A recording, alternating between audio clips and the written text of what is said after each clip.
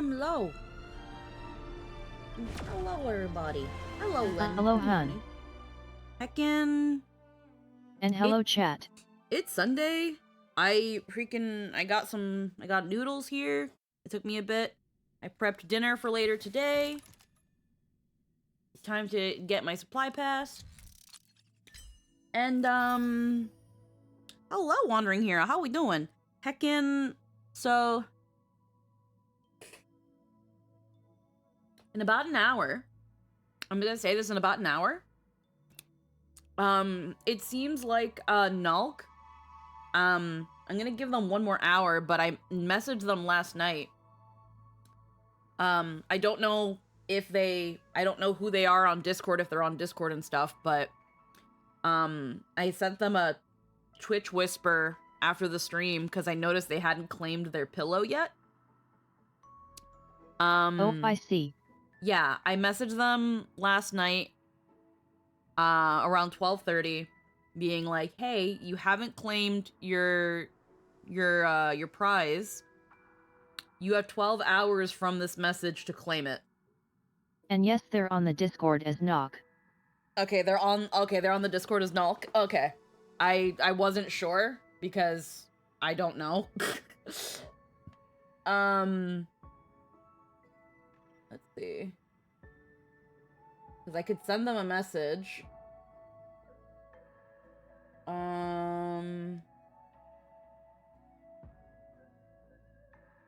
Let's see if I can find just straight up there. They don't write anything except for that time they at me, but they are there.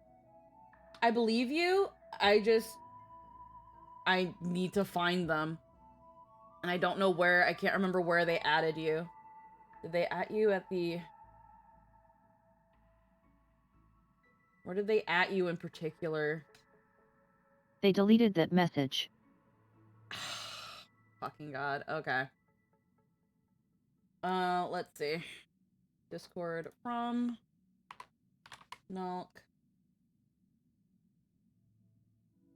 Found them. I found them. They're in also several other servers. They've got a couple mutuals. Message Nulk.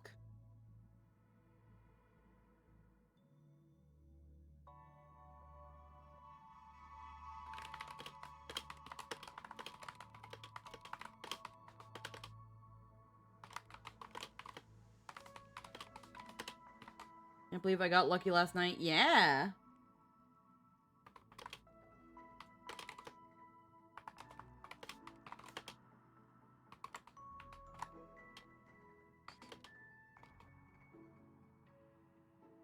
Let me just, let me open the whisper I have with them. Just so I can get the link.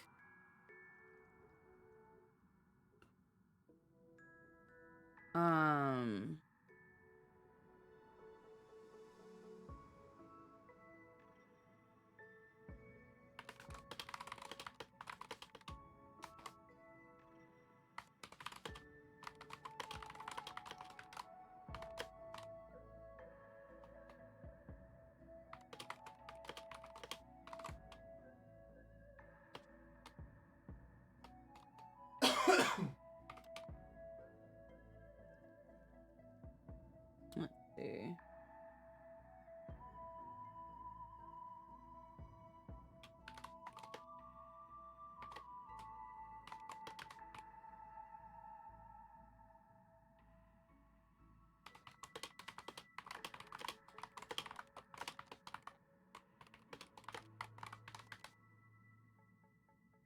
Alright. He seems to be offline. Discord's like, can you confirm you're a person? And I'm like, fucking why? But I also realize that Discord has a bot problem now, too. Yep. Okay. Alright, so...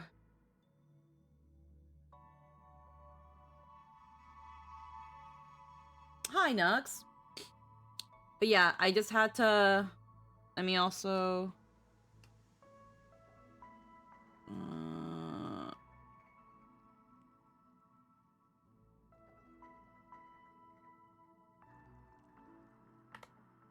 I'm just gonna screen cap the whisper as well.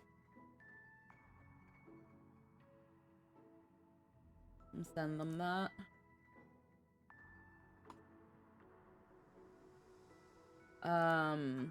But yeah, hopefully they can claim their giveaway prize in the next hour. But if it's not, I'm gonna re-roll it because they were in the chat and everything when they were trying to claim it, and they never brought up an issue. They just kind of, they were like, I'll see if I can redeem it, and then just never did.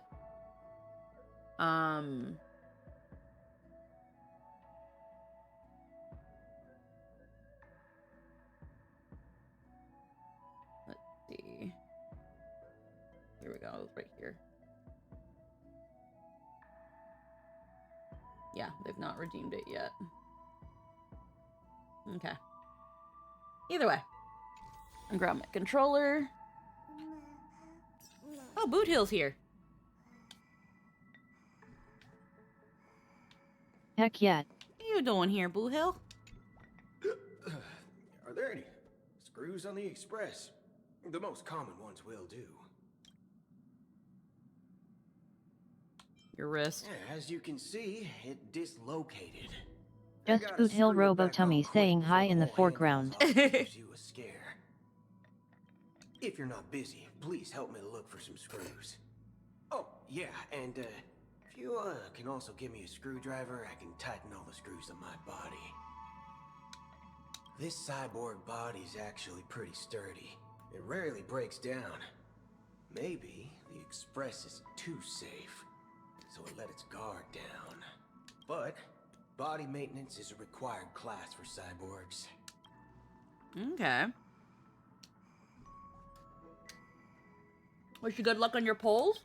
So here's the thing. We're not going to be pulling for Castros right away. We'll do her trial. And, for, like, the Jades and stuff. But we are not going to be pulling her until, the story makes me like, okay, yeah, I want her now. So, because right now, it's like, I like her, but I'm just kind of not feeling... I'm not feeling the hype for her unit. That being said, let's claim our this. We have to get our passes tomorrow. We haven't done our Sim Uni run. Quickly check this. Grab these. I plan to pull for her, but not planning to do so until we do story stuff, given Squeaks isn't. Yeah.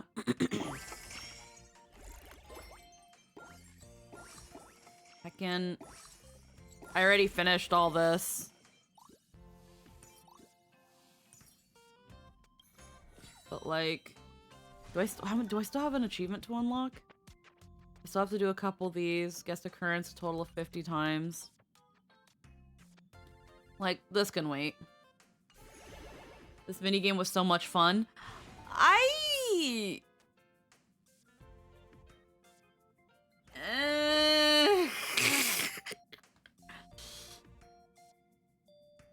Star Rail has had funner ones. I liked the Monopoly one more.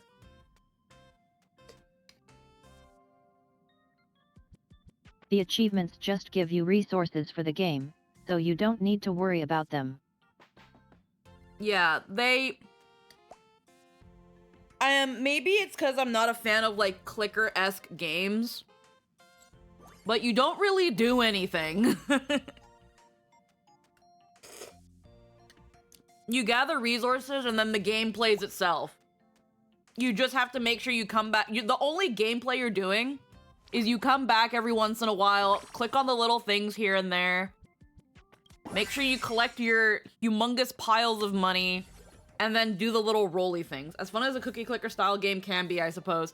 Yeah, there's not also, really... yeah, still nothing beats playing Stell in the Monopoly game. Like...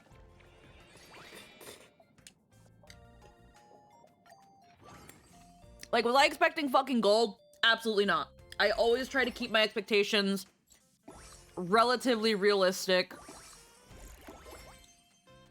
The anniversary events are usually meant to be like a celebration of the game and the characters and things like that. I kind of didn't super care Valorant for it. gets tired. Tell hacking dies and it's hilarious. Like, where's Herta? Gonna level you up again. Like, this is all, it's just a management game, and there are games that have done it a little bit better, but because that's not the main point of Honkai Star Rail, it achieves the bare minimum. It achieves the bare minimum, but it's not like groundbreaking. I already got all these, or anything really new. Big numbers make the brain feel good, I guess. I honestly, I kind of got annoyed with how big the numbers they wanted it to be. Like, the fact that the last thing wanted me to get, like, freaking double billions, it was just like, okay, so I literally can't do anything in the game until it decides I now have enough money.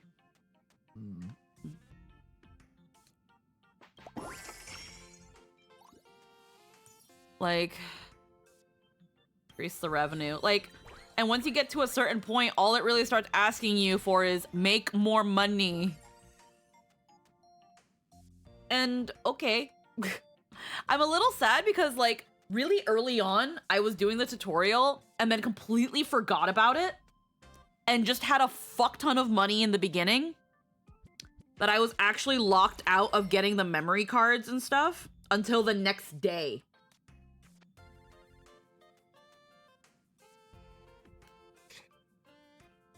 Yeah. And, like, I was looking on Google thinking that I got, like, maybe soft locked or something.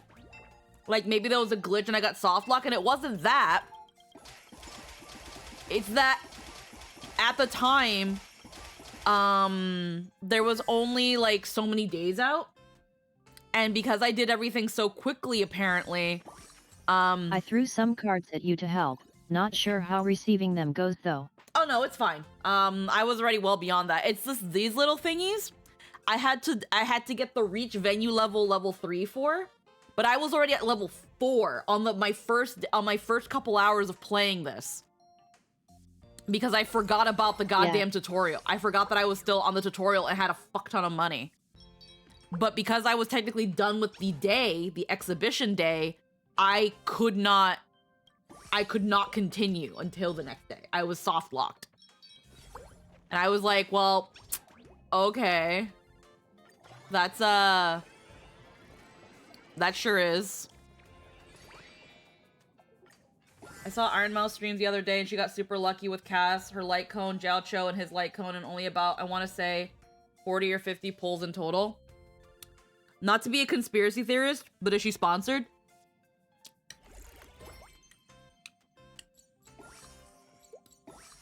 Because if the answer is yes, then there's your answer.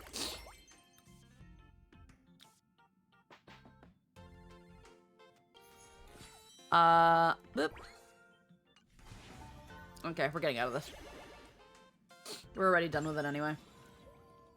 Lucky isn't how I would put it. Half expect somebody working there saw the stream and set that up for marketing because that's insane. Yeah, exactly, Eggy. Unfortunately, and now there is not plausible deniability. It's hard to say and it's hard to prove. I've seen her be sponsored by Honkai Star Rail.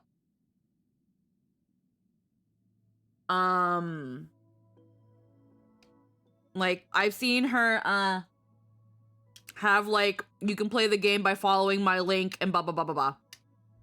So I think she is sponsored.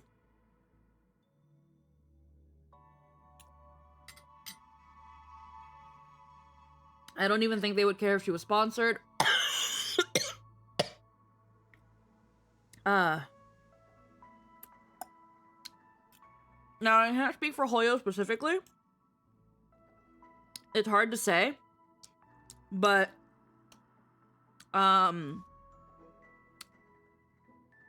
we've seen other gambling companies do it with much bigger creators than Iron Mouse, where they tilt the scales in their favor so that it looks good when they win, and then that pushes more people. Because again, some people will not play a gacha game just because their favorite streamer plays it, because it's still a gacha game. But if they see how easy it is for her to get high-powered units and like coveted like light cones and stuff, they might be more willing to, because, well, I refuse to on principle. Yeah. Again, but some people like to play on the parasocial.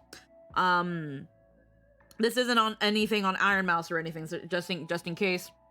But I'm pretty sure she's sponsored by Hoyo.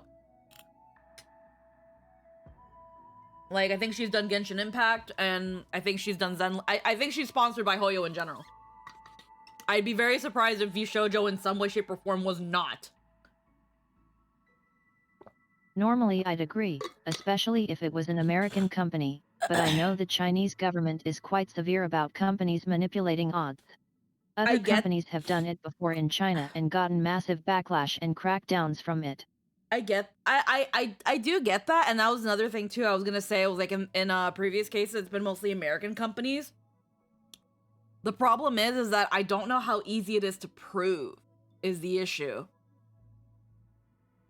Like, how do they prove whether or not things have been tilted in their favor?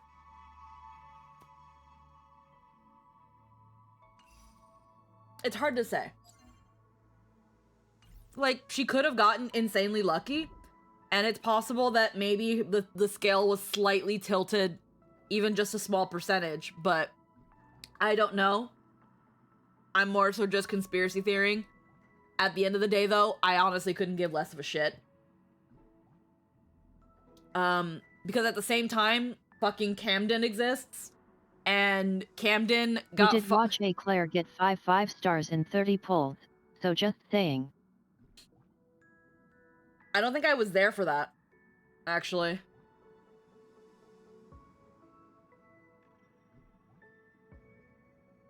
I actually don't think I was there for that. Hi, Ada. I was gonna also say again, we have people like Camden who freaking pulled Robin while pulling for her light cone. So, again, it's very likely she was also just very, very lucky. But I also know she's also sponsored, so. Yeah, she got Jeopard's light cone 3 times in like 12 pulls. It was absurd. That's funny. At the same time, low-key, and I need you, and I miss you. At the same time, low-key, she probably wasn't even pulling for Jeopard's light cone. So that is also, like, the best, worst way to be so fucking lucky. Oh, absolutely. So I don't know if you'd call that luck, but it is still really funny. Holy shit. Hold on, I'm still eating. Ow. Yum, yum, yum, yum, yum. Yum, yum, yum, yum. Okay. I just want to get my dailies out of the way. Even though there's right now at the moment we're not considering pulling for Castris, I have been doing Remembrance Trace. Mostly for the sake of in case we do pull her, then we can start getting her maybe to be used. I don't know. It all depends on how the story makes me feel about her. Right now at the moment I like her, but not enough to pull her like her. Open sesame. Endless riddles. Nothing but a void. I also just want more time to eat my food. I got cast in her light cone and 50 pulls. Hell yeah. Open sesame. That's luckier than my mighty pulls.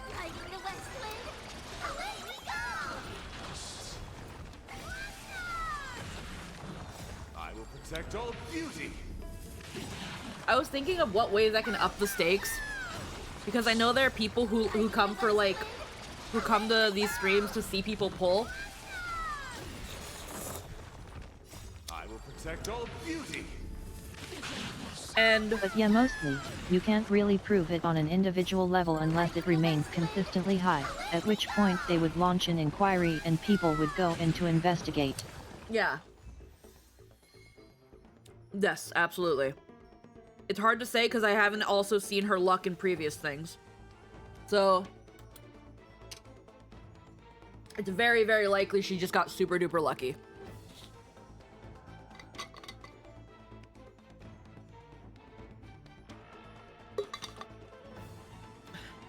Yeah, you just got Trevi and didn't pull it off to that. Yeah. No, that's absolutely fair. Endless riddles. Heckin'. I'm still thinking. Expand your thinking. Because again, right now I don't want to pull right mostly Hoyle would be playing with fire doing that, which is it's suspicious, but wow, they'd be dumb to actually do that. Mm-hmm. That's also a very fair point.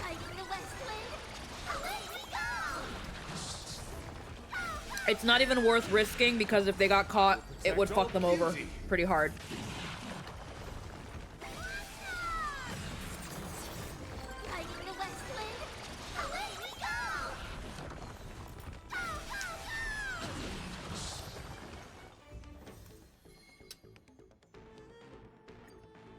I know it's because she's E6, but God, does Hayden's Trevi just go burr. I'm more happy that I got Laucha. I have not claimed my free 5-star yet. I'm kind of sitting on that because I don't know who to claim either.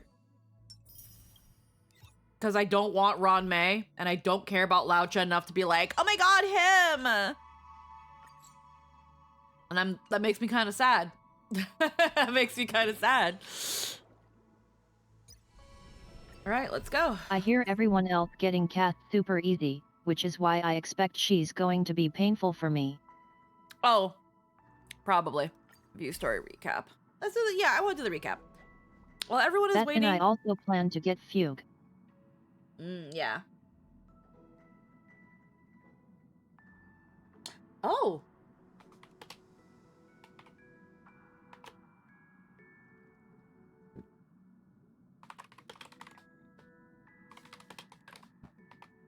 Well, I just got a reply from Nulk. Re-roll it. I can't get it delivered. Yeah, you have a good night, Eggy. Okay. Okay, so it seems like Nulk cannot claim their prize. So I'm gonna still wait half an hour. Or at least till 12:35, because I said I would re-roll in exactly 12 hours. And I want to stick by that. So we will re-roll for the pillow in about 40 minutes. I need more quantum characters, so yeah, now I'm waiting for the Fate collab. Yeah. Alrighty. While everyone is awaiting the demigod of strife to emerge from the trial, something unexpected happens. The Trailblaze squad immediately follows Mighty into the trial and rescues Also, Finan. if you play to get Hyacinth, she's probably going to replace Luaka. Yeah. And rescues Finan, who is trapped inside. Just as everyone breathes a sigh of relief, a new problem arises. Mighty had to shoulder the burden of strife, but the Kremnoans would never willingly give up the core flame to their old foe, Akima. In an attempt to gain a better understanding, he decides to first seek advice from his teacher, Krateros, a veteran of Kremnos. The two part on bad terms. Meanwhile, Trian and Castorus are dispatched in the Grove of Epiphany, as diplomatic envoys of Akuma when they When they arrive, they discover to their surprise that the Black Tide is struck, and they fight a mysterious sword master. In the end, they manage to rescue Anaxa and the core flame that he carries. While everyone is on their way back within the city of Akuma, Krateros is arrested for abducting Trinan and trespassing on forbidden grounds. Under Mighty's mediation, Trebi and her sisters agree to reveal their memories in order to facilitate reconciliation between the Kremnoans and the Akumans. Unexpectedly, just as Trebi and her sisters are about to meet the Time Titan Orynyx and repair their memories, they encounter the mysterious Swordmaster yet again. Trian sacrifices herself and falls with the Titan to protect her companions. In order to take back the core flame, everyone set up a plan to seal the Swordmaster. I miss Laucha in the plot. The story is a bit long, but good in this update. Okay. The plan suffers multiple setbacks, but Mighty returns as the demigod of strife and helps everyone reclaim the core flame. Not long after, he successfully persuades his people to let go of their prejudices against Akuma. He says goodbye to everyone and returns home to join the front line again against the Black Tide. On the other side, everyone holds a simple funeral for Trian. Maximum man spread. Yup. It's a very sittable lap. Having accepted Trian's last wish, yeah, who exhausted her divine powers and turned into a doll. Having accepted Trian's last wish, the group continues on the path of the flame chase journey. Head to the designated location immediately. Yeah, that was the plan.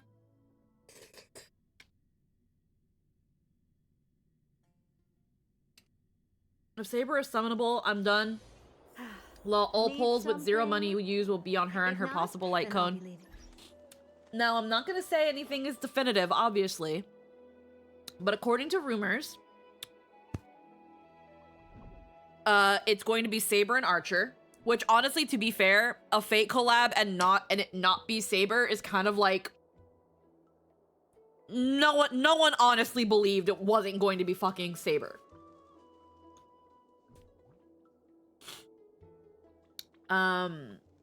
It's gonna be Saber. She is We going just to be... get to see if Archer retains his 10. Yeah, it's going to be Saber. I think they actually officially confirmed this.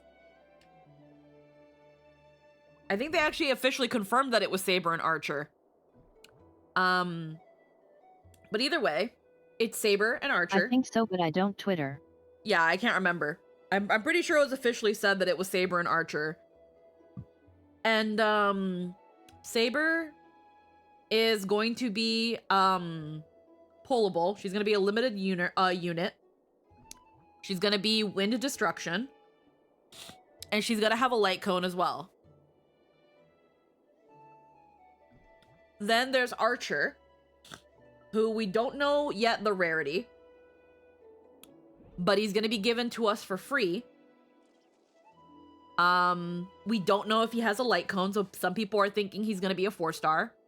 And the rumor is that he's going to be Quantum Hunt. Now, what some people are not happy about with these rumors is that they're gonna have Eidolons. And the problem with this is that some people The big question will be how hard it is to get Saber if she's pullable, since collab characters usually never come back. That's what a lot of people are worried about. People are worried that low-key, the collab is gonna be essentially a fucking pitfall for free-to-play players, because there's no way they're gonna be able to fully have Saber, like if they wanted to max her out or anything. She's just whale bait. But unfortunately, so will Archer. But unfortunately, so will Archer, because he also apparently has Eidolons. Nope. They are not going to give away Saber. They're giving away Archer. According to rumors, at least, again, take them with a grain of salt, but they are giving away Archer. They are not giving you Saber for free. Absolutely not.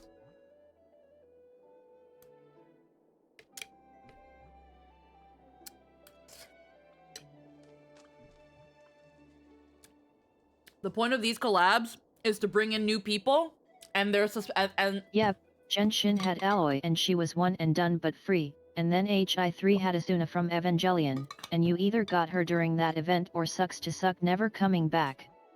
yeah. Asuka was in Honkai Impact 3rd, and if you didn't get her then, you're well, too bad.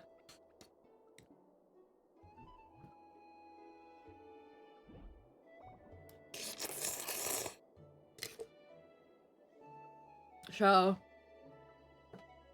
take that for what you will. Again, I don't know if any of that is true. They're just rumors.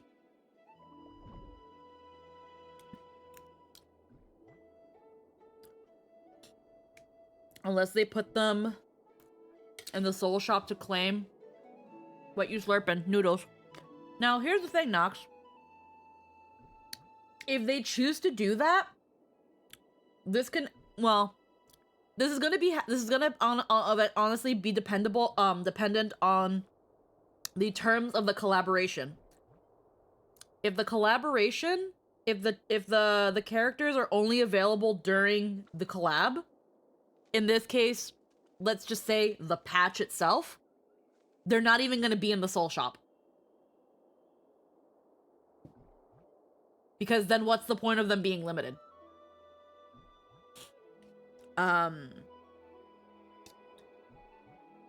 Yes, it's not easy to get those tokens, but if they're placed in the if they're placed in that thing,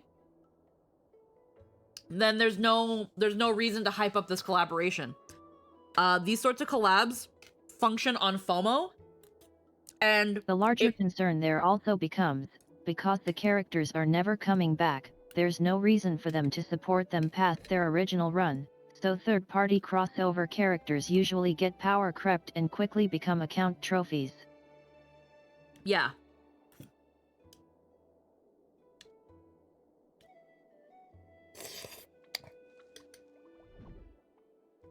Also wonder if they're gonna get their English VAs to do lines or just stick with Japanese. They're gonna get the dubs. They're gonna have, like, it makes no sense to have the English localization not have the Japanese voice. The problem then becomes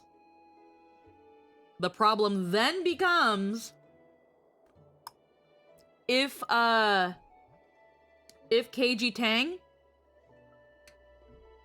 and I don't know who plays Saber now, I know Carrie Walgreen did, but it really depends on if those English VAs want to come on.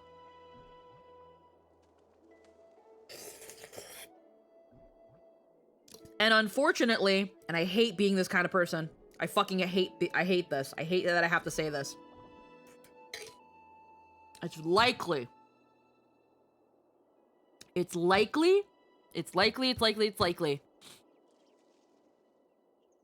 if they don't bring them,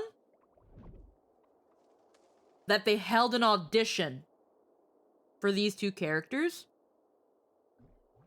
And if they did,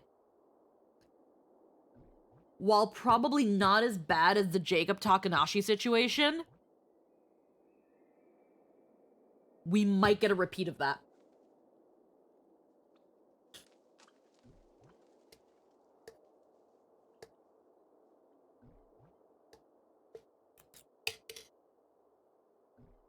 But then, hey, we know a Canadian guy who does a funny Archer. At this point, with how far along, because I think the Fate collab is 3.5. It's either 3.4 or 3.5. I think if they already have anybody for Archer and Saber, they've already recorded. Yeah, most likely. You know, buy them with real money after the event. But that's the thing, Ada. There isn't going to be an after the event. They're gonna be gone. I can't speak for Genshin Impact with Alloy, but they did that. I'm pretty sure they did that with Asuka and Impact, right? Once the event was gone, so was she.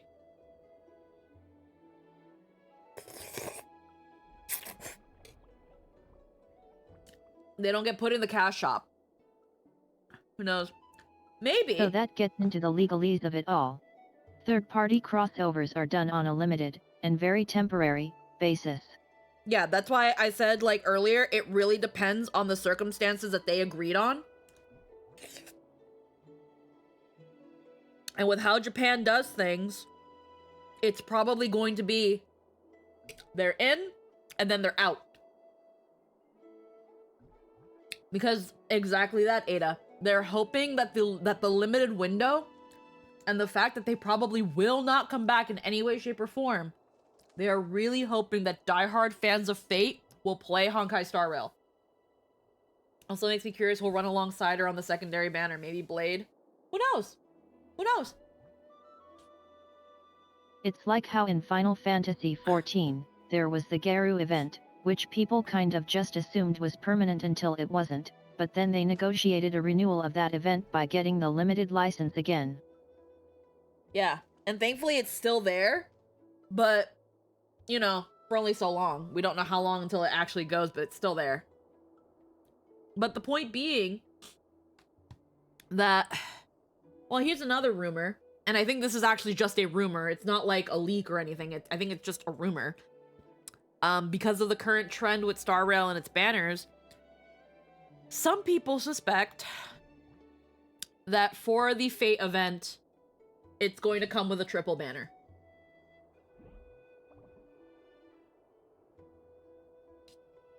And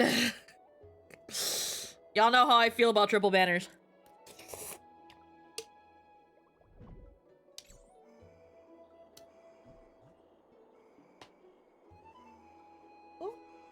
Basically, they'd have to get the license from Nathu again anytime they wanted to rerun Saber, which is not worth the hassle.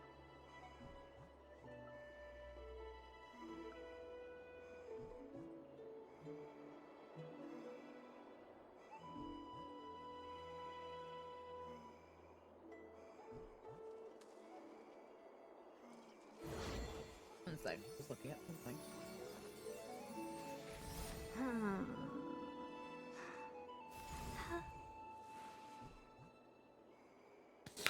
Okay. It'd be generally funny if the triple is Blade, Kafka, and Silver Wolf. How? Wait, how what? I was looking at my phone because my phone said I got a message from somebody, but it turns out it was WhatsApp being like, hey, you hadn't read this yet, which I could have sworn I did.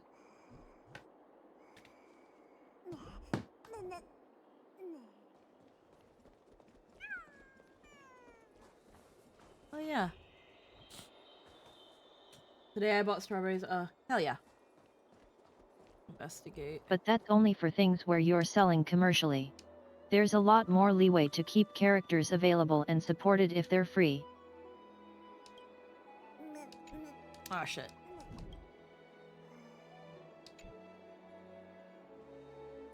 Trevios's memory has unveiled the first prophecy. All shall bid farewell to one, and that person alone will witness the miracle. Such is the will of fate.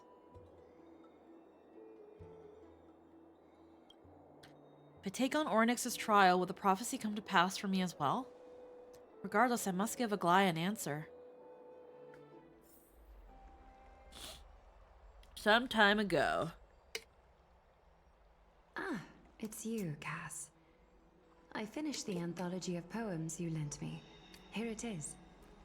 I thought you'd be too In a galaxy a preoccupied little to bit find time away. for reading. Precisely because of these obligations, I felt compelled to read it swiftly. Wouldn't all these preoccupations slow your pace? I did add a lot of cabbage and mushrooms to this so I could have like more things to like munch on instead of just the noodles, and it's been a very wonderful On the choice. contrary, knowing that time is limited can push one to overcome their limitations. The weight of these responsibilities seems to have enhanced my reading efficiency. I understand completely.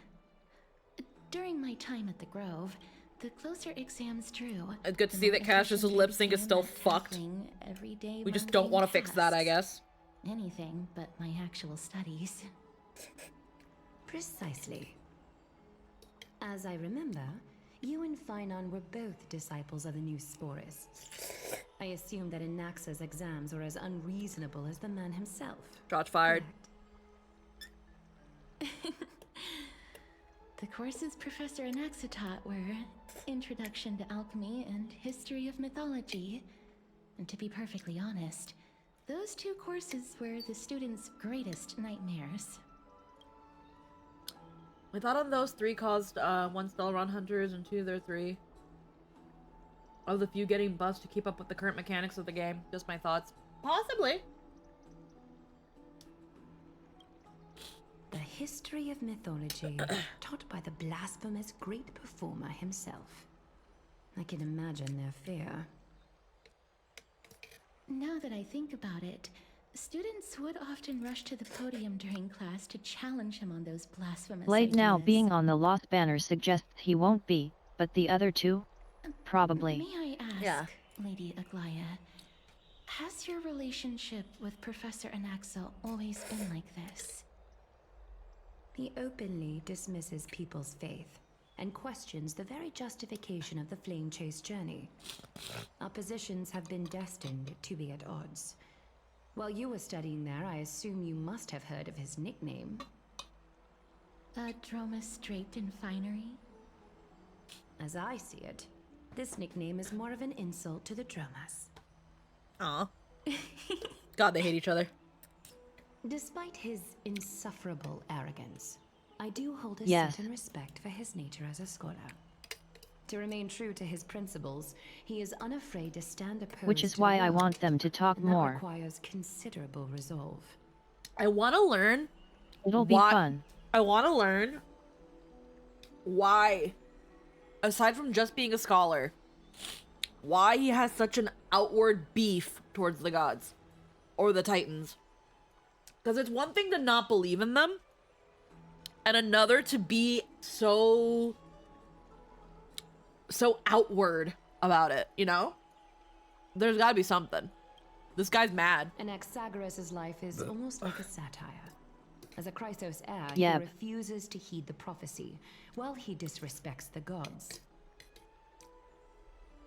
The gods have chosen him. He was indeed chosen by Circes. Is something weighing on you, Cass? The golden thread is quivering. I sense there's more to this exchange than idle chatter. With all due respect, I'd like to know what you plan to do with him.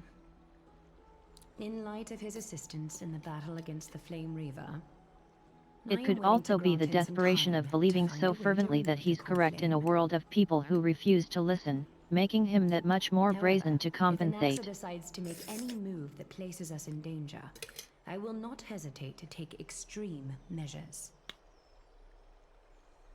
Just as I feared. The Flame Chase journey is the destined path for the Chrysos heirs. Yet he now seems more like an empty shell. Given his strong sense of self-respect, I trust that Anaxagoras will make the right decision. Still, I can't help but hope for another possibility. See, would also be surprised if Sabers for Perhaps Genji's Anaxa ML will helps. also I'd like overcome that. his limitations, now that he knows time is limited. I understand your stance. Let's continue this discussion another time. But now, let's greet our guest. You're here. Does this mean you're ready to take on Orynyx's trial? I don't know. We are ready, Mem and me. I'm still on the fence. Sure. It seems that this sacred beast is just as indispensable, given their intricate ties. It's like a to the spicy Titan. seafood broth.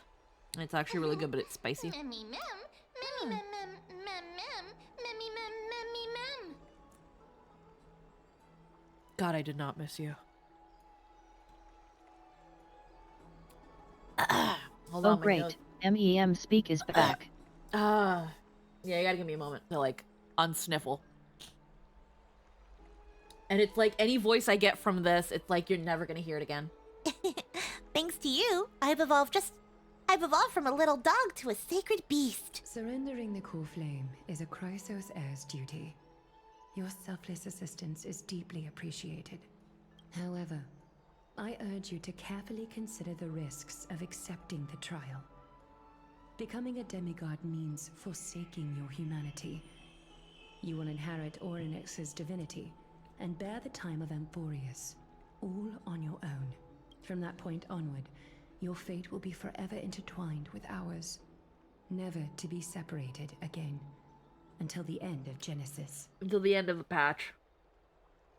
Until the end of 3.0. Don't play Koyoglia, you don't actually care about our opinion. You need us, and if we said no you'd be working to convince us otherwise as soon as possible. Are you trying to talk me out of On it? the contrary, you are the only one who qualifies to attain divinity. Yet, for that very reason, I do not wish to pressure you.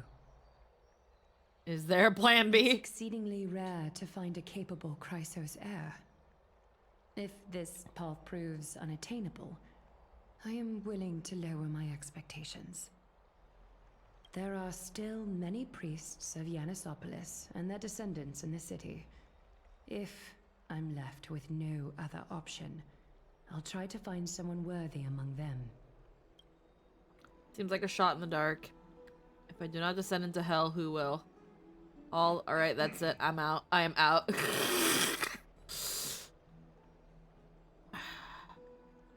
Seems like a shot in the dark. Exactly. We can't have the civilians bear the risk, can we? We've come so far, and everyone is counting on you to be the hero. As for the trial, you have nothing to fear. The Time Titan may be willful at times, but they never cause us any harm. Myth has it that Ornyx opposes mortals, but to me, they just seem a bit timid, like a child. It looks like you know that Titan rather well. I could fucking understand it too. Oddly enough, I don't remember ever meeting them, but the moment I saw her, Ornyx's memories were already in my head. Memories that exist outside of your own experiences. I can't explain why, but I can vouch for Mem's words. When I was in the abyss, I heard the Titan's groans, full of pain and grievances, yet without any ill will. Remembrance be remembering. Yep. I trust you all to make the right call. Do I even have a say in this? Since you've made your decision, go back to the bath chamber and get some rest. Trinan will call for you when the ceremony is ready. It is difficult for me, as the guide, to absolve myself from blame for things to have progressed to this point. Time and again, you have risen to the occasion for Akima. Nearly rewarding you with some honeydew is no longer able to express the extent of our gratitude. When the dust settles, I hope that we'll have the chance to have a long chat regarding your return journey and the curse of the sky. It's about time that we lift the taboo and discuss things openly. Alrighty. Before leaving, I should go and say hi to Castris. She is the star of the patch after all. But I'm gonna be right back. I gotta use the bathroom. We're getting close to ad time anyway, so I'm gonna also run the ads a little bit early. And then we'll freaking start tackling this. Realsy.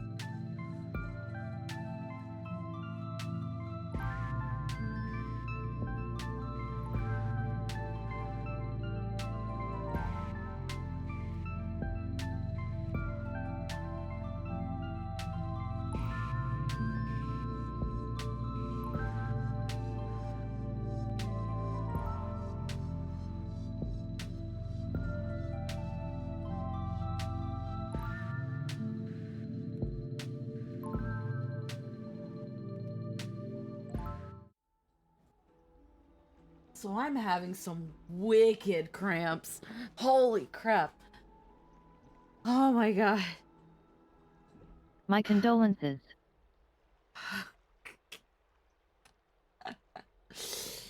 I was like, Tummy's bumbling. She'll only take a couple minutes. No, oh my god.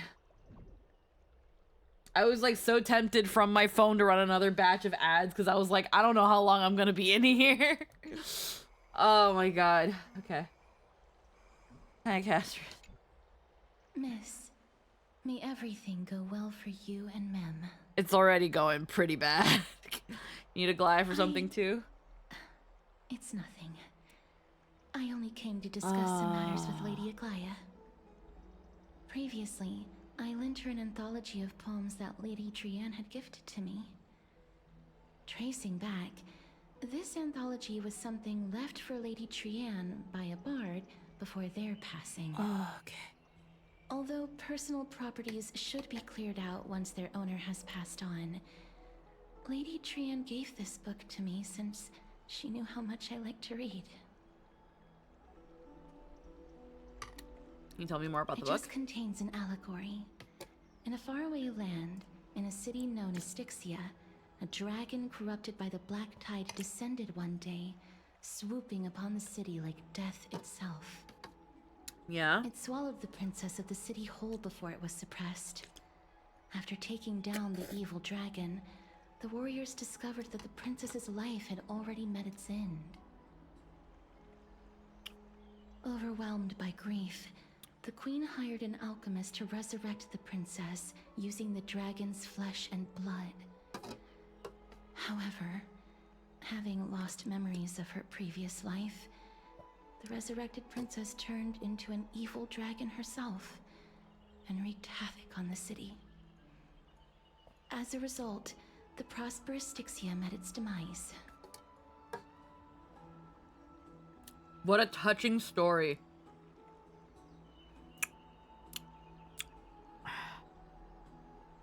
No. It must have been easy for Cass to narrate the story so calmly. Mustn't. The author of this book is Archepia, a wandering bard who traveled to many cities. Among the things she left behind are poems, dictionaries, and many tragicomedy scripts. She even clearly underlined and took notes in books that covered myths with her elegant handwriting. While flipping through these books, I felt like I was afforded a glimpse into the life of Archepia. It felt just like I was traveling with someone that I'd never met before. It was as if she had yet to pass on and was still alive.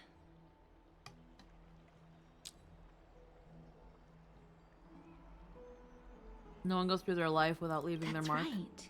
Writing, drawing, and taking photographs. It seems like human nature to try and leave records of things. Speaking of taking photographs, when I was helping you to take the photo previously, I did not look through the photos in your photo stone out of courtesy. But I'm also very curious about the story of the Rosy Celestial Maiden. Despite having visited many cities in Amphoreus, I still understand nothing about the world beyond the sky. If there is an opportunity... forget it. Let's talk about this in the future. For now, I only hope that you'll be able to complete the trial safely and obtain... I do like Ornix's how blessing. Castorice is set up like Firefly. She's dressed very cute but is actually quite tall. Yeah. Alrighty. Have to go back to Don Hung. Oh, my tumbly is so bombly.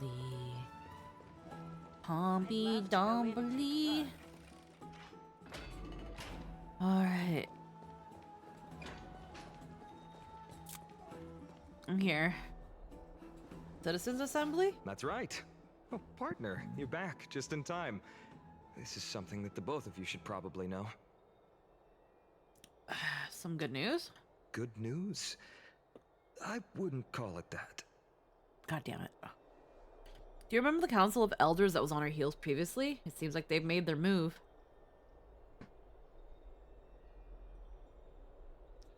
Some background information for you. The Council of Elders is an authoritative body in Amphoreus, made up of different city representatives. They hold legislative power over the Holy City, and are in charge of presiding over the Citizens' Assembly held once every few years. This is the most important social event of Akima. It is highly influential, and can even affect what happens to the Flame Chase journey. Uh-huh. So Aglaia doesn't actually call the shots? Despite her vision and wisdom that spans across thousands of years, even she cannot win over the hearts of everyone. I've never once passed my sociology class. Perhaps you should retake some exams next time we visit Paperfold University. Tell me more about the Every citizens. 5 to 10 years, the Council of Elders organizes a Citizens' Assembly at Dawncloud. During the assembly, the representatives will vote on major issues, such as whether the Chrysos heirs led by Aglaia should still hold the right to govern the Holy City, and whether the Titan's conquest should continue. Okay. Sounds like some sort of system to balance the heroes and the mortals. That is correct. However, the problem lies in the fact that there are ill-intentioned extremists in the Council of Elders. They view the Citizens' Assembly as a way to restrain the Chrysos heirs, and hope to take complete control over the Flame Chase journey. We can refer to them as the opposition. During the assemblies held in the past 100 years, the voices supporting the opposition have been growing stronger in the shadows. It's only thanks to Aglaia that the Flame Chase journey has been able to continue to this day. The Citizens' Assembly is just around the corner, but this time, there seems to be a new variable to the situation. Is it us? Is it Mem? Is it Anaxa? Is it Anaxa? It looks like you've realized it as well. I'm afraid that the Council of Elders might want to take advantage of Professor Anaxa.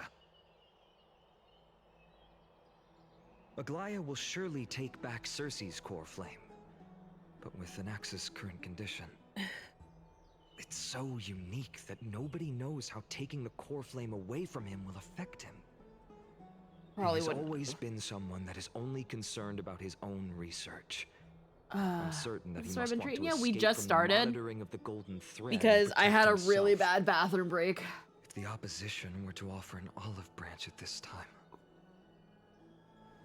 You suspect that he might betray the Flame Chase journey and defect towards the Council of Elders? Anaxa has never believed in the prophecy, so technically it cannot be considered a betrayal. However, he has taught many Chrysos heirs, and has long been considered an important ally of Akima.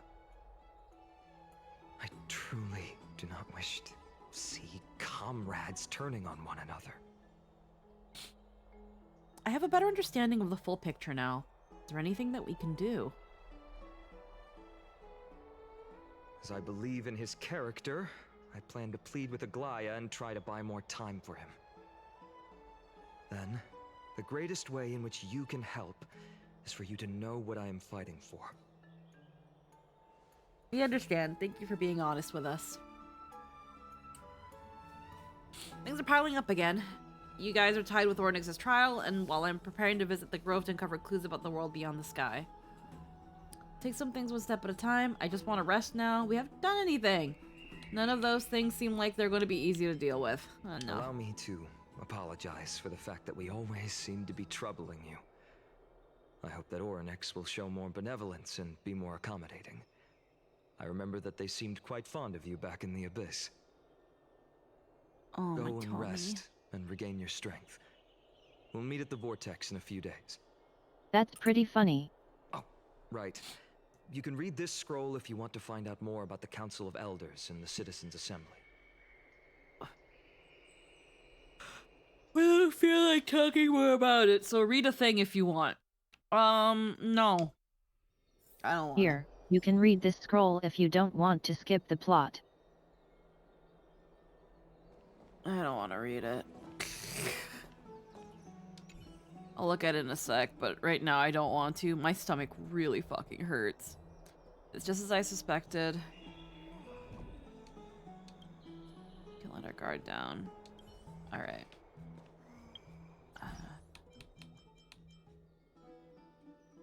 Bookshelf.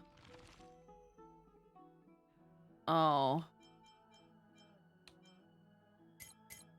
Hold on, there we go. Oh, it's only narrowed it down by a little bit.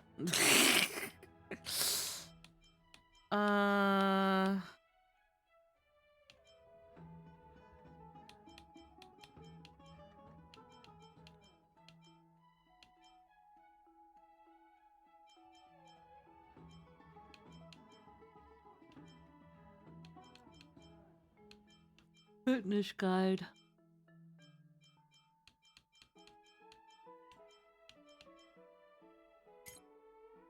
This is Berta asset. This is from Bellabug, D'Angelo, Penaconi.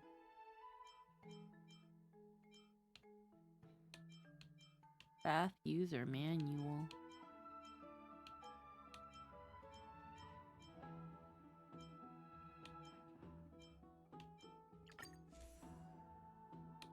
Lol. Record of inappropriate remarks by the Holy Maiden guards.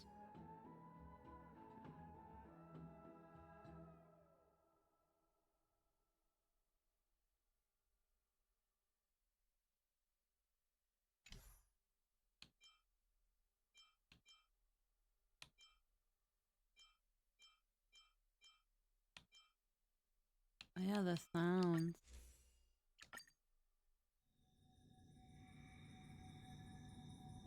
Yeah, you can find the funny sounds. Wow. Tearful tales.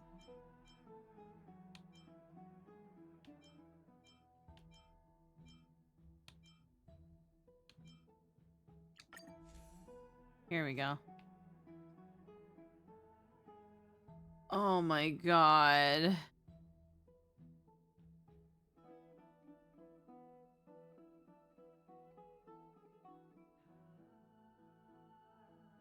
Oh my god.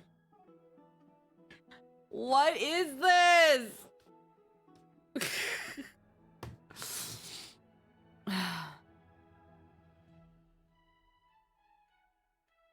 Democratic politics has always fascinated citizens of different city-states in Amphoreus. When Akama was first established, its democracy was limited to a privileged minority. However, through ongoing reforms, the Akaman Citizens Assembly took to the stage, transforming Read Akama's... through it myself, isn't too much of note, mostly saying we be democracy, we has leaders, one of our leaders is super special race, and also we think states' rights, don't ask to do what. Okay.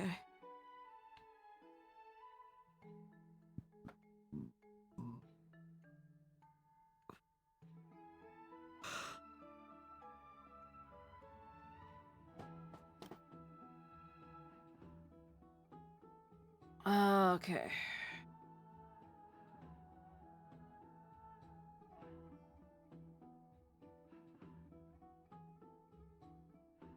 An anti-Catharian, a race that was already nearly extinct. Lycurgus.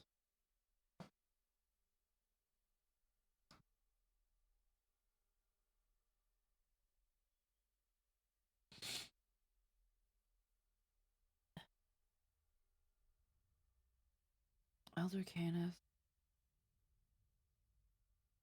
I believe Canis will leverage accumulated.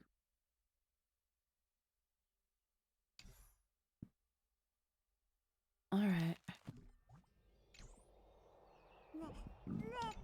Well, let's rest for the night, I guess. The trial feels like it's just around the corner. I'm starting to feel nervous. Not that soon. There's still a few more days until then. It's just an exaggerated figure of speech to express how nervous I'm feeling right now. Let's just hope that everything goes well. After all, as someone who has earned the gaze of an Aeon, you should be able to overcome the trial of a regional god just fine. And by a few more days I mean one transitional screen. We've also unknowingly gotten used to sleeping in the midday sun shining brightly above our heads. Get some rest. Perhaps a new phase of our trailblazing expedition in Amphoreus is about to begin. Get some rest and wait for the trial. A few days later at the Vortex of Genesis. Esteemed one, Orynyx's vacant totem awaits. If you have already made your preparations to become a pillar of Amphoreus, please, step forward. God damn it. I'm trying to sippy my broth. Even though the broth could be what's doing this to me. A very peculiar experience. I'm afraid that I'm not able to accurately describe it. You can only go and experience it for yourself. I believe that you'll be able to pull it off. Accepting a type, I believe that you'll be— I already talked to you, Finan! Miss, I'm sorry. I'm not sure what I should say to help calm your nerves. Right.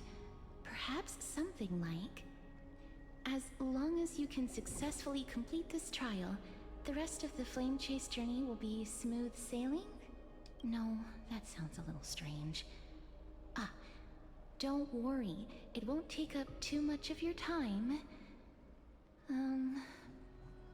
Don't worry. You'll definitely make it back alive? Oh, sorry. It seems like I've made the mood even heavier. In any case, may everything go your way. I can still vividly recall when you entered the Vortex of Genesis for the first time. At that time, I could never Okay, have Hayden, imagined will that do. a guest from beyond the sky would shoulder the fate of Amphoreus. Don't feel burdened. Just like during the trial of strife, Trinan and Finan will be waiting for you outside. If something unforeseen were to occur, they will intervene in the trial and rescue you. May Kefali bless you. Well, I can't talk to just regular Treeby, it has to be Trinan. Little Gray and Mem, thank you. Your resolve I tried to. cannot be questioned. We praise your pure selflessness and courage. May Kefali light your path forward. Get ready to assume Orynyx's divinity, Trailblazer.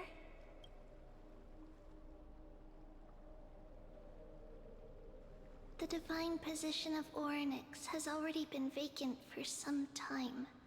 We can feel the space of the trial closing.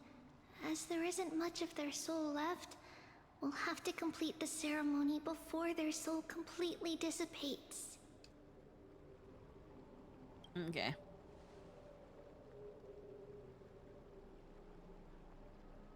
The eighth core flame coveted by the miracle that once belonged to the great veil of Evernight, Orynyx. This would sound great if shall we were now be actually returned talking. by the two elected heroes of the Chrysosayers. A traveler who is upright and courageous, and a sacred beast that invokes miracles. It's also who for me, not that. Both of you, please, come forward.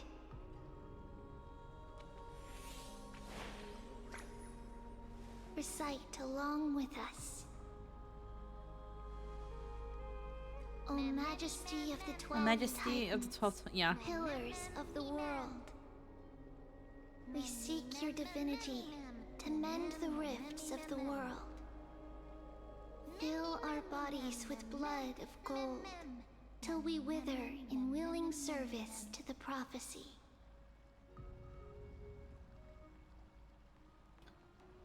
I don't think I have gold blood. These are just words meant to make the prayer seem more solemn. Please, focus.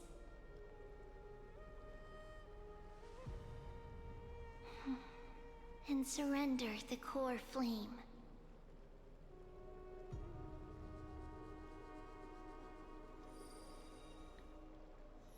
Press and hold to submit the core flame to complete your objective. No. Okay.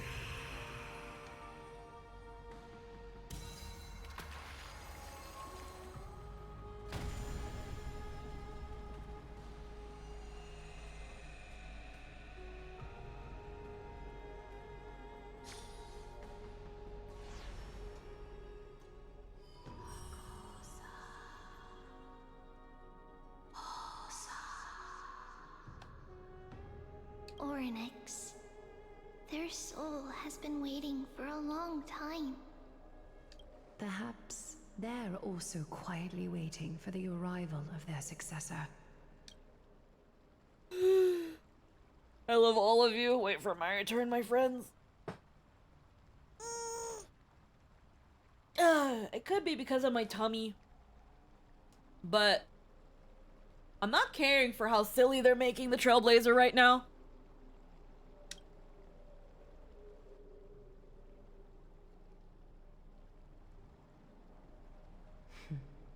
The last time I heard this, things didn't turn out that well.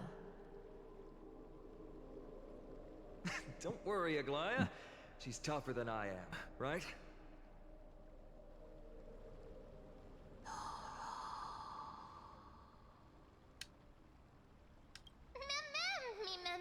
Let's go.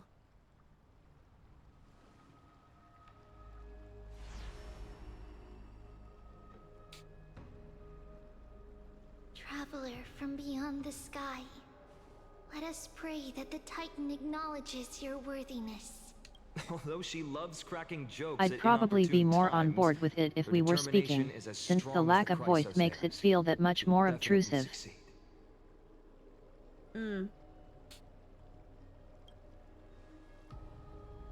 While she's away, I would like to have a chat with you, Aglaya.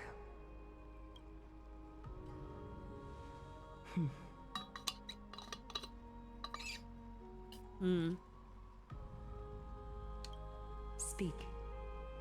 I'm listening.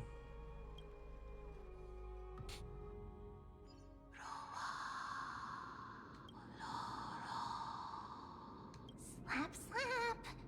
Wake up. You can actually talk? How is it? How do you feel? Oh, thank fuck. That's right. Look, look. I don't know what happened, but I'm able to talk.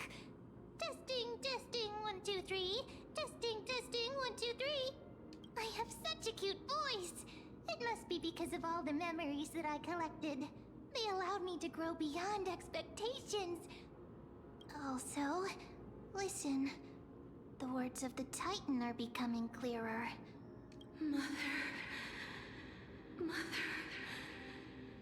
Translation: we hear you and have agreed that yes, MEM got old fast. Are the years of isolation coming to an end? Oryx. Oh, how heartbreaking. Ever since the figure draped in the black cloak robbed them of their core flame, they have been relegated to waiting in isolation in such a confined space. We are going to help alleviate their pain, right? Memories broken. Ancient of Prophecy. Sound of Ornick. Mother, where? Mother? Who are they calling out for? Hidden passage.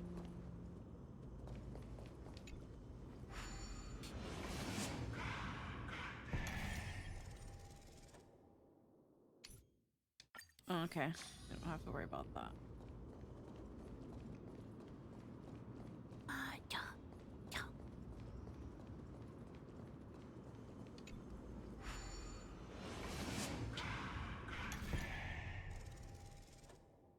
Okay, we've been to this one then. I had to see if I could remember.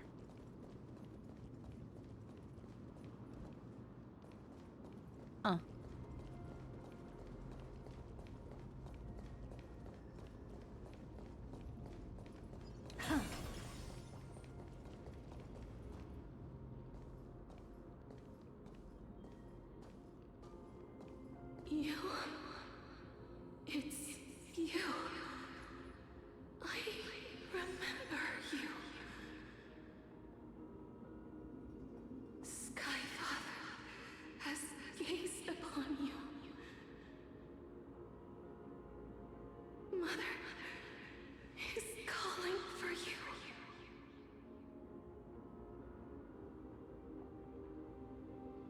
The Sky Father refer to Fuli?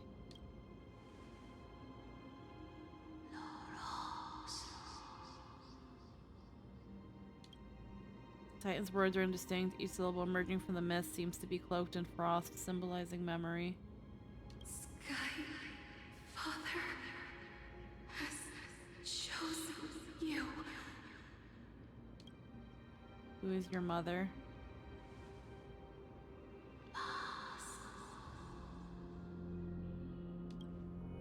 Majestic voice pierces through the golden mist, reaching the unseen mountain walls in the distance.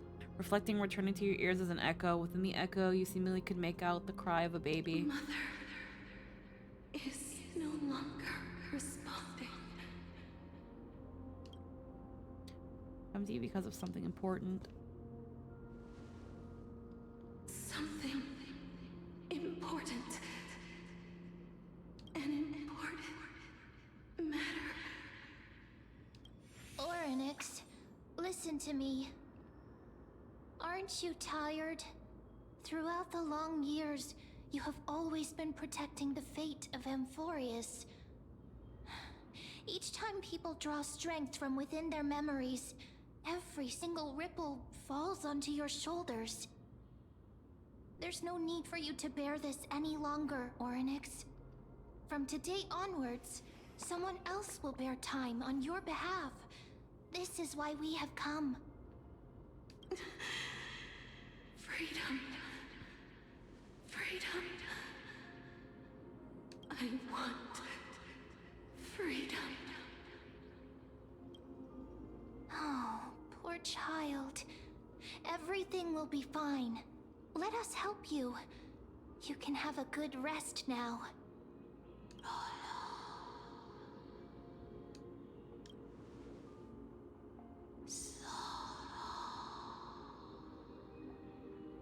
You have potential, strength, willpower, powerful, and tenacious. But you lack something. Just one thing. Lacking something. What is it?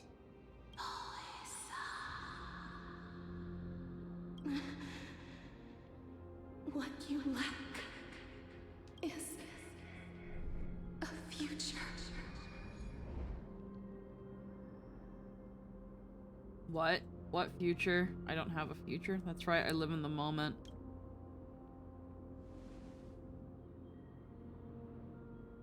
Future? Traveler from the sky, you should have dissipated already. The gaze from Sky Father stabilize your form. Because from the moment you crossed the sky, your life was cast away. Right now, you are simply a collection of walking memories. What? How is that possible? Oh, that could explain the last thing we saw with Castris last patch. Do you mean that I'm already dead? Dead?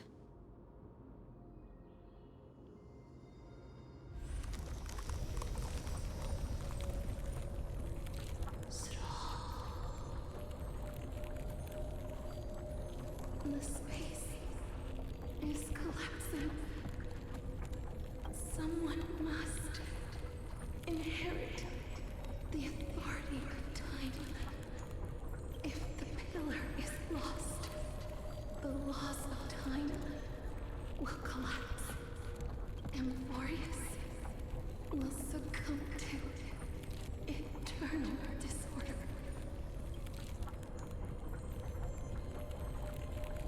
What about the trial? Time never compromises, never bears grudges, never forgives, never makes a choice. Child of humanity, Titans, Mother, Sky Father, time restrains everything that exists in this world. Oryx's divinity is dissipating? Is the trial coming to an end? Pathstrider of remembrance, my strength, I shall entrust it to you. The fate of the world, if you wish to. Save it. Go and find your future that has been stolen. Even if that means you'll have to cheat death. You'll have to challenge that hand of shadow, clasped with unyielding fingers.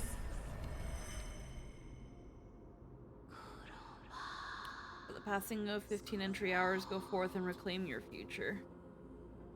Yay! Instead of a black screen, I've got a white one! That is the true trial of time.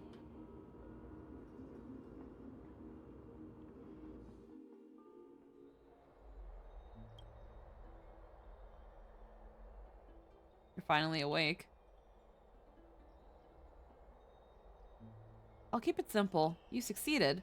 Ornyx has entrusted you with their divinity. Now you're no different from a demigod of Amphoreus. However, Mem has told me about what happened during the trial. They're still explaining things to the others and told me to bring you back to your room to rest first.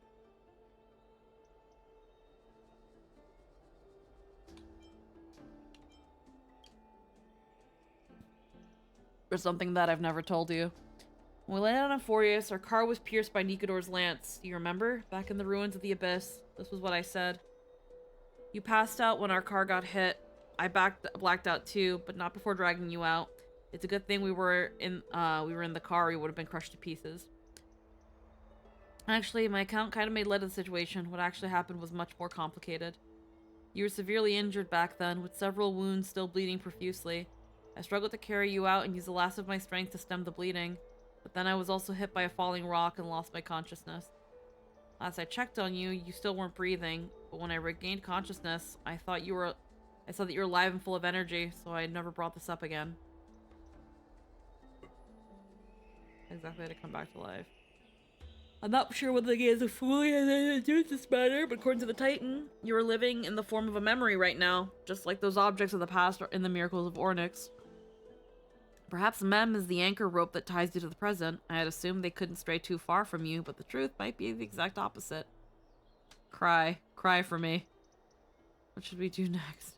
It's not time for us to despair yet. There must be a way to save you. Ornyx mentioned finding your stolen future and cheating death. Considering Mighty's indestructible body, it seems to suggest that there's some kind of miraculous power in Amphoreus that can even reverse death. The key seems to lie with the Hand of Shadow, whose whereabouts are unknown. Hey, are you alright? I heard you two talking about Thanatos.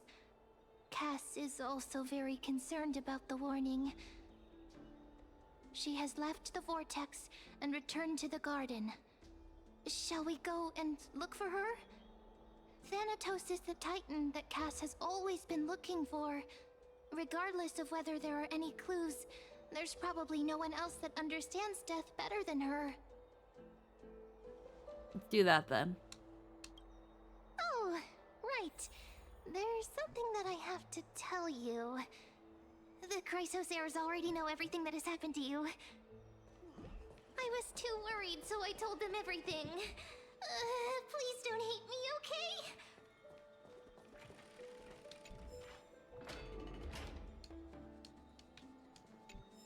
It's okay. You can talk now, which means I don't have to read your lines anymore. Which means now I can focus Yep. on my tummy. Oh shit. I need to re-roll for that giveaway. Heckin'... I'ma do that. Hold on. First off, who's messaging me? How dare. Okay. Alright. First things first. Where is it? So, heckin' yesterday, Crazy Fox was kind enough to, oh my god, my brain. My brained, hold on. So, oh my god, my stomach. So, last night, Crazy Fox was kind enough to purchase a couple pillows from the merch store. And, for the chat. Which means that there is a giveaway. We had 2 winners yesterday. And then, Crazy Fox bought 1 more pillow. For those who have only heard the words giveaway and pillow, I will preface that this pillow is not naughty, but it is the Ample and Cozy Cleric pillow that has art made by our resident runaway Bun Bun. That being said, someone did win it, but recently decided to rescind their earning. So we are going to heckin' redo this giveaway. So we're gonna redo it. It should go through. There we go. All you gotta do is type !enter, and you can enter the giveaway for this heckin' pillow. You have got 3 minutes to hit !join and win a pillow.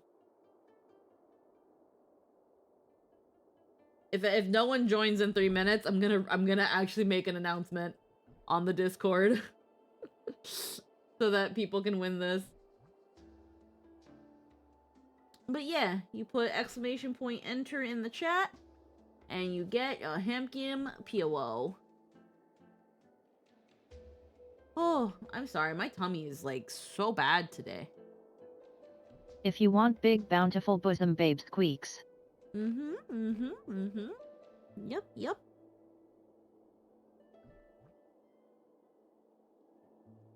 And there's only 3 minutes to enter, and as far as I know, Fourth Wall ships worldwide.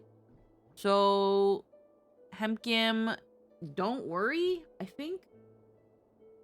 Let's see, how do I have this thing going?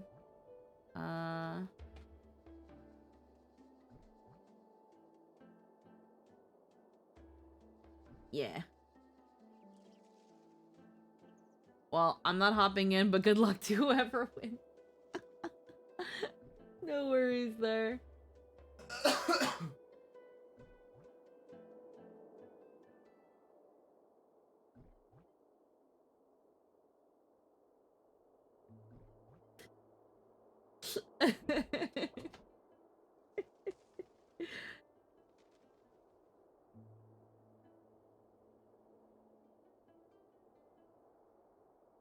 Wow. Oh, there's one person.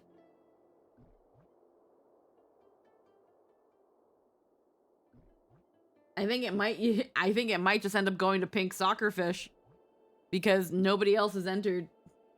And I think it's only like 1 minute left. That's crazy. So now we know the Sunday crowd isn't as horny as the Saturday one. That's funny. Lol.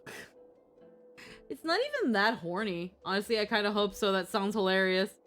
Honestly, low-key.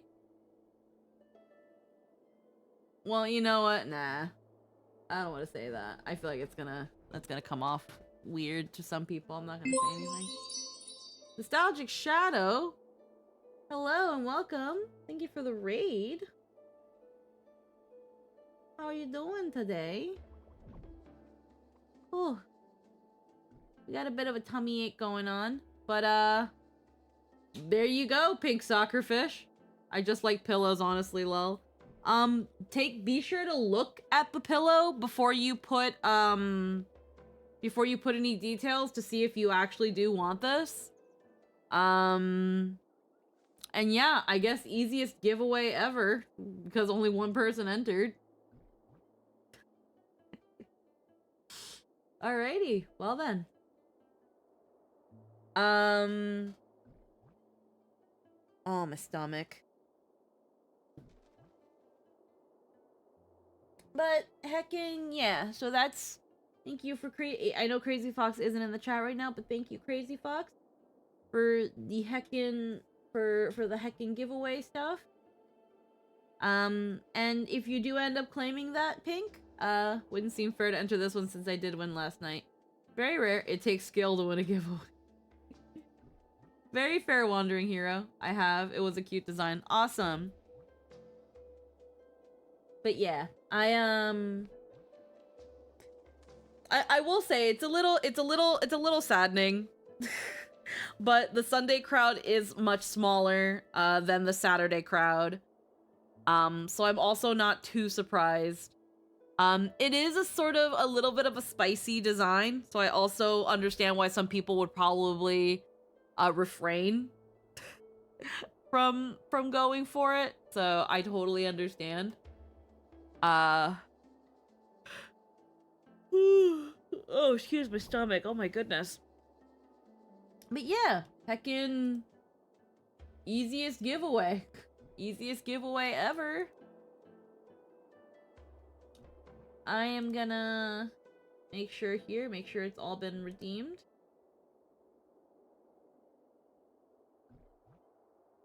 It says it hasn't been redeemed yet, so I will give you a pink soccer fish. I will give you let's say, since you're here in the chat, which means you are on a device of some sort that should be able to make the claim for you, I will say I'll give you about 3 hours. If I see that in 3 hours, which means 421, it still hasn't been claimed, I'm gonna re-roll it. I'm gonna re-roll it in 3 hours. And I'll probably make a bigger announcement so that other people can join. But yeah.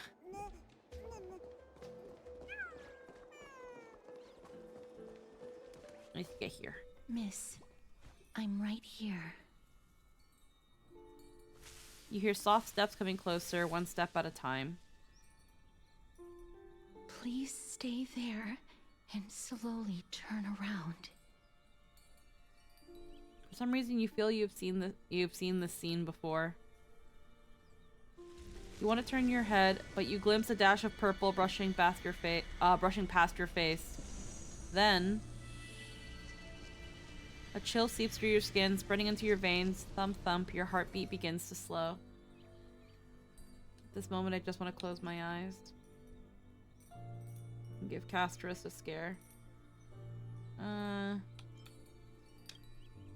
Your vision blurs and cold reality fades into a purple ocean. And then. Please pardon me.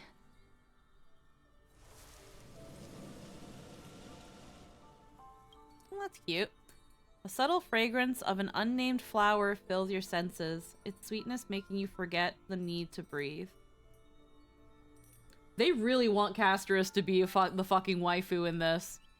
Like, this is really a really pretty picture. Are you busy with the new event story? Yes, we are doing the new patch content.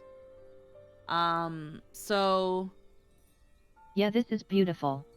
Yeah, really nice. I always screenshot these arts when I play on PS5. You got no idea. They want her to be the waifu in this so badly. You realize you are still alive. No, to be more precise, your death was not thorough.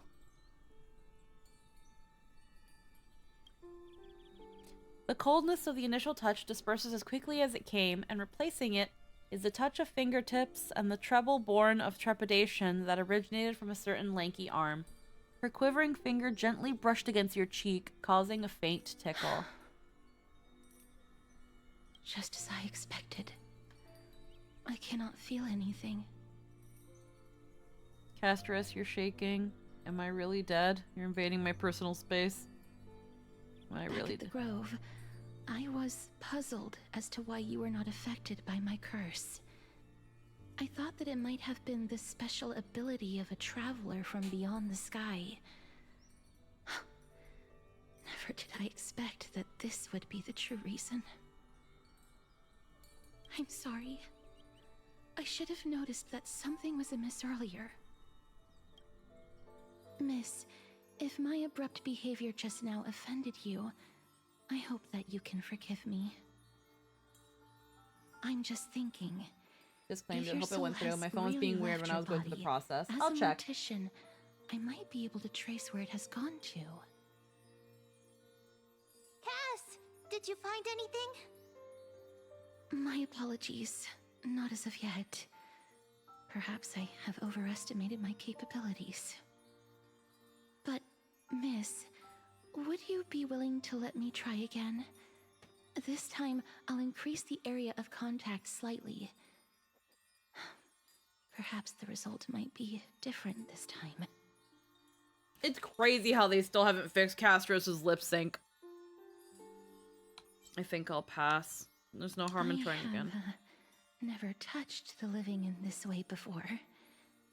If my actions are in any way disrespectful, I hope that you can forgive me. Castros once again places her palm on your I face. wonder if they legit don't know it's a problem, but I feel like someone had to have Shivers reported calm it by somewhat now. This time. I Discover something. seem to have caught a glimpse of something. Your soul is currently roaming someplace and cannot find a way to escape. But perhaps it might not be a bad thing. If your soul is still wandering around, it means that we still have time. We have a chance to find it before the fingers of Thanatos sweep everything away. Clues. Just a few more. I need more guidance. The connection has been severed. With my strength, I'm not able to trace it. It was me. I was a little too hasty. Don't worry, miss. Although we currently have no leads, I will do my best to search for the whereabouts of Thanatos, bring back their core flame, and personally return to you the life that you have lost too soon. I know that I'm lacking in confidence, but I hope that you can keep this promise of mine in mind. Before I manage to deliver on this promise, please do your best to hang on. Amphoreus needs you. Lady Aglaia and Lord Finon are currently discussing some matters in the paths. They're worried about you too. If possible, please go there and let them know that you're well. Although, I don't actually know whether your current situation can be described as well. I'm like, this isn't well, Castris. Also, please accept this Styxian fable. Reading can help one to focus and relax. I hope that reading this can help tide you through this difficult period. More and more species are disappearing.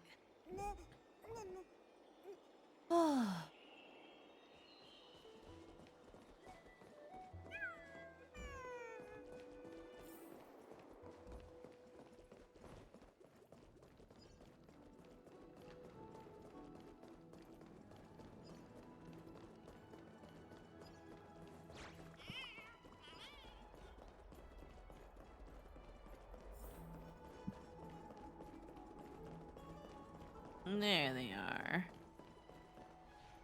They're here. Yes. Partner! Hyacinth said you definitely wake up. How do you feel? The entire world Oh knows cute, about this. it's the dragon and princess fable she brought up earlier. Oh, okay. I might look at it. The entire world knows about this now. She can even take the pulse of someone who's dead. It feels quite cool being a departed spirit. That's the medical prowess of the Twilight Courtyard. Amazing, isn't it? You've completed the trial of time, and I have to admit that the process went better than I expected. Even in the end, that Titan's heart still showed a soft spot for humankind. However, I never expected that. Two people who have cheated death would appear in Akima at the same time. That's what we have been talking about. Mighty has been in Akima for such a long time, but has no one thought to study his indestructible body? If there were even any minor breakthroughs, we wouldn't be as clueless as we are right now. They were too busy fucking Fujoing that they thought you did it already and found nothing.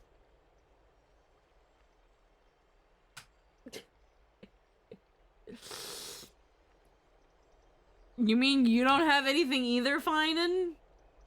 The fandom swears y'all fucking. Many have had this idea, but so far, there have been no results. The If it fandom were is weird. successful, Thanatos wouldn't have disappeared without a trace. Nevertheless, now is not the time for us to give up.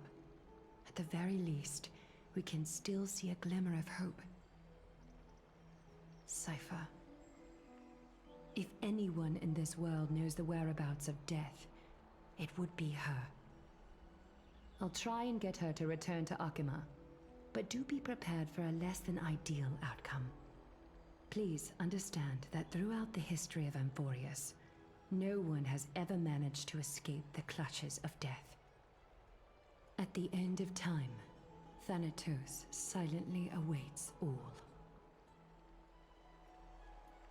It is my duty. We too require you to bear the divine position of time. But before that, just... What's wrong, Aglaya? Omens always come in pairs. A tiny air current will eventually brew into a storm that tears the sky apart. It's Anaxagoras. He has initiated contact with the Council of Elders. In the end, it has still come down to this. I earnestly hope that your assessment of him is accurate, Finan. Otherwise, the efforts of my teacher and I of the past millennium might be reduced to dust because of that great performer. Oh, switching to an access not long ago. I'm back here again. We get pretty picture of beautiful men. Oh, yeah. Equality. Oh, it tastes so I good. remember this dream. This realm is covered in a silk-like fog, and the land is Man is barren so and drippy. harsh. The crowd of travelers leaves tracks everywhere.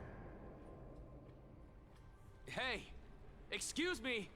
What is this place? Where in Amphoreus are we?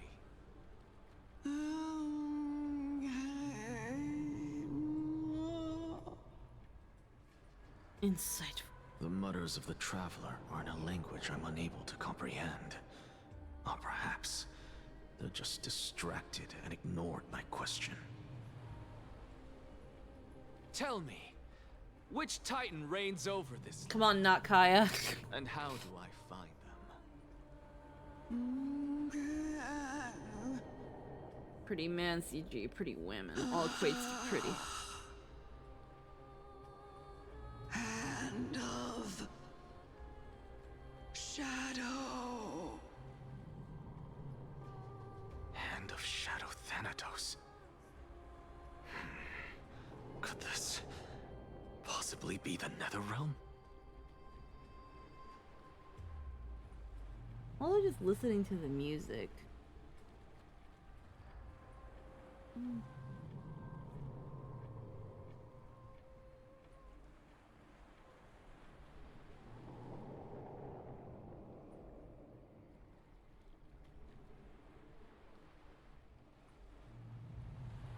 Let it stop. Stop. There it is.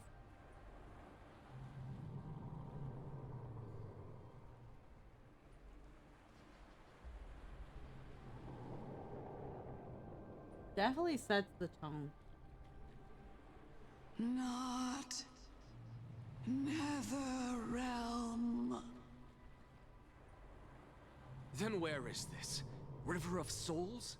The outskirts of the Netherrealm? Are you heading downstream toward the Netherrealm?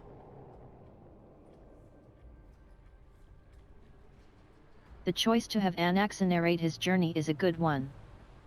Mm-hmm.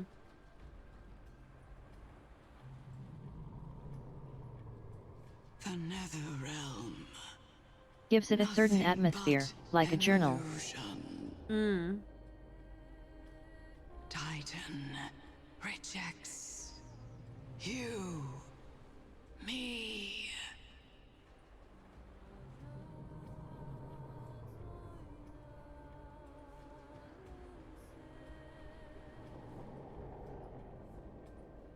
Listen. What? The traveler lifts their wrinkled fingers and remains silent. I look in the direction they are pointing and listen closely. There.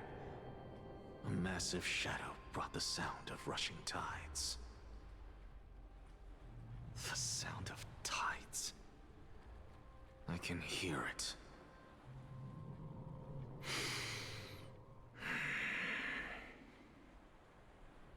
I hear it, deep within the tides, beyond the closed gates of the Void World. A voice, about to recount something. Child of humanity. Is it death's embrace you yearn for with such urgency?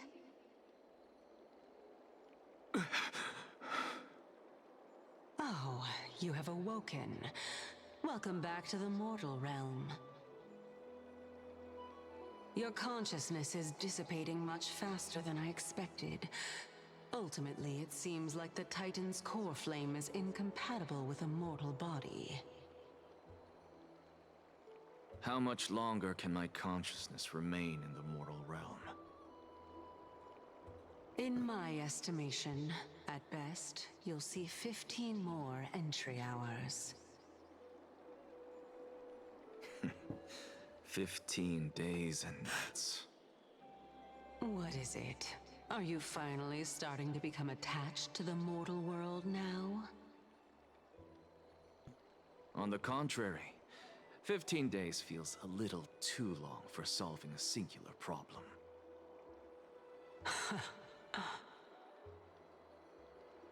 Stop giggling. It's time for us to go. The messenger from the Council of Elders is almost here. Let me ask you one more question. Are you really planning to betray Aglaya's will? What betrayal is there to speak of when I was never loyal to her to begin with? What about that white-haired student of yours? Acting so recklessly, do you not care about what might happen to him? There will be a price to pay for blind faith. This is also a lesson for Finan.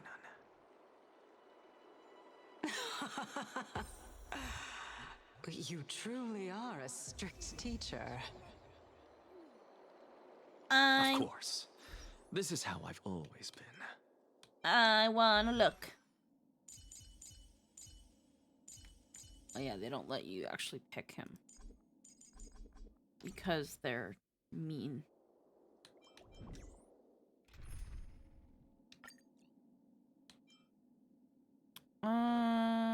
Here are.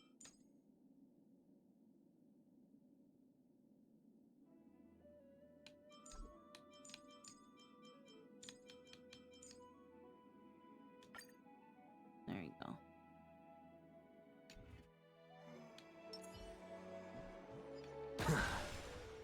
He shoot gun. Gun. gun, gun, gun, gun, gun, gun.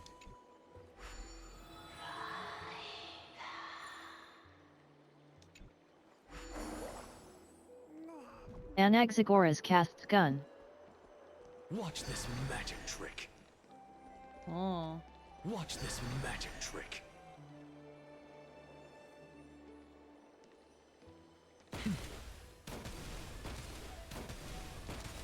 Gun, gun, gun, gun, gun, gun, gun, gun, gun, gun, gun.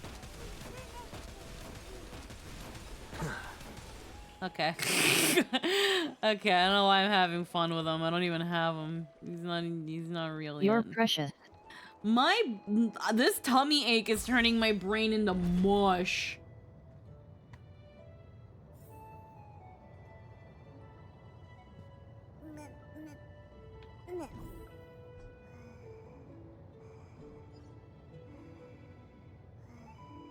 Does he have a...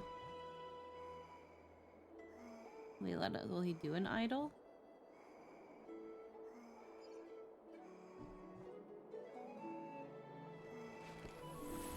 All things are connected by origin, and are made of the same essence. Man looks like he Scooby-Doo sprints, especially with the winged pig move buff.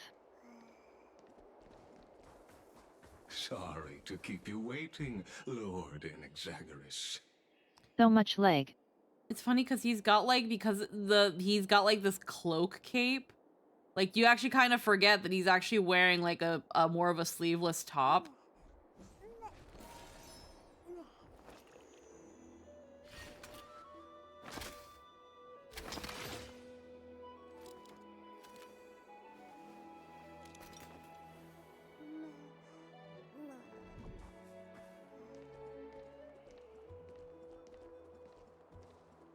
What the fuck am I looking at?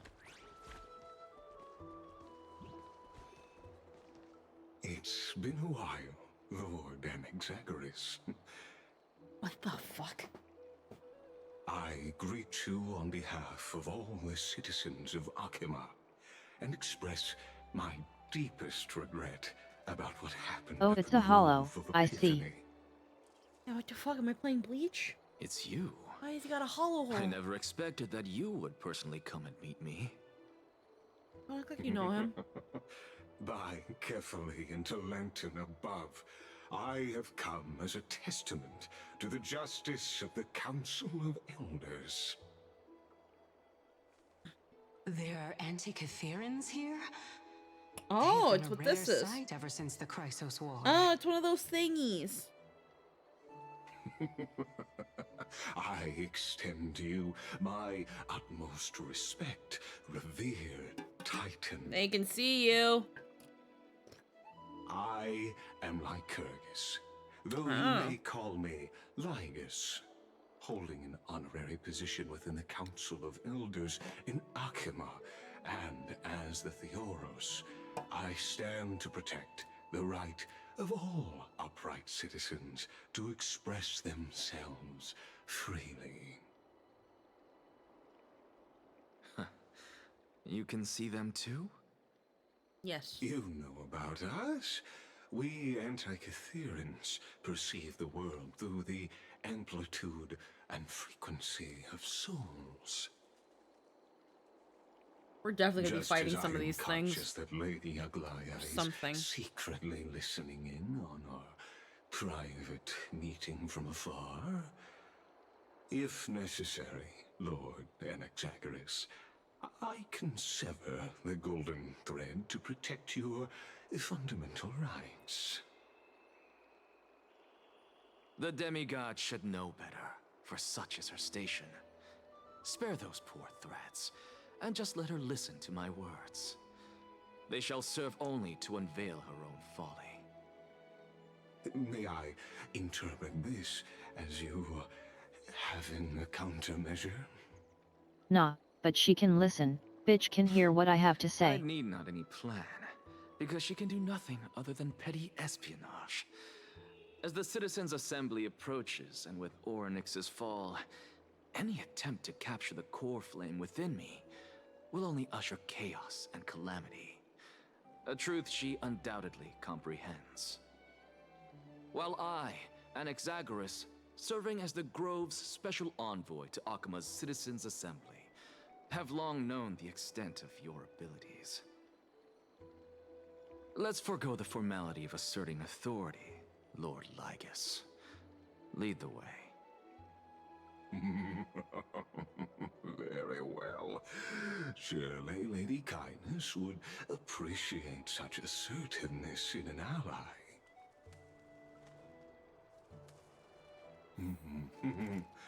She's been waiting. Follow me, please.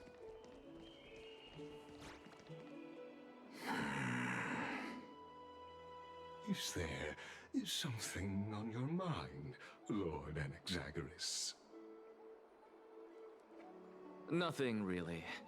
It's just a question that I contemplate every time before I ascend to Dawncloud. For the Titans, does the falling equate to death? Ah, a pondering truly deep. Time is on our side. Do you mind sharing your reflections with me? Hi, Han.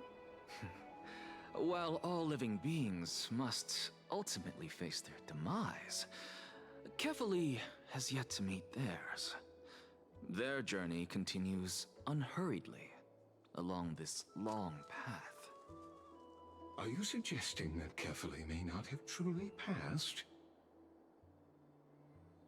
Yes. For dying implies an ongoing process, an action, whereas death signifies a static state, a definitive termination. In contrast to mortals, Titans exist on a grander scale of space and time, thus elongating their passage into death. The notion of their fall is but a misinterpretation born of mortal ignorance.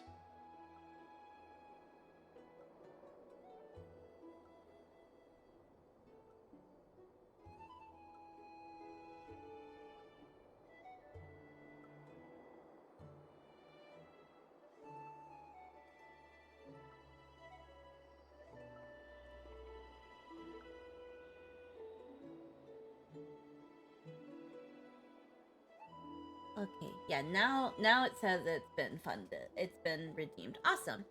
I'm gonna take a quick... Hi, Tomato. I'm gonna take a quick second. I'm not gonna go BRB screen. I'm just gonna... it's really just gonna take like a minute. I'm gonna get a fizzy. I think a fizzy will help with my tummy ache. I'll just need a second.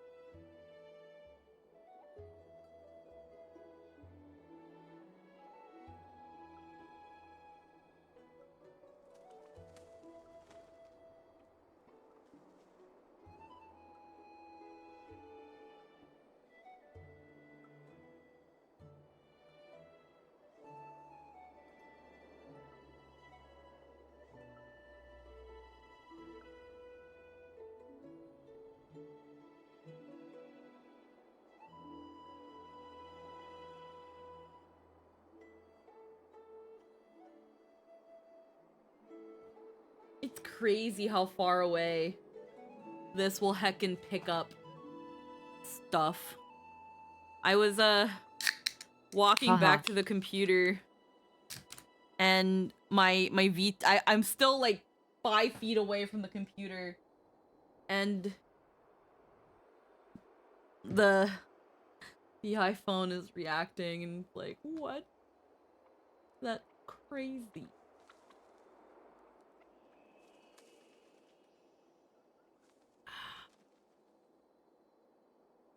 Oh.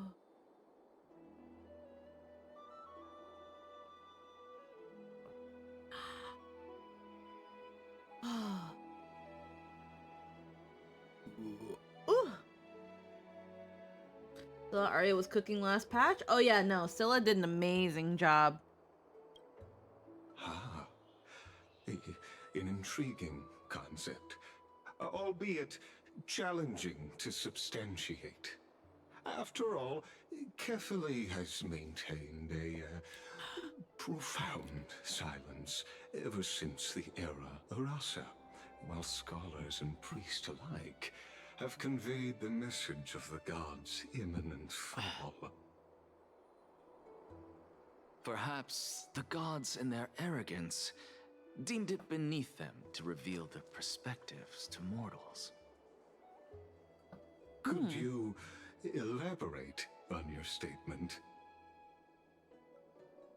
Circes, the kin of the Sky Father as recounted in myths, now resides within my brain.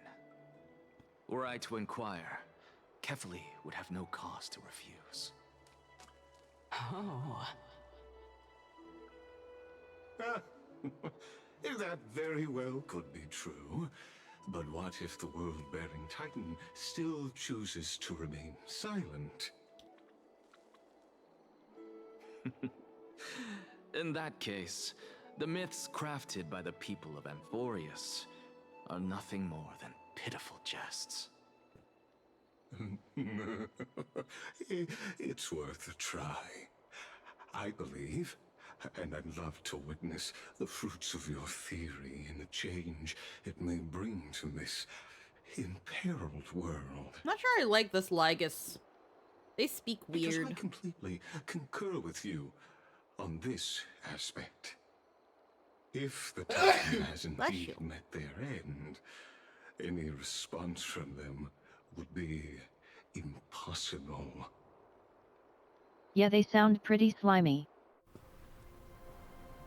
Oh. Oh.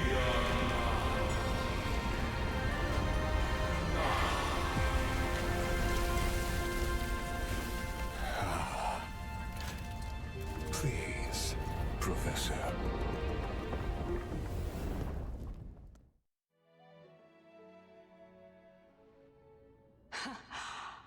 The children of humanity have indeed created a spectacle.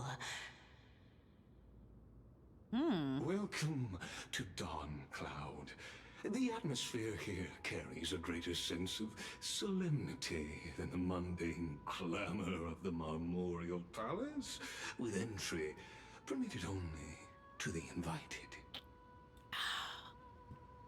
Only esteemed beings grace this place, and among them I've received priests, scholars, warriors, and now we even have the honor to be in the presence of a Titan. Oh, what a joyous occasion. Once deemed a blasphemer, now a surrogate for revered divinity. The honor should rightfully be mine, shouldn't it? I'll notify Kindness and the others of your arrival. Kindly wait for a moment. A soldier will be here to guide you shortly. In the meanwhile, you are welcome to explore the vicinity, but kindly remain within the guard's view. Delaying the crucial meeting is something none of us wish to see, I presume. I'm well aware of Kindness's methods. There's no need to emphasize that. Ah. As you wish. Your cooperation is much appreciated.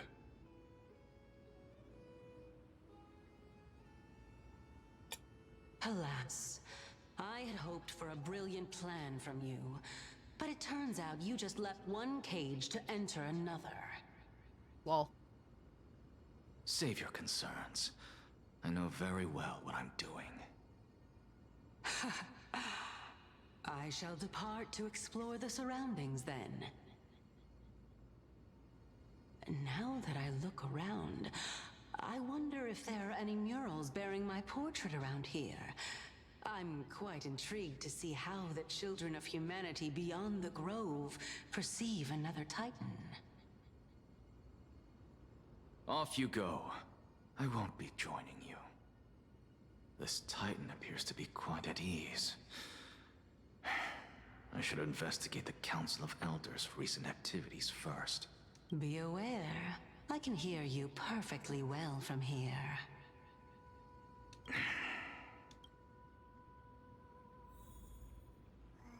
Demigod Council. Wow. Okay. What?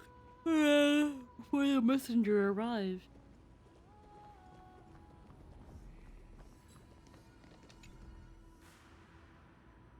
Quiet citizen, know where you stand.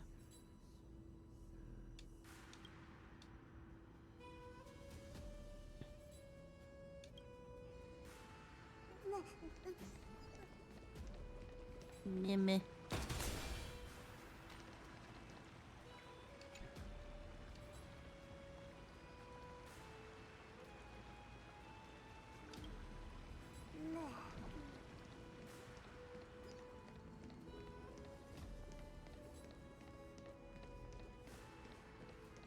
Meh.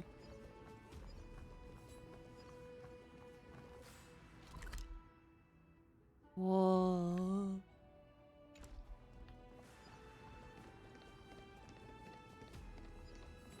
Lumberfly. Even blasphemous scholars can come here, it seems. Damn straight. Looks like my presence here is quite unwelcome.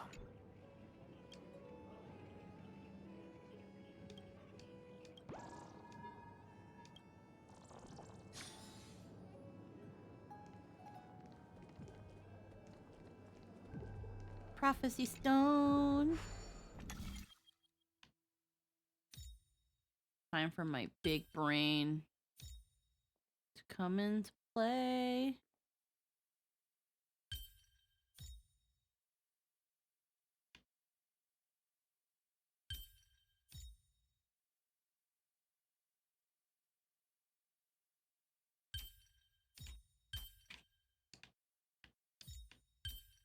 Oh, I see.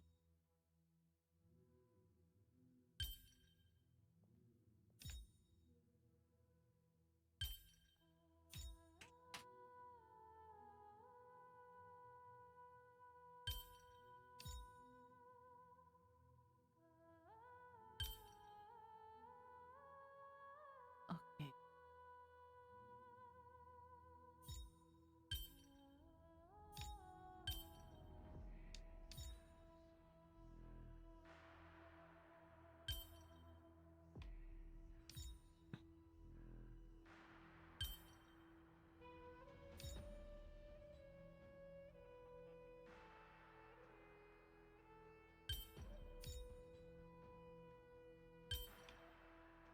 Okay.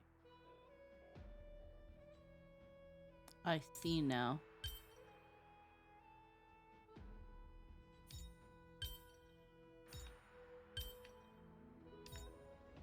Brain is braining.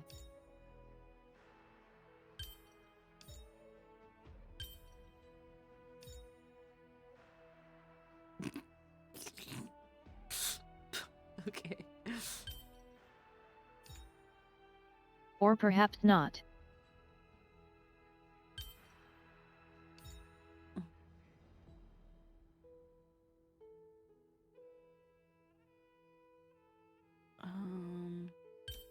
Hold on, it's difficult to do this with a controller.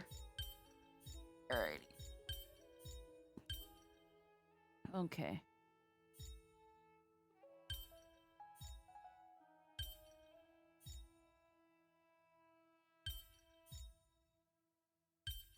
There we go. I did it. Oh. Hooray.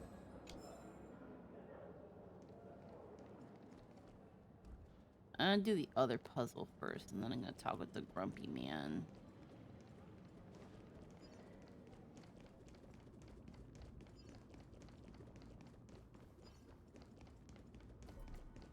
Professor Anaxa!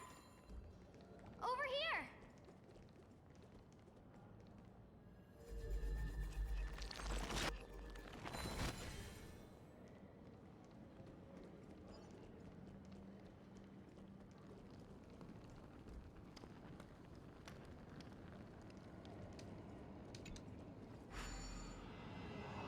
We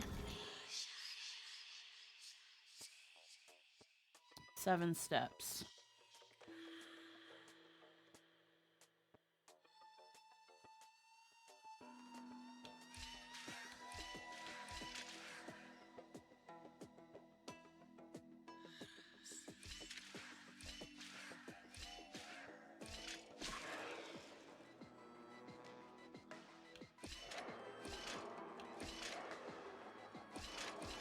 Fuck, okay.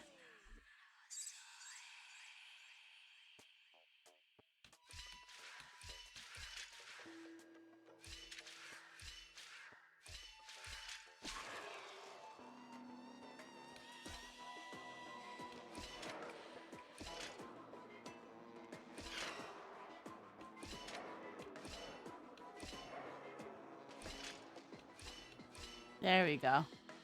I jumped the gun a little bit too early.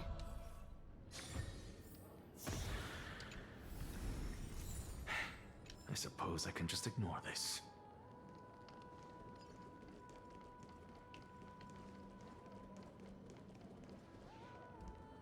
Okay, we go to the grumpy man.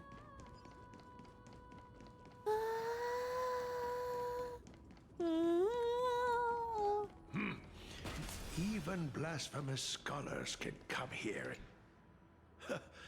Anaxagoras, I thought that you had died to the Black Tide, just like the other scholars. As Kephales's priest, are you not aware of the decorum of respecting the dead? Surely you jest. You blasphemous heretics are not worthy of respect from the Supreme Being. Let me remind you that you're currently in Dawn Cloud, so you'd better keep your deranged language to yourself. I am no longer that altar servant from years ago, who could only acquiesce to the commands of others.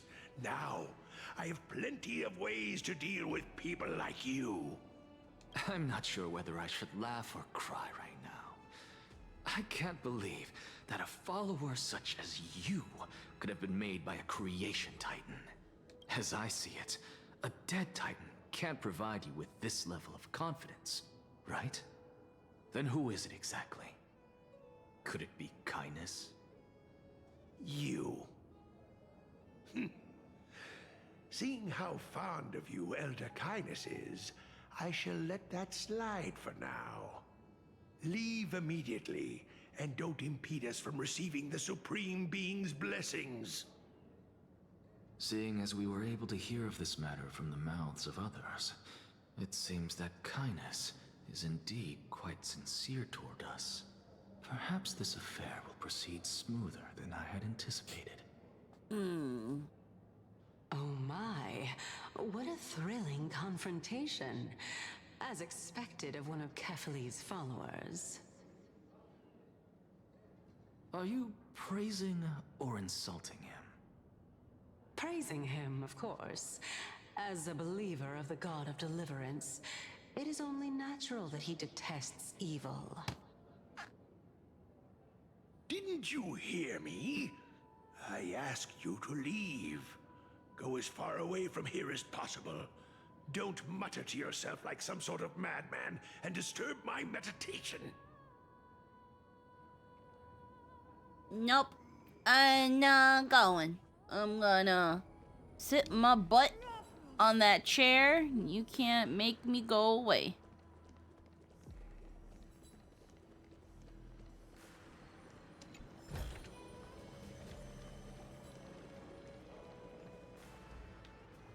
You can shit your pants in frustration as much as you want.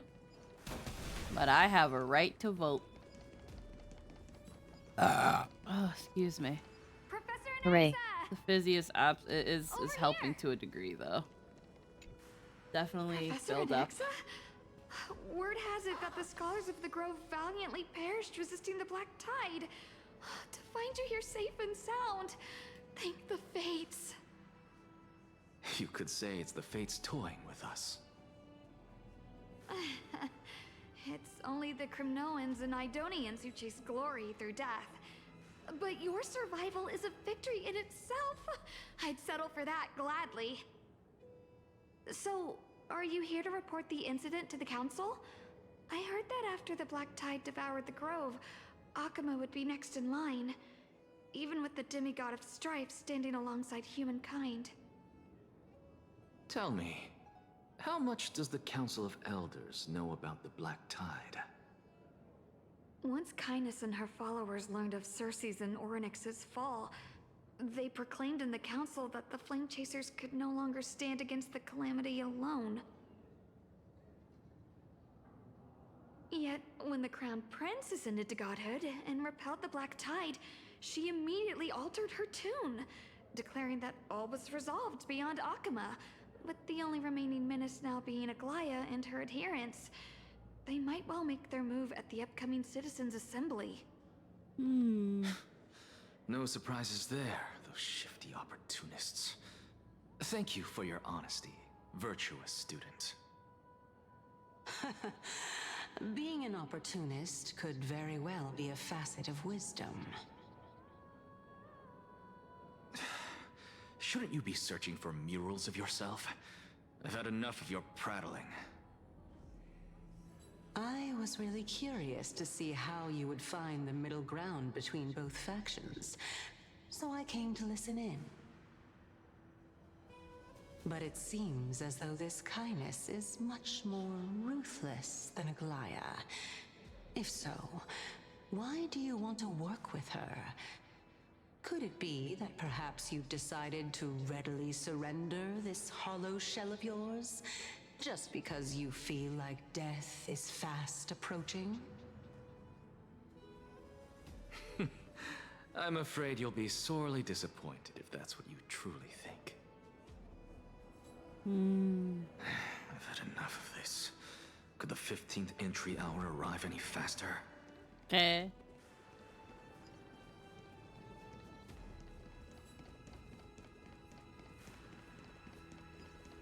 Oh, my. Could it be that the great tree painted in this mural is actually depicting me? Every plant, every tendril, no, even every leaf could be the embodiment of Circe's. As a result, mere mortals who did not know what the Titan actually looked like chose to paint them as a giant tree instead. Their wisdom was portrayed as fruit, to symbolize how they shared their knowledge equally among the masses. Such exquisiteness indeed. This mural is quite abstract. I really can't tell whether you are praising or demeaning yourself. Now I'm quite curious whether the Reason Titan has studied figures of speech before. Of course I find such stylistic devices interesting. For all we know, this could be the answer to the question, what exactly are we? I, for one, am not willing to admit that I could look this ugly. Was this the reason why you failed in your attempt to refine my soul when you were ambushed at the Grove? Since you are aware of this, why did you save me back then? From my perspective, this point alone was enough to separate you from the average person. How do two lunatics coexist in the same brain? Therefore, it seems that your journey to Dawn-Cloud this time is not just to seek protection. What, then, is the intention behind your actions? The entire plan is stored in my memory, so why don't you look there? Then don't mind if I do. 1 year old, 2 years old.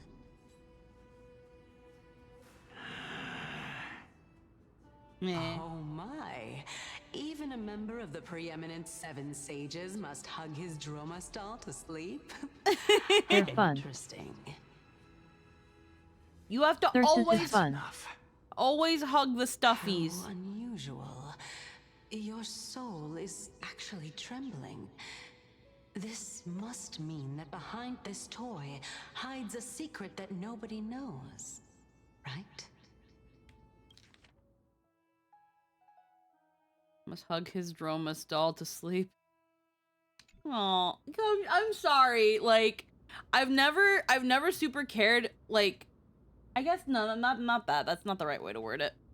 I've never encountered a lot of feats of gap moe, or I guess the traditional sense of gap moe. And I don't know if this technically counts as gap moe or whatever. But the fact that this bitch, because let's be real, Anaxa is a bitch. Yes. The fact that, like, they've given him this odd, funny Catty asshole. They've given him this, like, this catty, petty bitch. This trait of he hugs his stuffies and he has a dino Kigu and he's a fucking dinosaur kid. Yep. It's fucking hilarious.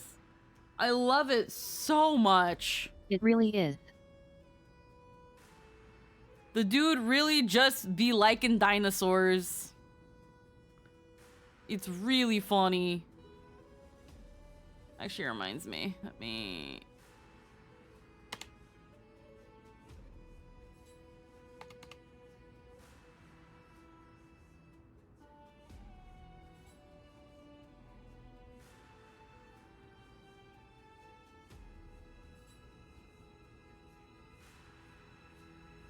Did I?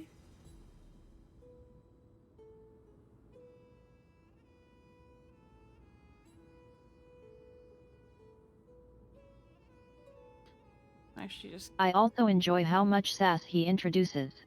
Moment Anaxa came in, we got sass masters in play through himself, Aglia specifically in regards to him, and Thyrsis. It's really funny. Let me just check something really quick. Do I?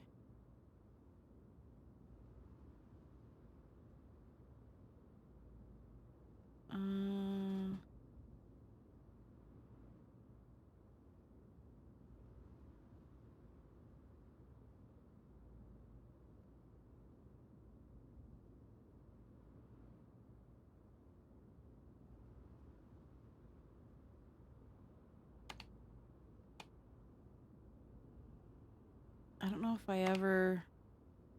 I don't think I ever transported my VOD of, like, my Star Rail of the special program reaction. I don't think there's really any point to. I got the highlight that I needed out of it.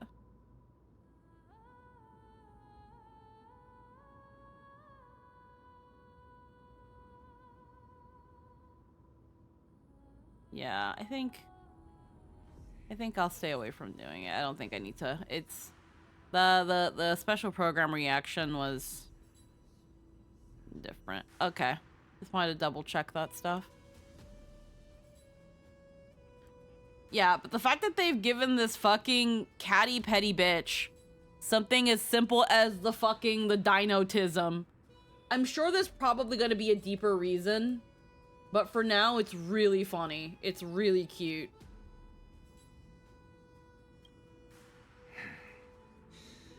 Yes. Since our days are both numbered, Why do I you don't like mind telling you dinosaurs more so about it. much?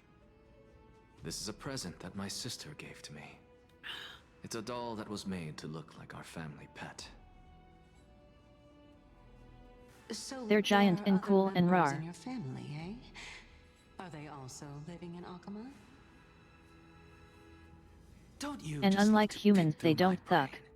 Go on, continue flipping through my memories. It won't take long. You'll discover the answer when you reach the memories of when I was 5. They just be big and be good. Mm-hmm. And again, The rar. black tide is everywhere.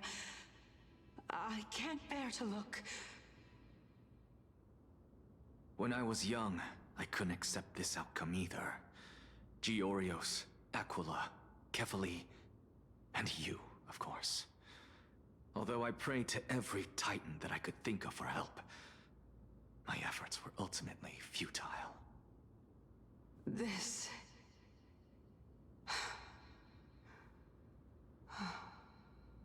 Could this be the inception of your research into alchemy? Indeed it was. Everything started from that verdant courtyard of yours. When I was pursuing my education there, I naturally also came to learn of Thelesis' theory as well. Oh, I remember that person. He was the one to come up with the concept of souls, right?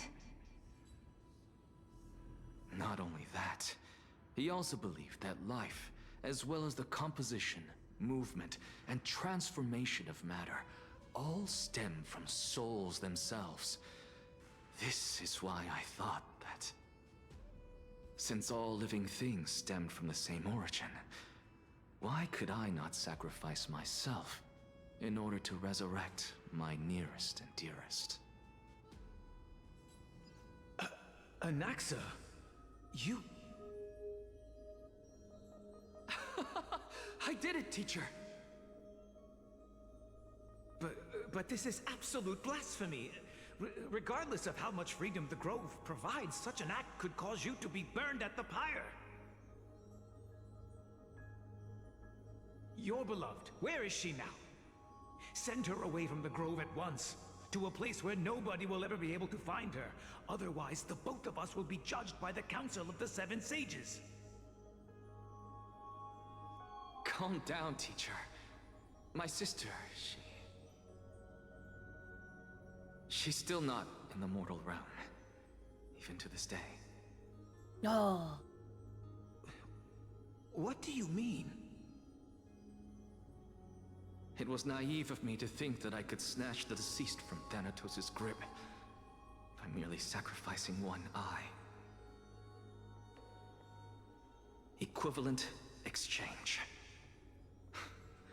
All I received for that price was but an opportunity to see her for one final time. Nothing more.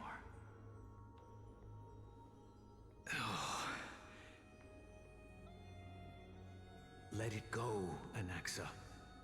As one of my best students, I cannot watch you go down the wrong path without doing anything to stop it.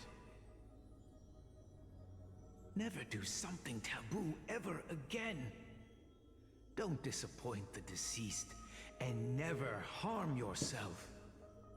If you can do that, this classroom will still be yours, and you'll have a chance to live out your own life.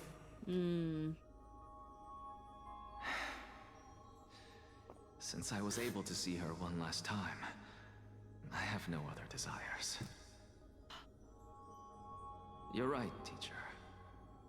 It's time for me to start a new life. I am sincerely glad for you, child. Now then, what topic would you like to study? I wish to continue Thelesis' research. Continue the research into souls, but you know that the Grove has long since understood his philosophy like the back of their hands. Even if you continue digging into this subject, your efforts will likely be futile. No, teacher. After my fleeting glimpse of the deathly fog, I finally understood a single truth. Since ancient days, our understanding of the souls is but the tip of the iceberg. I may have lost an eye, but my view of the world has become clearer than ever. Me. I have grasped the truth with my bare hands. Watch as I turn this farcical world upside down. Who would have thought such a secret lay concealed beneath that hefty eye patch of yours? However, this story doesn't seem to be connected to your plan. In fact, I'd say that they aren't related at all. The answer lies within the tale. If even you cannot understand it, perhaps you should relinquish the divinity of reason to me. After all, it'd be a waste for you to hold on to it. If you're too dumb to connect the dots, give me the dots back. Now it's time for you to tell me your secret. After all, this is what equivalent exchange means, correct? As expected, you laid a trap for me to step into. Unfortunately, even if I was willing to talk about my past, I may not know more about it than you do. Oh? Are you saying that the renowned Reason Titan is now admitting a lack of wisdom? Looked over and I'm a bit ahead. We'll hold. Disappointed by this. Child of humanity, remember this. Being cognizant of one's ignorance is the greatest wisdom of all. Now I understand. No wonder you asked me to answer your random, nonsensical questions. Not only that, you're the only one who can shed light on my query. As the saying goes, onlookers see most clearly. Is that so? Lord Anaxa. I saw you muttering to yourself and was wondering whether you were caught in a delirium of reflective thought. I'm sorry to interrupt you, but time is of the essence. I have a message from Lord Lygus. Lady Kindness has met up with the Council of Elders and is awaiting your arrival, so please depart forthwith.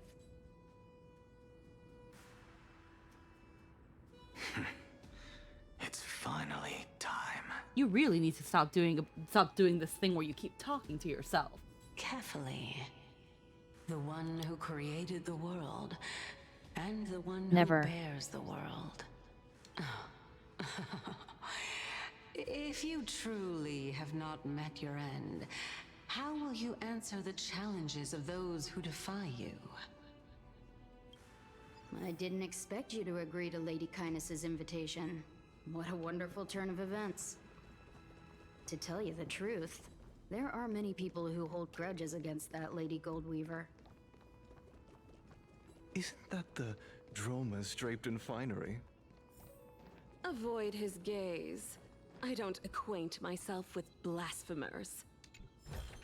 Don't worry. He's too full of pride to pay us any attention. Your nickname is Dromus as well? You must really like those creatures.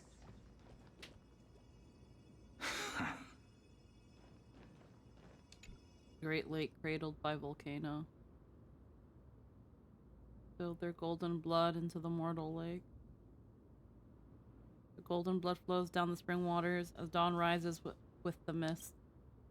No words ever break the solemn silence, but the volcano's heart beats no more.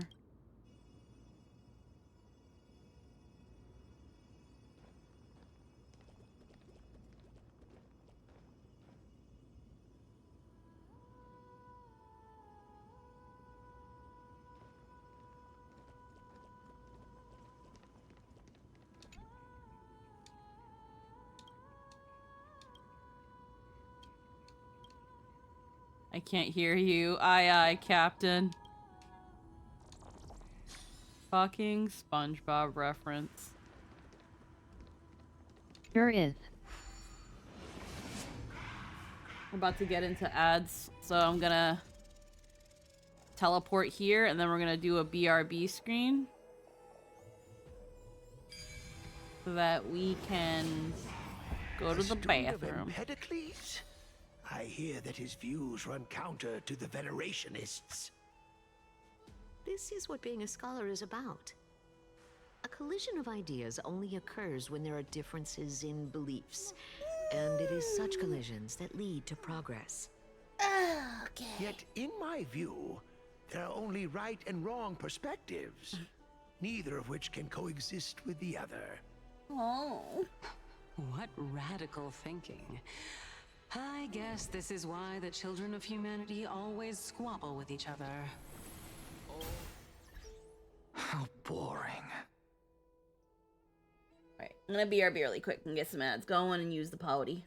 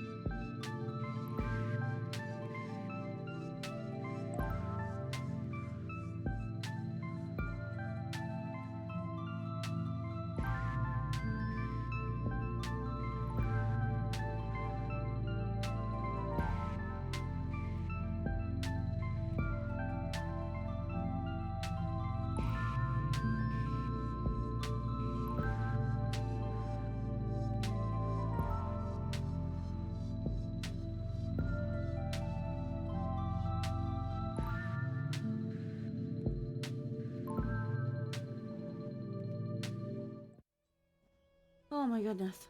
Sorry about these long bathroom breaks. It's been slightly getting better, but it's also just been so brutal. You seem to be avoiding that Goldweaver person. Why don't you address her face to face? I have nothing to talk about with her. Since you're in my brain, you can look for the reason yourself. Oh, the leader of the Flame Chase journey and a demigod of Nestia. Lord Lygus and Lady Kindness are just ahead. I'm also sorry about them, I'll but take only my leave for insofar now. as I feel bad that you have to have them. Yeah.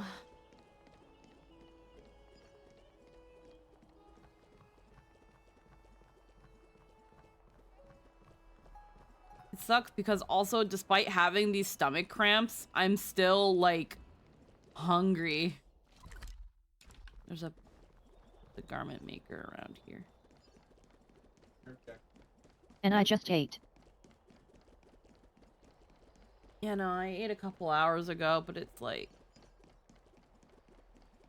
Scapegoat.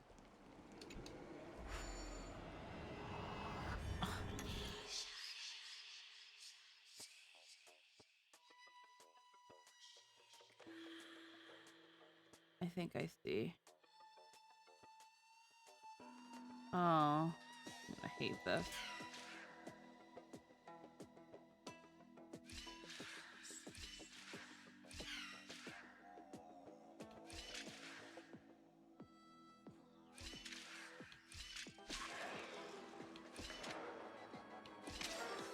Come on.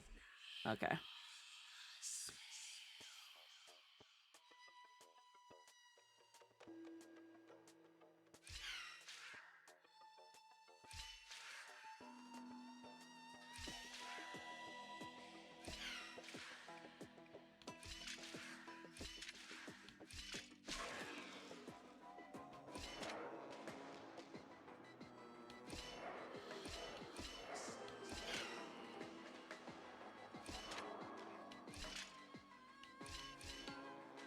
Okay, I'm done fucked.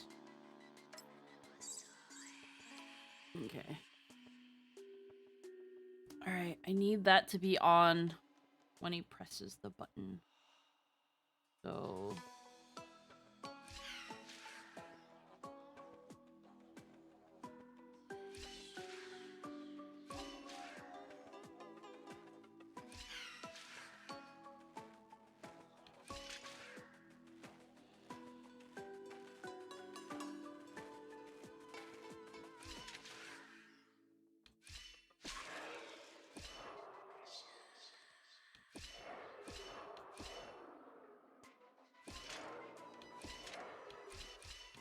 Damn it. Okay, now I need them to... Okay.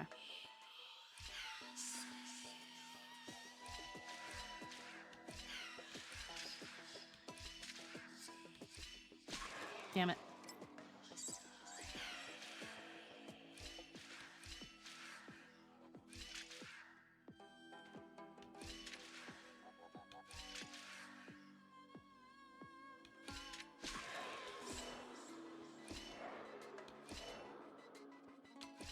Damn it.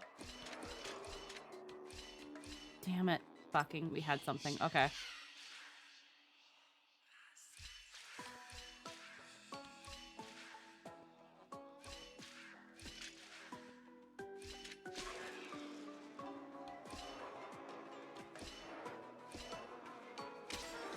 Fuck. Okay, I went the wrong way. Okay, 7 steps.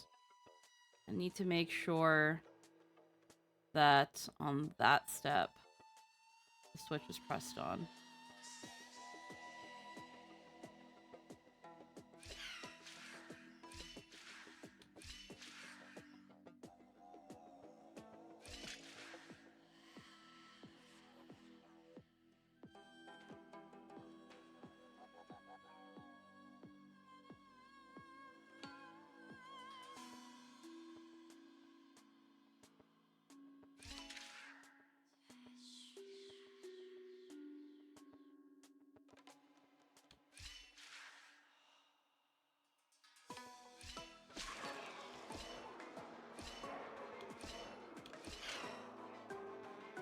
Okay, the fourth one, they can't be on the button.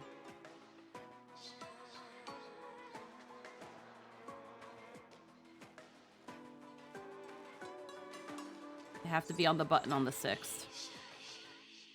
So 1, 2, 3, 4, 5, 6. Too late. 1, 2, 3, 4, 5, 6. And get off.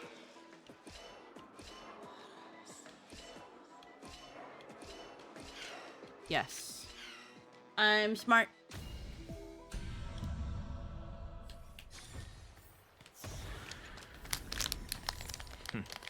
Go melt it down.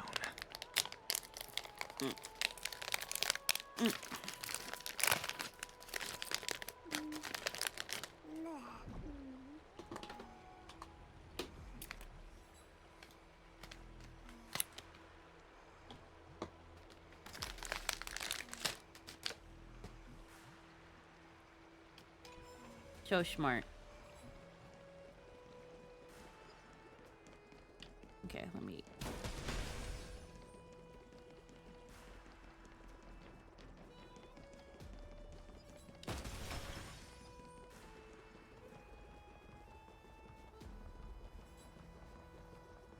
Welcome to the Demigod Council, esteemed guests. Lord Anaxagoras, oh, I've heard so much about you. Head of the Nusporists of the Grove of Epiphany, notorious blasphemer, a Chrysos heir who bears Circe's core flame, a survivor of the Grove Calamity. Did I miss anything? Well, if so, please be so kind as to enlighten me. Since Lady Kindness is already well acquainted with me, I won't waste any effort introducing myself again. But then again, perhaps the customs are different here. Back in my hometown, there is a form of etiquette known as honoring guests. The host will welcome their guest with warm hospitality by treating them to fine wine and a cozy bed. And yet, ever since I arrived, I have not been welcomed with warm courtesy or ceremonial gifts. Instead, I am met with intense scrutiny. Even more absurd, the host has sharpened their blade and instructed their servants to lie in wait in the shadows. Perhaps you intend to cut open my heart, retrieve the core flame, and then hold a grand feast for all of the guests. Everyone, stand down. Thank you for understanding. I am but a feeble scholar who is not used to the stench of avarice and blood. No need to be humble, my lord. From my perspective, your courage and gumption are worthy of the reputation of the Seven Sages. Your bravery is more than adequate to accomplish our perilous endeavor. So, you wish to start a war? Well, since the Chrysos heirs are calling for war, we will respond in kind. Conflict is inevitable.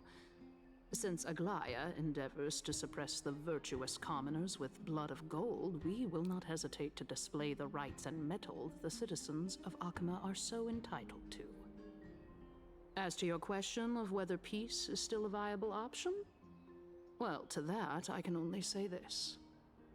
Everything hinges on the next citizens' assembly and whether they have a sudden epiphany amid the clamor of the masses. And since you, as a Chrysos heir, accepted our invitation, you have indeed given us a glimmer of hope. What brazen arrogance. What you're saying right now is worlds apart from what you were saying before you retired your cleaners.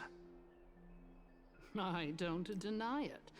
After all, they're responsible for cleaning up any threats, and just a moment ago, you were on the side of the Chrysos heirs. But But now that you're an ally of ours, we can continue talking somewhere else. As you know, these walls have ears. I was yeah, you can see the fortunate core flame enough to over there. have the opportunity to discuss a treatise about the Venerationists with your teacher, Empedocles. Yet, it seems you subscribe to the Nusporists instead, Lord Anaxa. I've heard that this school of thought is one with many detractors.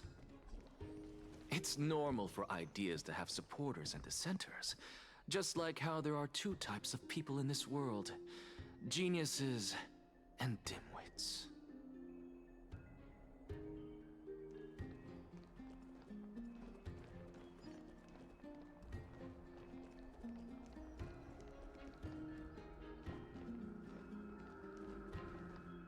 Welcome back to the hub of the Demigod Council, Lord Anaxagoras. Surely you remember that countless eloquent orators have stood in this spot before and emerged victorious by stoking public sentiment with their words. And yet there have also been innumerable blasphemous philosophers who set themselves up for failure because they refused to defend their actions. This tiny stage is the most profound embodiment of Akama in centuries. In 15 days, this site shall also become the most important, as well as the final turning point in Akama's history. May the both of us carry out our duties with honor and lead the masses back toward the Erechrysia, a golden age with no death, strife, or trickery. Oh my, 15 days and nights. That aligns perfectly with the date of your demise. Could such a coincidence truly exist? Oh wow, that's when you're gonna die! Using death to prove myself fits my intentions perfectly. What strong conviction you have, as expected of the hero who dared to stand up to the Gold Weaver. As expected, she misunderstands you. That's enough, Lady Kindness. Dispense with the niceties. I only accepted your invitation so that I can serve the commoners alongside the members of the Council of Elders. Don't test my patience with such superfluous formalities. Well, you say that now, but surely you also require my aid as well, so that you can stay alive even when being pursued by the Golden Thread? You worry too much. She won't show her hand too freely, as she still needs to garner support from the masses at the Citizens' Assembly. Even someone like me can tell that only a sliver of her humanity remains. Surely you're not asserting that she will definitely act in a rational manner. As you're no doubt aware, Aglaya covets the core flame that I possess, which makes it the bargaining chip that allows me and the rest of you to negotiate with her. However, in return, I'll need the Council of Elders to support me as much as possible. Naturally, this includes the guards as well. You're well aware how valuable Circe's core flame will be in the Erechrysia that you are desperately pursuing. Talk is cheap, so you'd better act prudently as well.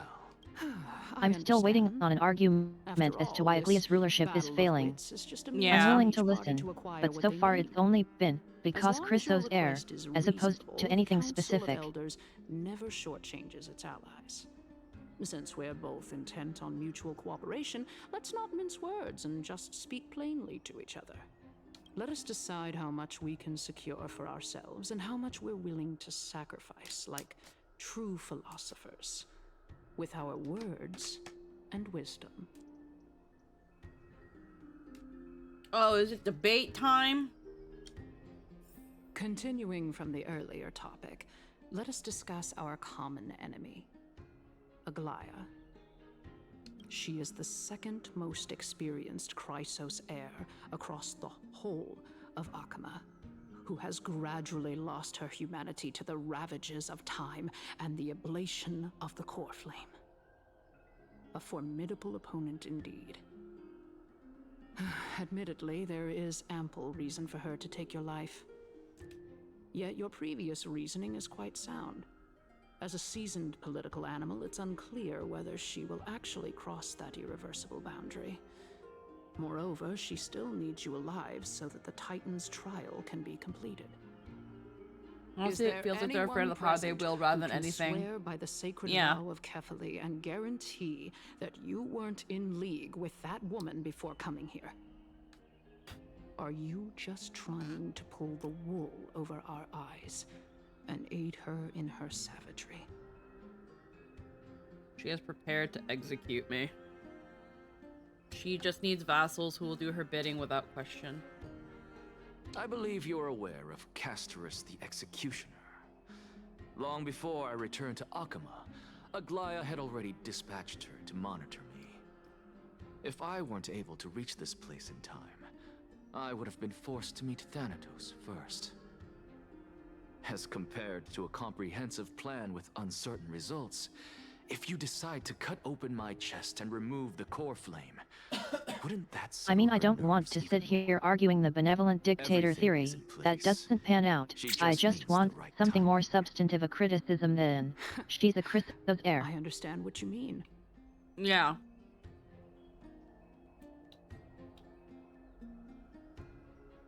It really... And, like, we know that Anaxia doesn't like Aglaya. Unless I missed it, I don't know why. I don't know why he hates her so much.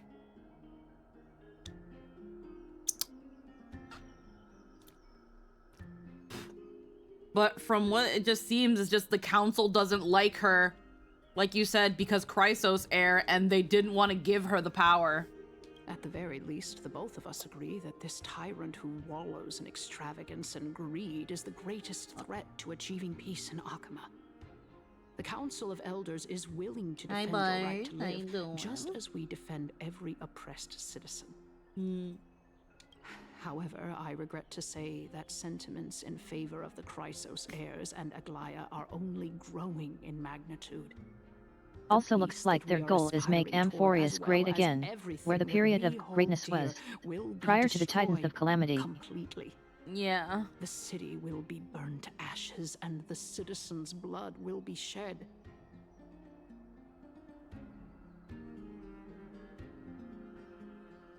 And I'm sorry, those things exist. You're not going back. Tell me, what are you willing to do for our esteemed citizens so that they can vanquish the enemies of our fine city? Garnering my support is equivalent to garnering the support of the entire grove. I will be the one to shatter Aglaya's self-righteousness. I don't really think so with that first part. Even the grove, even people in the grove were like, yeah, no, he's like so talking blasphemy. It's just, but he's also really smart. So, no, I don't think garnering his support is the same as the entire grove. Also, the entire grove is dead. But now he's the only surviving member of the grove. Yeah, I was gonna say, like, everyone is dead, though.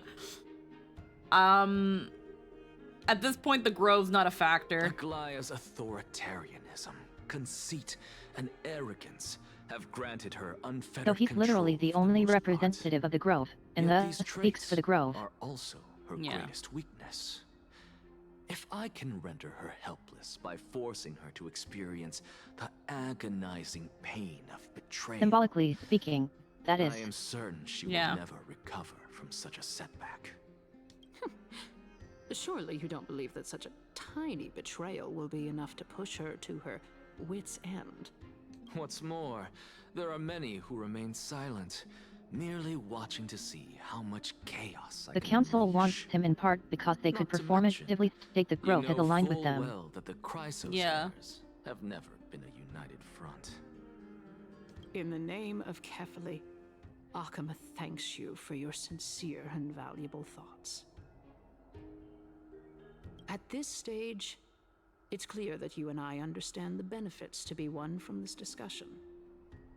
Let me put it plainly. The Council of Elders has always been renowned for its fairness, and that fairness is built on a foundation of sincerity. The Council of Elders has vowed to all citizens of Akaba that it will always remain loyal to them. As for you, my lord, how will you guarantee that you will be able to live up to such earnestness and will not betray Akama's indomitable citizens when the opportunity presents itself? Just as you now betray Aglaya when it suits you. Absurd, my loyalty is unquestionable. Surely you jest. My loyalty does not need to be proven. The fact that the Council of Elders is asking for proof of my loyalty is itself akin to a form of betrayal.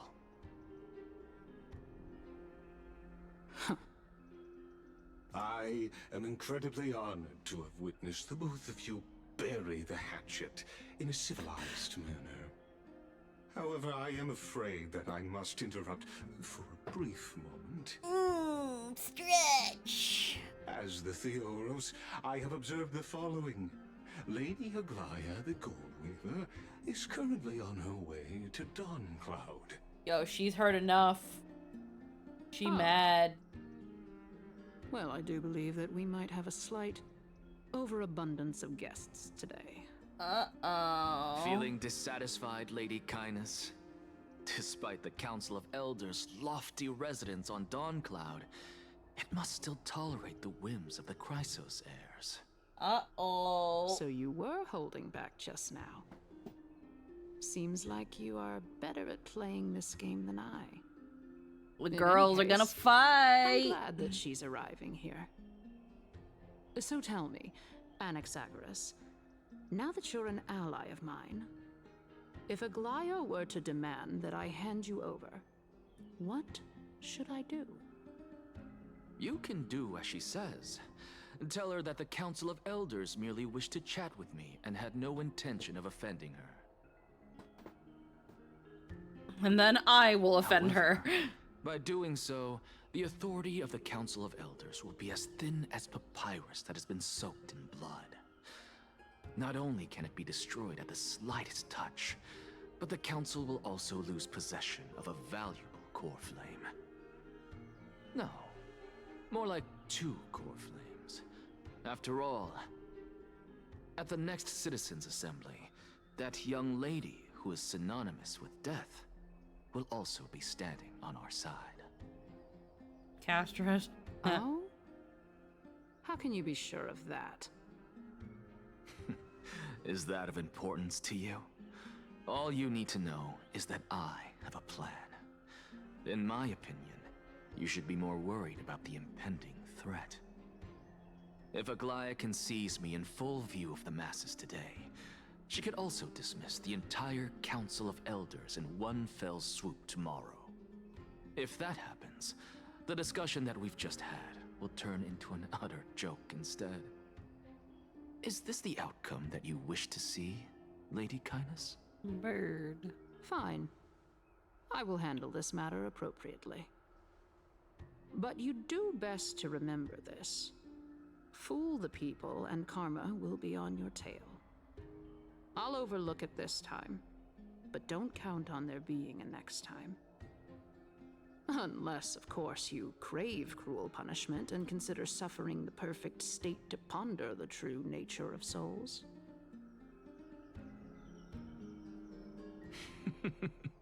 Well, what do you know? That happens to be one of my rare talents. We shall see, then. Ah, I've got to say that you've managed to really impress me again. But shouldn't you be going after more? Dying to know what I'm after, hmm? I mean, I'm the reason Titan after all. It is in me to ask and seek answers. Easy there. You'll learn the answer soon enough.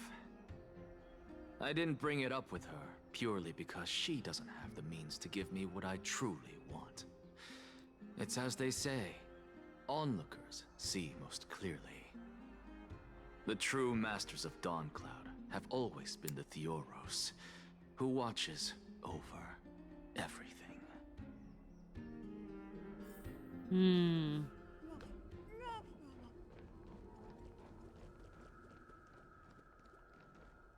An expected visitor. Welcome once again. You know, you could actually skip all the pointless debate and come straight to me to seek an audience with Kefali.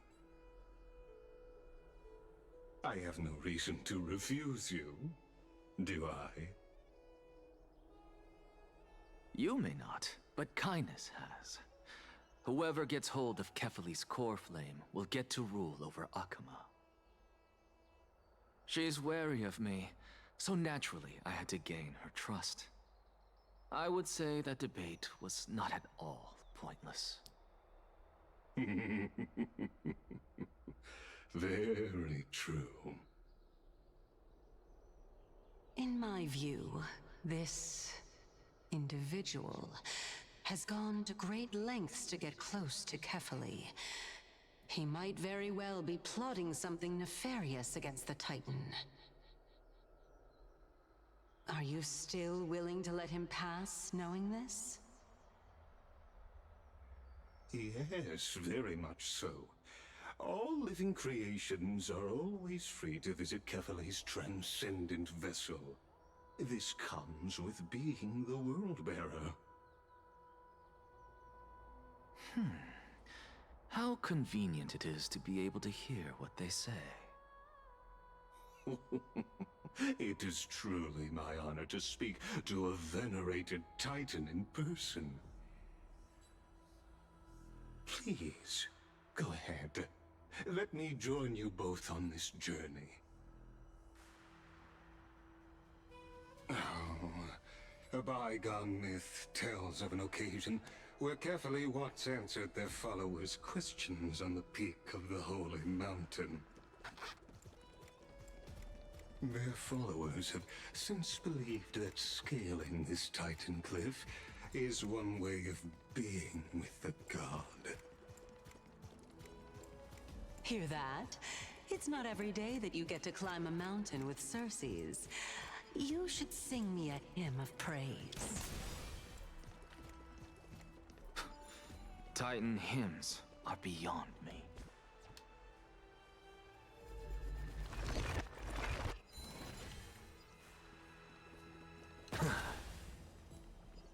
Bang.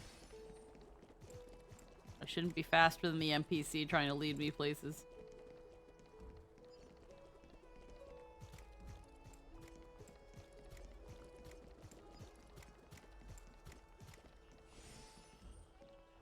Bruh, for real?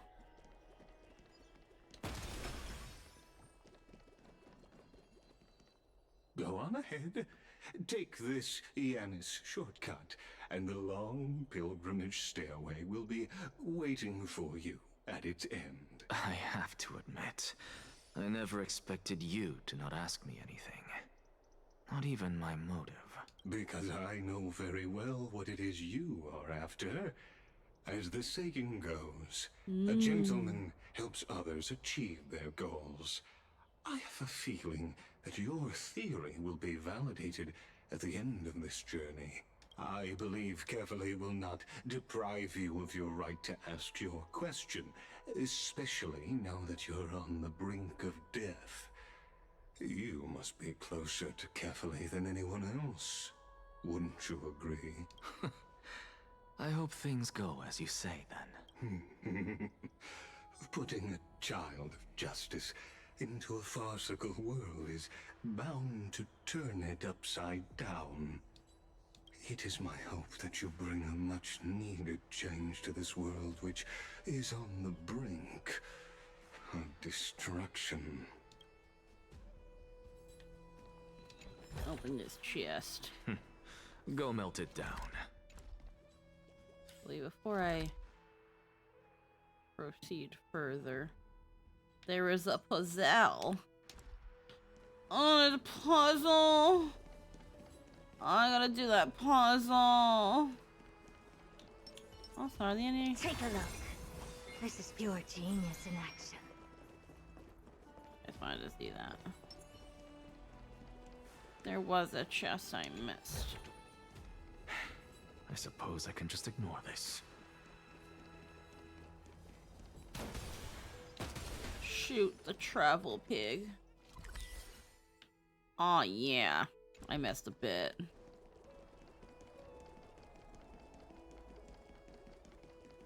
Shoot.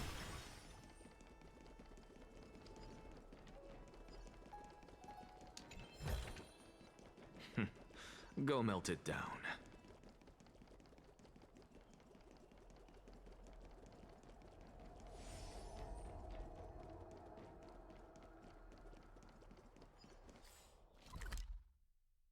I'm all the way down there.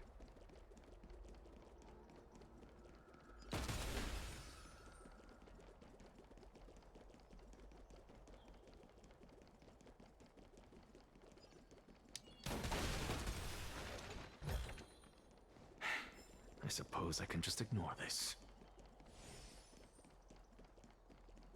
Prophecy stone. Give me your prophecy. Give me bacon cheese. Alrighty. Puzzle time. Oh yeah, puzzle time. Alright. We're gonna go right here. That's wrong. That's raw. Okay.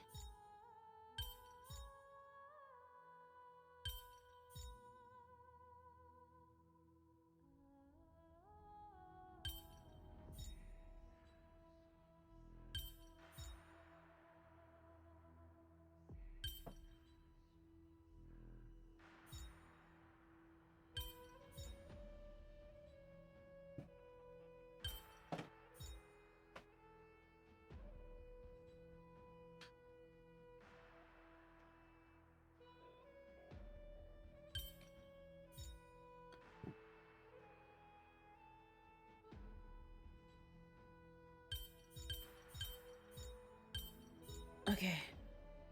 Oh my god, I can tell my bananas are gonna be are getting nice and ripe because I can smell them. There's like a scent, like a sweet scent of banana in the air. So banana.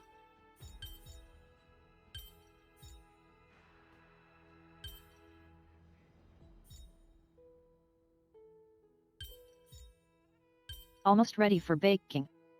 Yes, I'm so ready to make more muffin. The game's like, do you want us to tell you the answer because you're so stupid? And I'm like, no. I got the M. Maybe this one's wrong.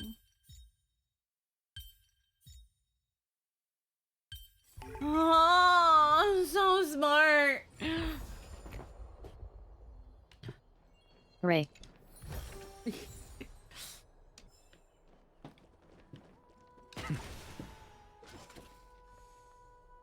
Alrighty.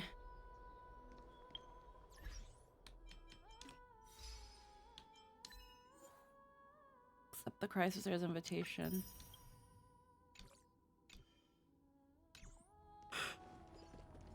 Hold on. Shoot the pig.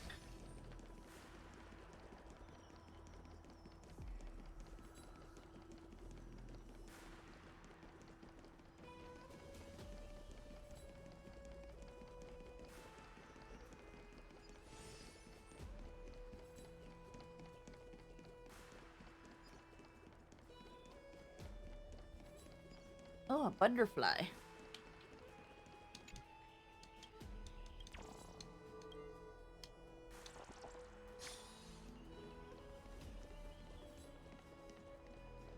Alrighty.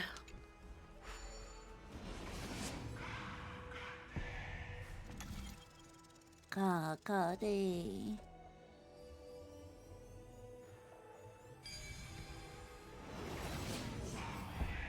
Honestly, This is my first time going up to Dawn Cloud's peak. What a splendid view. Isn't it about time you recognize the magnificence of us Titans? Well, I don't see how this place is different from those temples in the city. All they have are magnificent facades. And even though I've come this far, I'm still doubtful about getting useful clues from him. I must be getting ahead of myself to be expecting to hear something nice from you. Oh? Haven't you been in my head for some time now? It's high time you get used to how I feel about things. All right, we're just a short hike away from Kefali. No time to waste here. So the intellectual debate from earlier was too draining for you, huh? If Amphoreus gets a new lease on life, you should focus on strengthening your body and stop shirking social interactions. Save your concern. The Titan is in sight. Can you make it? Why? Are you going to carry me up if I were to fall now? I know how far I can go, so just hold your tongue and come along. Fine then. I guess I won't say any more. I'll just wait till your soul dissipates completely to gain control over your body. Wait. Who is that? Cersei's? Hey, look at that. Huh? What should I be looking at? Am I hallucinating? Or do we even get to see souls when we're close to dying?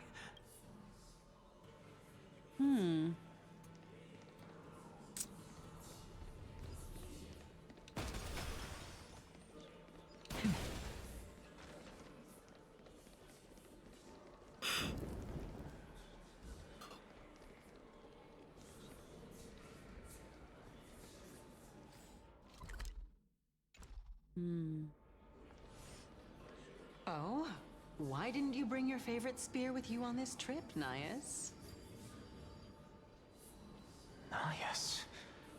I know I've heard this name somewhere. Nice. Huh. It's unfortunate. The Black Tide destroyed every last inch of my calyx. How could that be? Still incredible voice. Even a creation of Georios, from their prized ores and molten fire, couldn't escape the fate of destruction? Hey, Cersei's. Do you know a certain Nias? Nias? No, not that I remember. How did you even think up such a strange name? I just saw him. Nias. A warrior-like figure who was just chatting with you here. No, I have no such memory. Could you be hallucinating?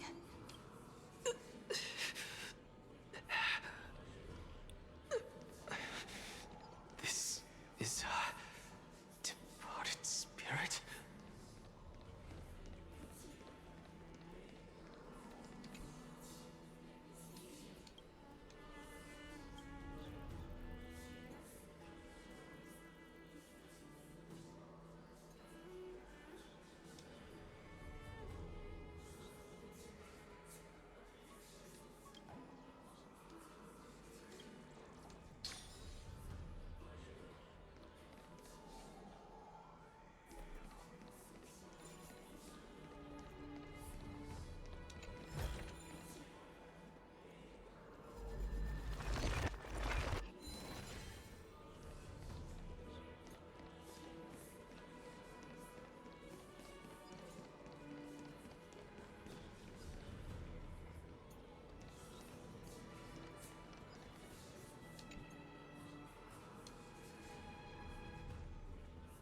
It's a pilgrimage platform dedicated to devout believers, but That you one and is interesting, and supports the theory about why Circe's looks like that. But you and Anaxagoras never kneel to false gods.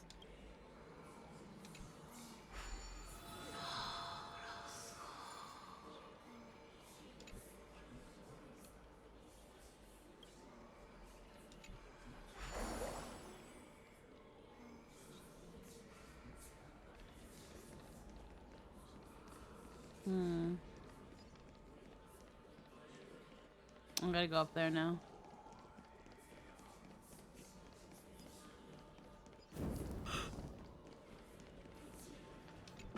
Hmm.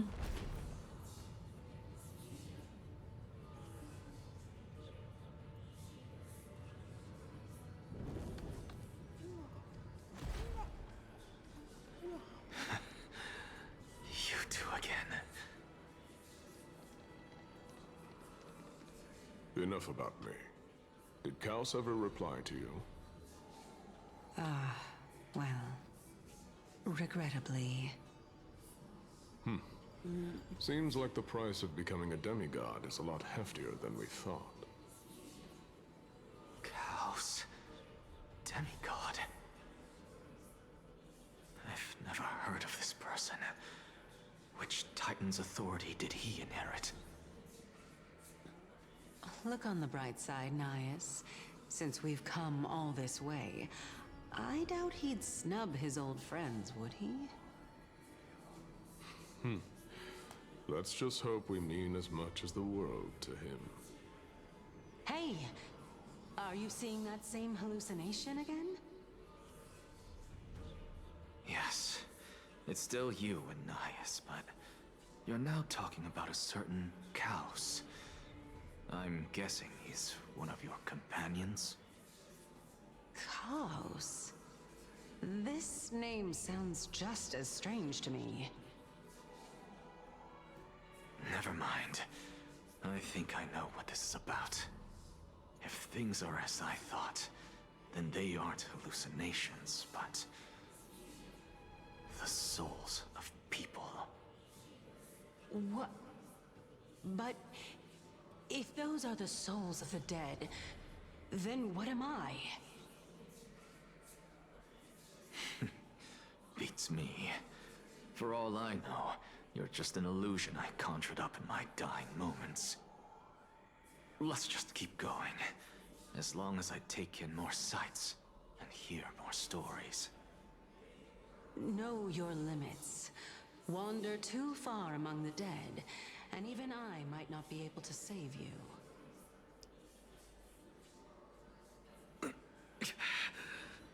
I'm fine. If this is indeed as I thought, then this will be very amusing.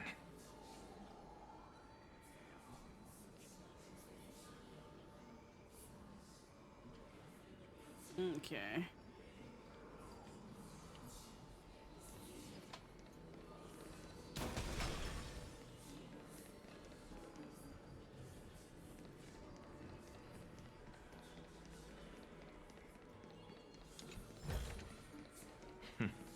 Go melt it down.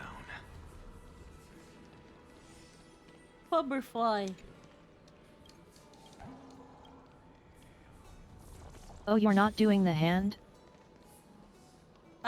It's down there. So. Oh shit. Can you keep going? Of course. I'm just... If I knew we had to climb a mountain, I wouldn't have come along with you. I guess this also counts as one aspect of the world-bearing burden. If Amphoreus does have a next life, you may want to get your body in shape. Keep your sarcasm to yourself. I'm not getting anything of value from them. I would sooner throw myself off this cliff and hit rock bottom than exercise even a little. I am Calypso of the eminent Seven Sages, after all. Training would make me no different from those Helcalithist barbarians. Calypso. She's one of the Seven Sages. A member of the Grove? No, she can't be. I would know her name if she really were one of the Seven Sages. Hey, Circes. Does the name Calypso ring a bell? Circes? Uh-oh. They're gone. Doesn't matter. Oh, I can see. Do this myself. I see two butterflies. Looks like I'm nearly there now. The land of the dead.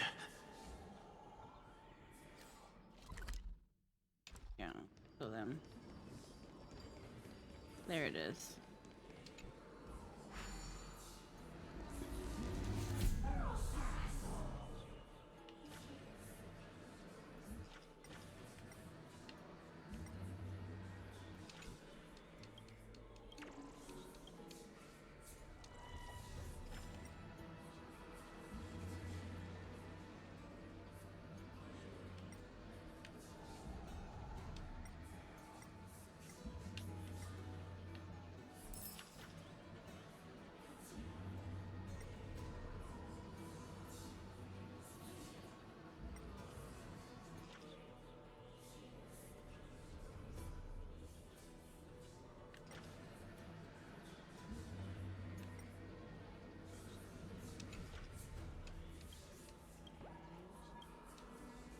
Eh.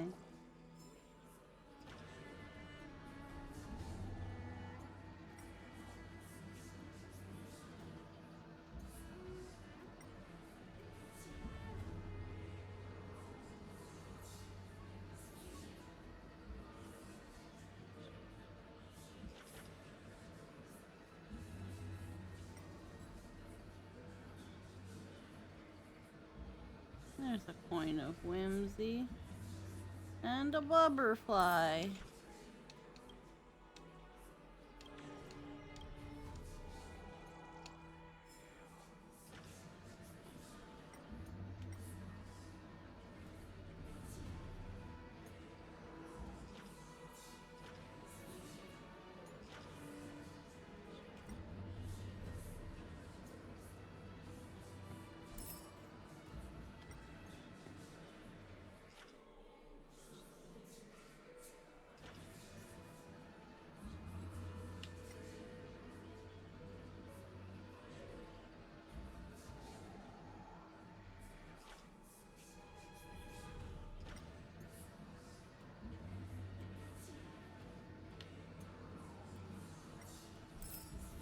Oh.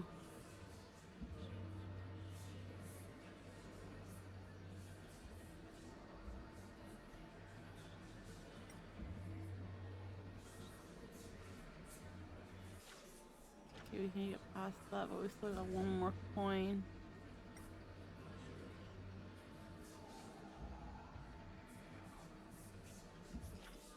Oh.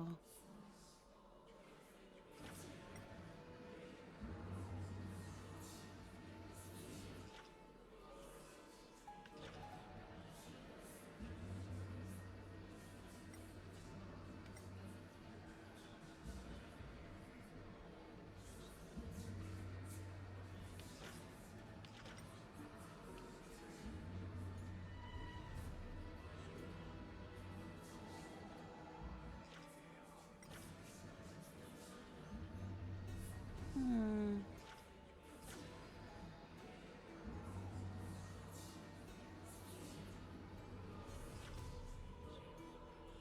Hmm.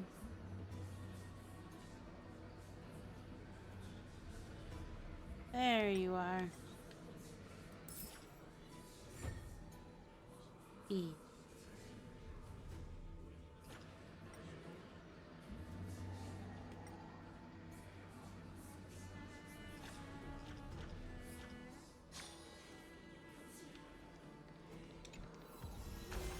Not too shabby. Useful for alchemy. Nowhere to really rest it, though, unfortunately.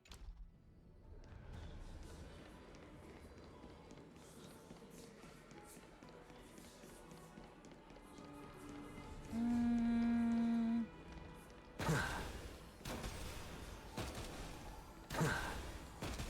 Oh wait, that's a goat. You don't shoot that. Okay. Oh no. Okay. Mm.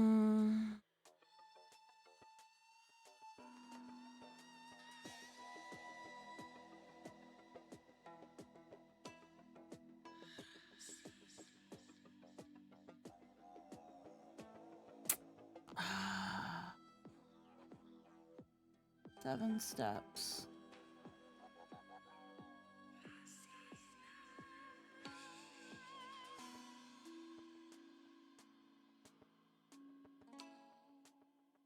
You can shoot, go, yeah.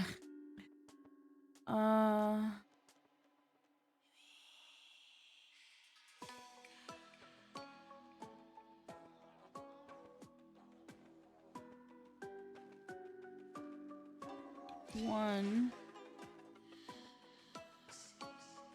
two.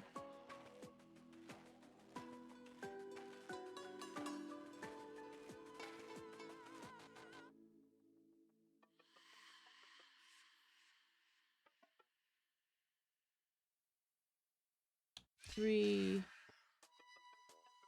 4,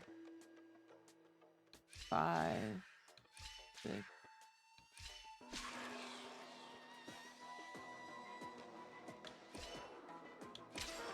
Oh.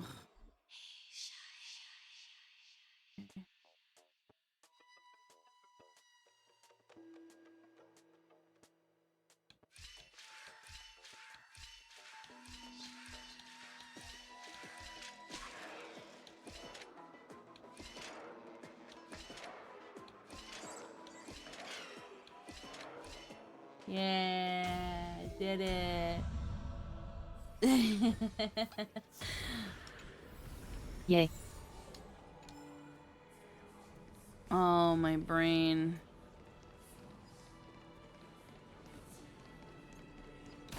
I'm losing my mind. I didn't fall asleep till like 3 in the morning as well. I had a hard time falling Beautiful asleep. old world. Where are you now? Oh, legendary era Chrysia, return to the mortal realm. Splendid gods once walked the paths we walk. Alas, all that's left of that warmth is a hazy mirage. Alrighty. Why are you chanting that too?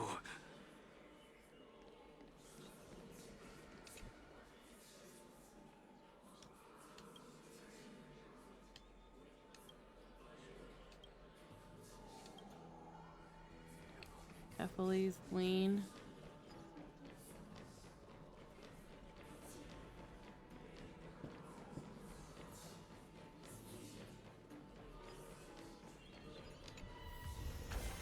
Not too shabby. Useful for alchemy. Huh. HP, attack, crit rate. Attack, hit rate. Hmm.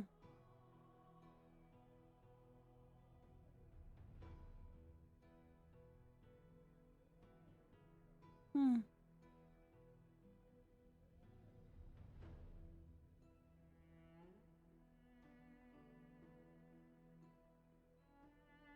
I'm gonna hold on to that one. I should have checked my the other one I got too. Inventory.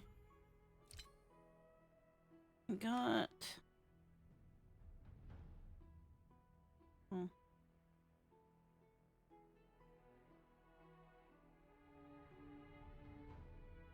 Oh, those are all dookie. This is one I got. HP. HP defense attack. Hmm. HP percentage body. I see.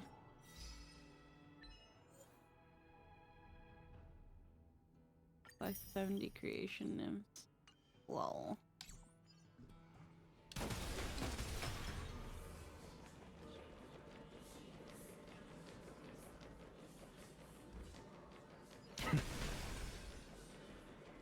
You shooting pig. That reminds me.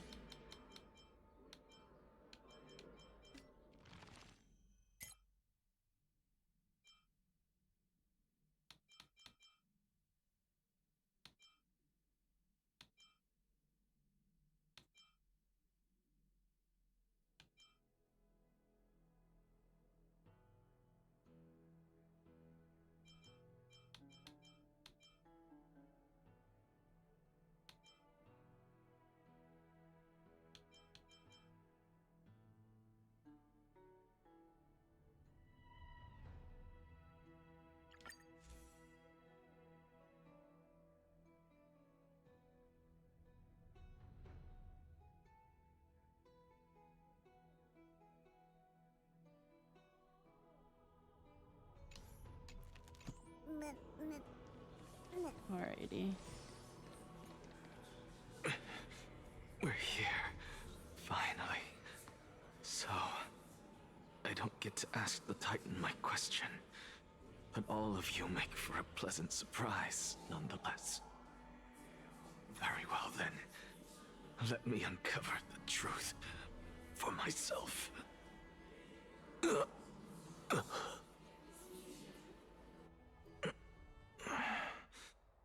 I still fail to make it in time? Huh? So, I'm back here again. This is... I can hear it. I hear it from the depths of the tides, behind the closed doors of the Void World. A voice ready to tell me something. This time, the voice is a lot clearer than before.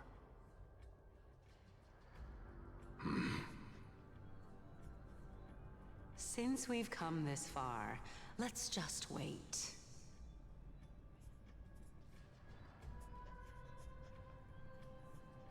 Lord Nias and Miss Calypso, are you both here to visit Chaos too?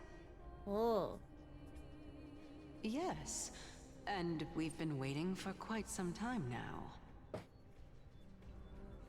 Regrettably, he hasn't answered us. The worst-case scenario is that he's already been overwhelmed and crushed by the world-bearing burden.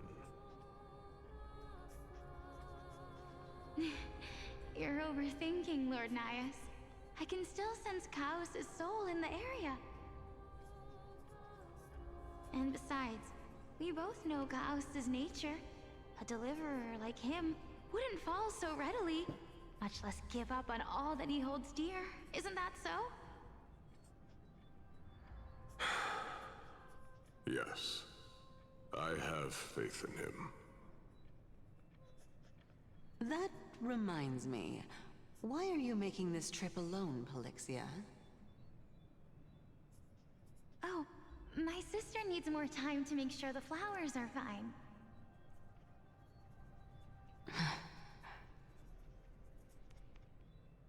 Such a pity. Both of you have hearts kinder than anyone else. Yet you are born only to take over Thanatos' divinity. Everything that I see and hear this time has left me shaken to the core. What may seem like a mundane conversation is in truth a once-in-a-lifetime exchange that has revealed the ultimate answer to Circe's question. The conjecture has taken shape and must now be solidified into a theorem.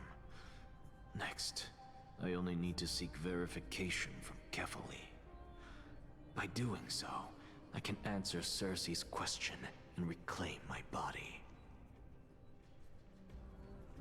But no, I will not do that. That isn't important. Because another one of my conjectures, one that I have always dreamed of proving, has been proved right this very instant. Fusing a mortal soul with that of a Titan to replace said Titan is not a ludicrous idea after all.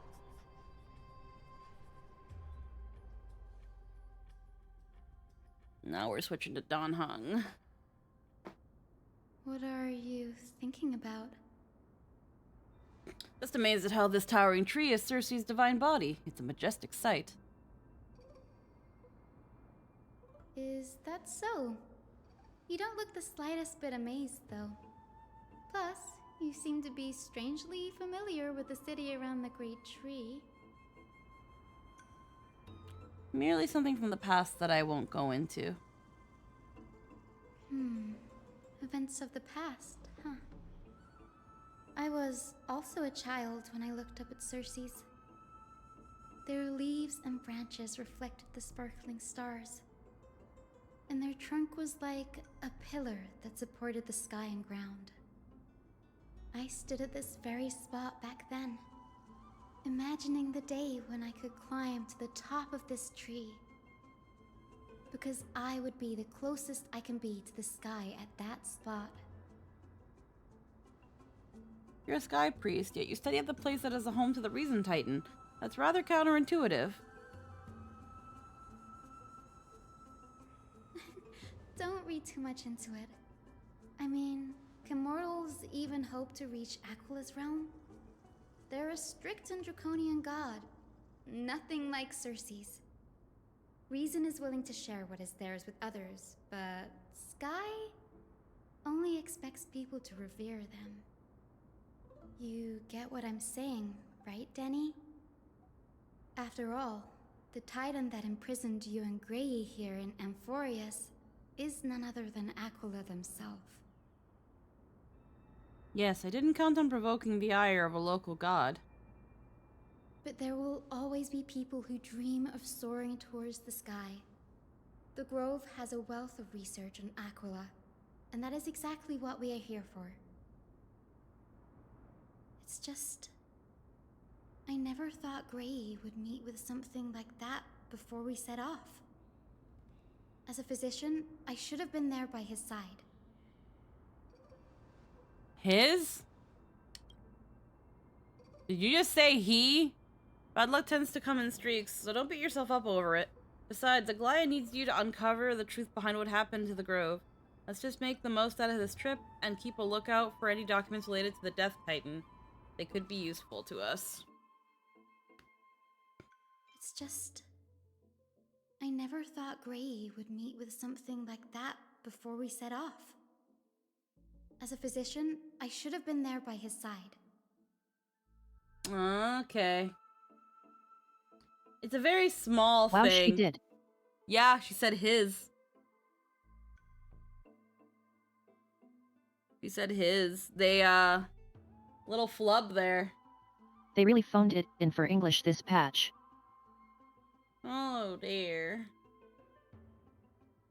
I mean, I wouldn't say phoned it in. I'm guessing this is more of an editing thing than a voice thing, because I'm sure that she recorded both lines. Misread of line. Well, again, the line is depending on if you chose the male protag or the female protag. They're talking about the Trailblazer here, but I'm playing Stell. So that should have, and even it's says a pretty here, minor flub, and I meant the devs and editors, not the actress. Oh, okay. Yeah, as a physician, I should have been there by her side, but they say his side. Which is a bit of a flub, yeah. Yeah, there's no rest for the weary, huh? In any case, what we're looking for could be anywhere in this enormous grove. Let's split up to cover more ground. Danny, with your skills, I'm sure those monsters born of the Black Tide will pose no threat to you anyway. What about you? Will you be alright on your own? Have you forgotten that you're talking to the chief physician of the Twilight Courtyard? Have more faith in me. I'll be just fine. The silence in here is near deafening. The vast amount of knowledge it holds, this academy is akin to a labyrinth of information. Even the cleverest of scholars would easily lose their way in here. I would gather my thoughts before heading in.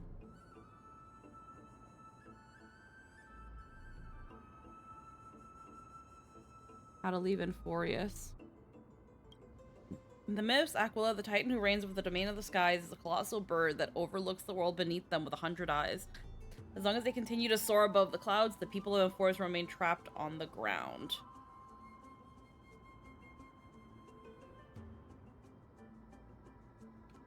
Tyson's forebears were priests that worshipped Aquila. Nobody's more familiar with the taboos of the Sky Titan than her. Seeing how Aglaia sent her here as a guide, it's possible that she plans to have Hyacinth take on a trial in the future. In Amphoreus, Titans are a common topic of discussion. People create myths that in turn conceive Titans. It's a tricky task to keep an objective view when among the people of Amphoreus. Is there a way to step out of the situation and look at it from a different perspective? Titans and Aeon, the Chrysos heirs and demigods, the flame chase journey, and the prophecy. Titans and Aeons are two distinct classes of beings. Titans communicate with us humans, and it is not impossible for us to overpower them. On their demise, we can even take on their divinity. Titans can be said to be a lot more similar to humans than Aeons are. Chrysos heirs are humans who possess heroic qualities, with most of them demonstrating extraordinary combat prowess and strength. Upon clearing a core flame trial, a Chrysos heir could even ascend to a demigod and inherit Titan's divinity. Though that feels off. Is this a selection process of some sort? Guided by the prophecy, the heroes are on the quest to reclaim core flames and usher in the Era Nova. Their efforts have seen gratifying results to date. As expected, the prophecy is the hardest to make sense of, with barely any information to go on. No matter how much I ruminate on it, it won't yield any results. I should leave this for another time. I should probably turn my attention to something else. Laplite. Nobody ever imagined that her life would be forfeited the moment we landed on Amphoreus.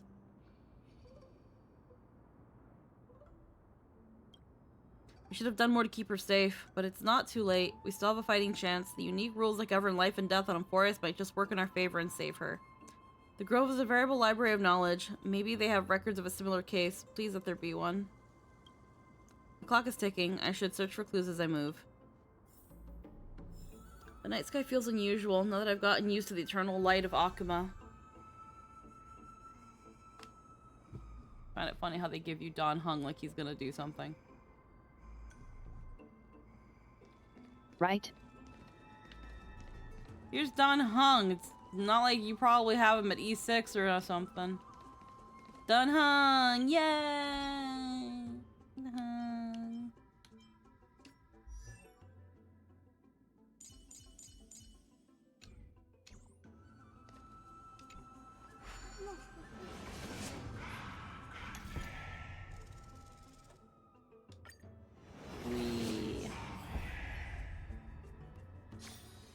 This isn't the right way. Oh wait, it is. I know. No, it's not. No, it's not.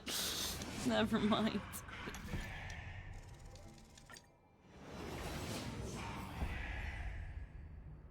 Yawa. Yawa. We gotta go down the route.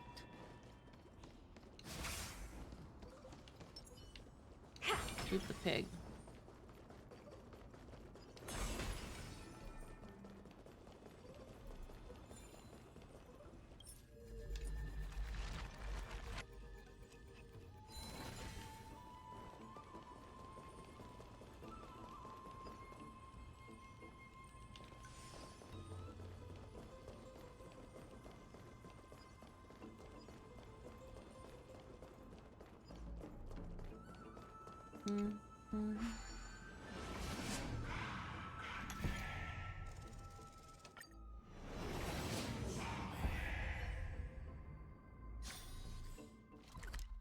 Okay, good. I'm going the right way. Take a look. This is pure genius in action.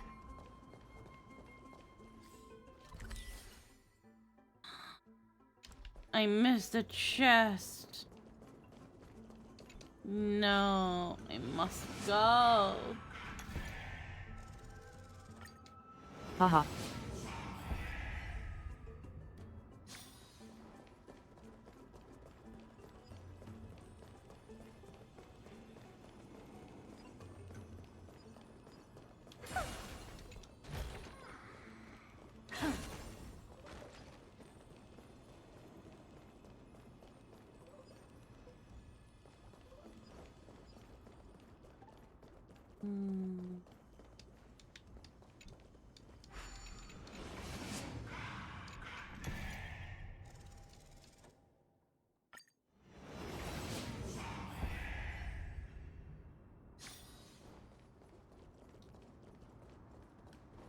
Alrighty.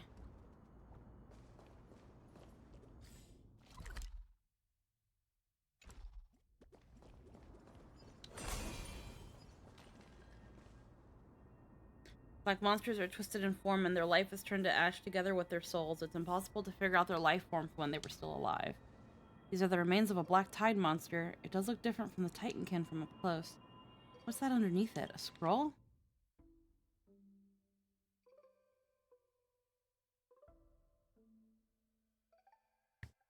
We are caught that state. They dared to touch the sky, but what were they really? Just blind masses manipulated by ambitious politicians who dared to challenge the Titan's authority. A completely meaningless attempt, an absolute mistake. Venerationists have bowed to the Titans for so long, you've forgotten a scholar's true purpose. Making a mistake does not mean the act was meaningless. Even though students new to the Grove understand this from basic logic reasons. Entire city-state reduced to ashes proved the skyship's construction was a mistake. To me, that's precisely the meaning they achieved through sacrifice. Am I hearing this right? Such a statement? Are you converting to venerationism? No, I'm simply examining the matter from another perspective. Legible content ends here. As expected, the Grove doesn't forbid discussions about the sky. The debate between two scholars about the sky ships. Aglaya also made mention of the ships when she interrogated us, a memory I'd rather forget. Hold on to this for now. With any luck, this journey won't leave us empty-handed.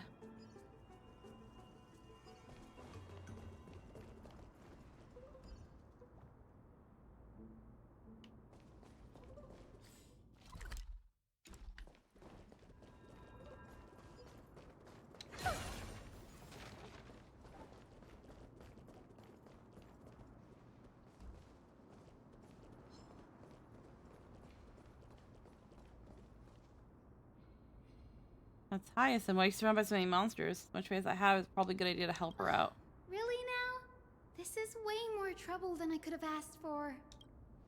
Need a hand? Or you could sit back and watch. Can't tell if you're serious or not, but being hard to read isn't without its perks, I suppose. I'm kidding, Danny. Lend me a hand, pretty please. All right, now let's get him.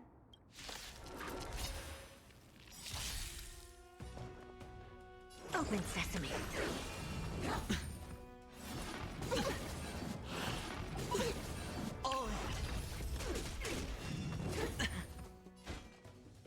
Wretched and fleeting. Hedge your bets. Spend freely. I don't have time for games. Watch your head. Flesh. Oh. No dirty tricks, all right? Beauty is eternal. Helpless as ever. Expand your thinking. Watch your head.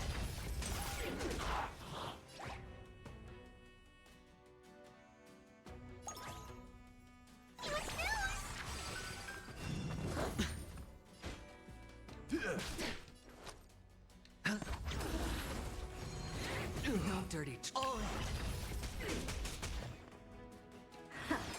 Watch closely. Never.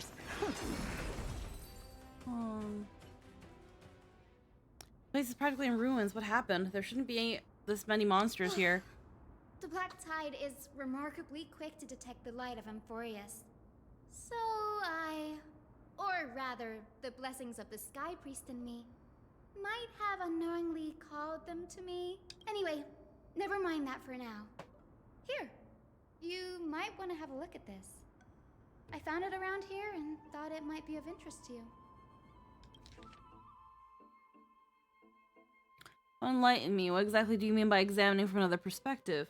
Simple, you see. When we stand normally, the sky is above. When we stand on our heads, it's below our feet. Huh, I don't even know what kind of situation inspired you to make such exalted theories. By the way, I have a student who loves to write satirical comedy. He once wrote about a fool who could not figure out a question no matter what. As I said, there's no reasoning with you venerationists. You're like dromas, yet huge, yet always gazing downward at the earth. Well, I want to be the wasp that stings the dromas. What if that state tyrant's defeat simply proved that among all paths to Aquila, the skyship was the wrong one? Anaxagoras, you impious blasphemer, mark my words, you'll eventually answer for your sacrilege. I doubt your students or that young teaching assistant girl have any idea what secret research you're truly conducting. Legible content ends here.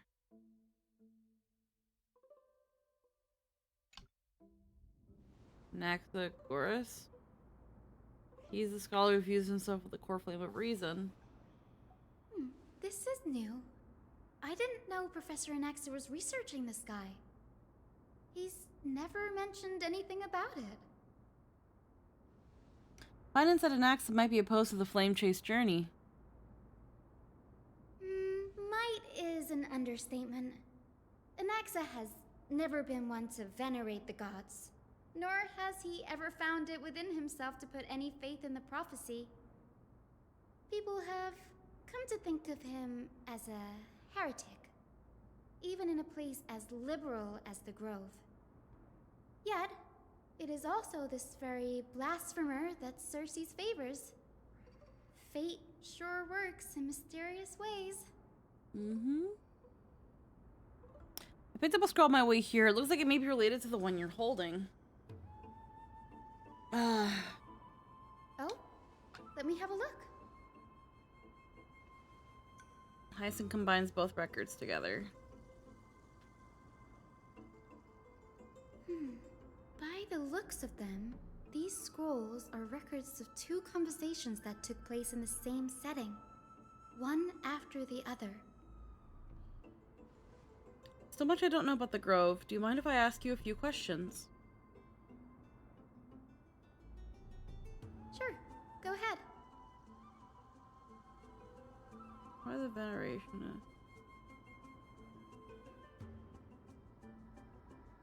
The Grove of Epiphany is home to 7 schools of thought. While all 7 schools are founded on the ideologies of Thalesis, the first scholar, each is unique in its own way. Among them, the Venerationists revere and worship the Titans the most. As the sage of the Venerationists, Euthyphro has always been at loggerheads with Anaxa.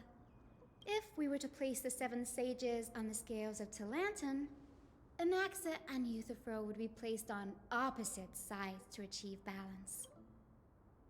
Very illustrative explanation.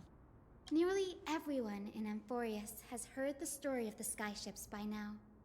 Aquila's stature is loftier than the heavens, and their divine retribution is merciless. That's why it's no use building giant skyfaring ships. Oh, but I do wonder if a supercharged mini Treaty cannon could slip past their watch. That was a joke, right? Newsporists primarily study the application of alchemy in soul repair. Everyone considers Anaxa a blasphemer, but that has never stopped him from sharing his ideas, no matter how taboo.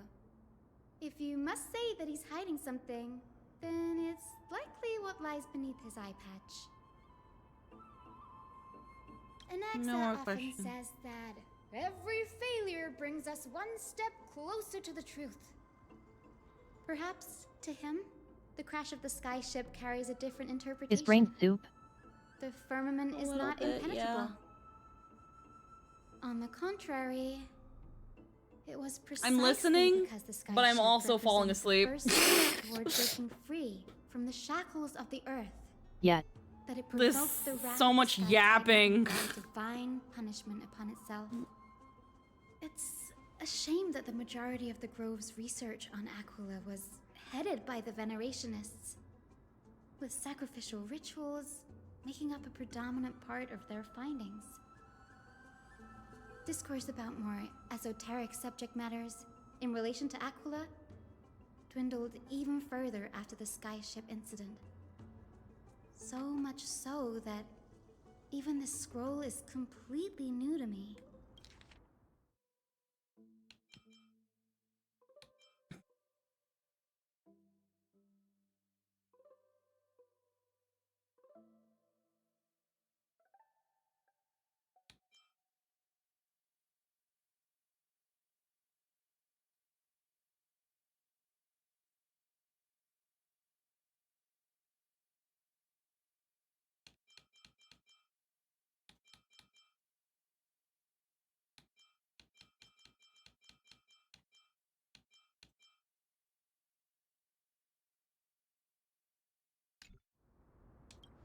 Don't worry about it. We'll just collect everything we can find on the Titans for now.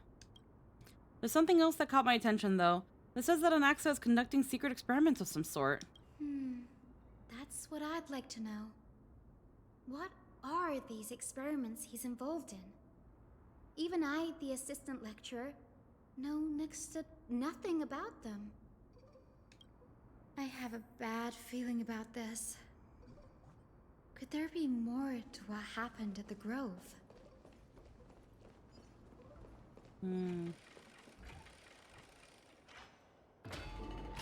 At the Library of Philia.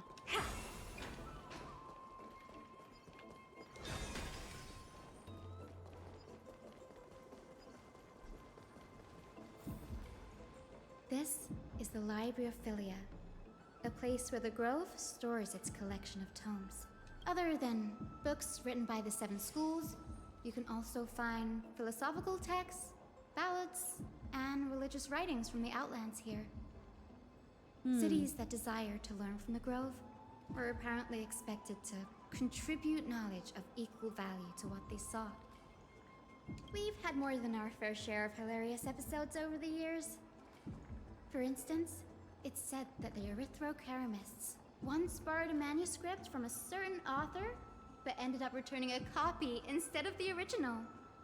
What's more, the original manuscript was supposedly then hidden here. That doesn't seem like a nice thing to do. Nice? No need to hold yourself back, Danny. You can just tell it like it is. Their behavior was no different from bandits. If you don't mind, did the Grove ever rob Castrum Crumno? You've got me there. Some said you couldn't even find a dictionary in Castrum Kremnos, so I guess they were spared. There are too many books in the Library of Philia. Flipping through them all will take too long. Why don't we use the Biblioslate to search for the texts we need? We can bring them back to Akama for reading after that. Agreed, this place isn't safe. We should leave as soon as we're done. There's still several more scrolls strewn all over the place. I'd gather them while you pile up those texts. This is why nothing will be overlooked. Blah, blah, blah.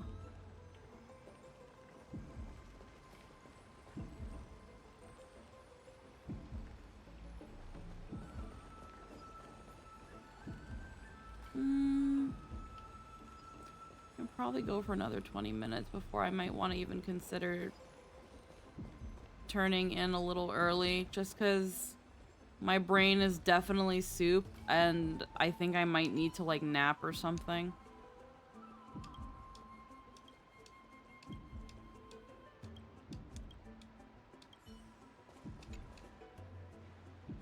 These are complaint letters from the scholars about Anaxagoras the Blasphemer. It's a thick stack of letters.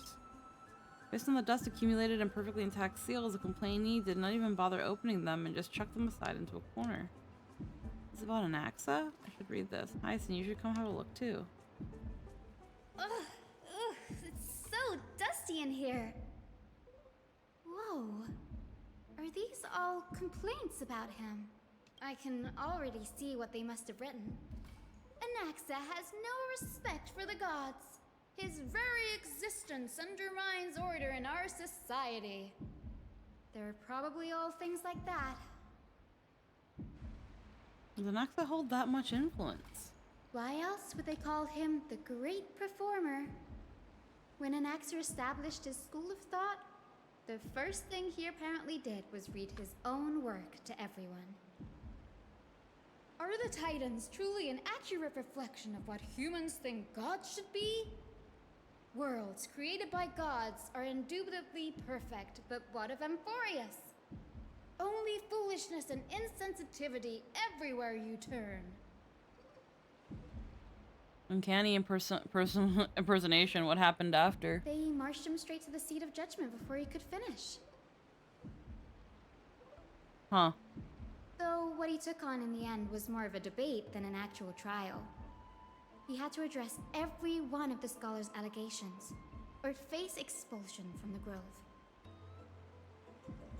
The first allegation was...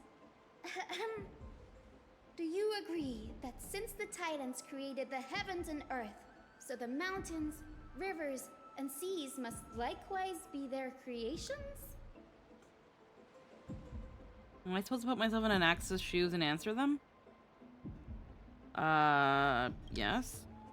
As told in the myths, the seas, the skies, and the earth are all beyond the shadow of the doubt creations of the Titans. Anaxa would have probably been spared a lot of trouble if he had answered this way.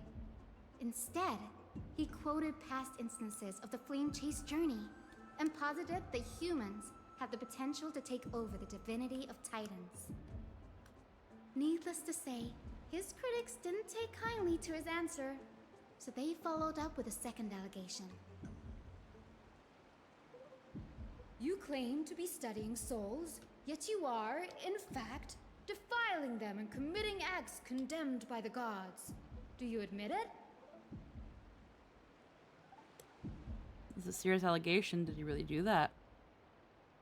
Anaxa always wears an eye patch, never removing it, even when alone.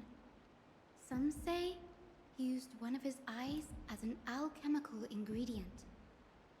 Every being in the world owes their safekeeping to Kefali, and this is even more so for the Chrysos heirs who have divine blood coursing through them. If he has really done something of that nature, then it'd indeed be sacrilegious. Thankfully, they had no way to prove it, so it amounted to nothing more than an allegation in the end. One by one, Anaxa engaged in wars of words against those who would challenge him. Toward the end, a scholar asked him, Anaxagoras, have you any respect for the gods? It was only after a brief silence that he answered, I have never denied that Titans are meant to be noble constructs. What he didn't say is that the Titans are not noble. Rings louder in this case. Yes. I'm not sure how that controversy was eventually resolved. But what's for certain, at least, is that Anaxa was allowed to stay in the grove where he continued his research, despite being regarded as a heretic. By the way, this stack of complaint letters has reminded me of a place in the grove. We may find clues there that aren't on the teleslate. I'm talking about Anaxa's alchemy lab, hidden between the cornerstones. Given the Grove's meticulous approach to archiving, could there really be such an oversight right under their noses? It's a well-kept secret. Among the 7 sages, excluding the nominal chief sage, each has a private sanctuary where they can conduct research undisturbed in their free time. Even the administrators of the Library of Philia are restricted from accessing those places and documenting the sage's research. But with the grove in this state, I'm sure Anaxa won't be mad even if we sneak into the lab for a short while. Right? These trees, they're like a maze. Okay. Oh, there's one more here.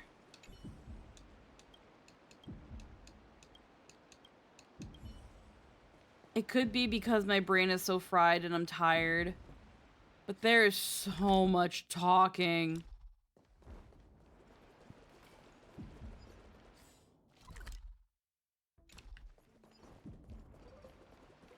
It's just... No, I'm noting it too. It's just dump after dump after dump.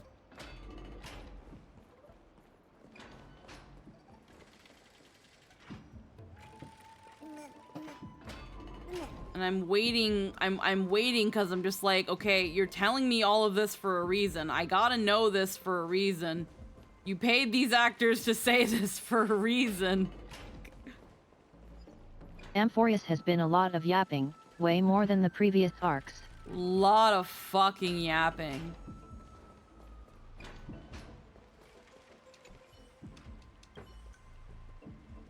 Like, I wanna take a nap. Which, to be fair, his vibe is yapper. Well, yeah, Anaxa, yeah. But we're kind of talking in general. Amphoreus in general has been a yap fest. It's been a lot of tell and not show.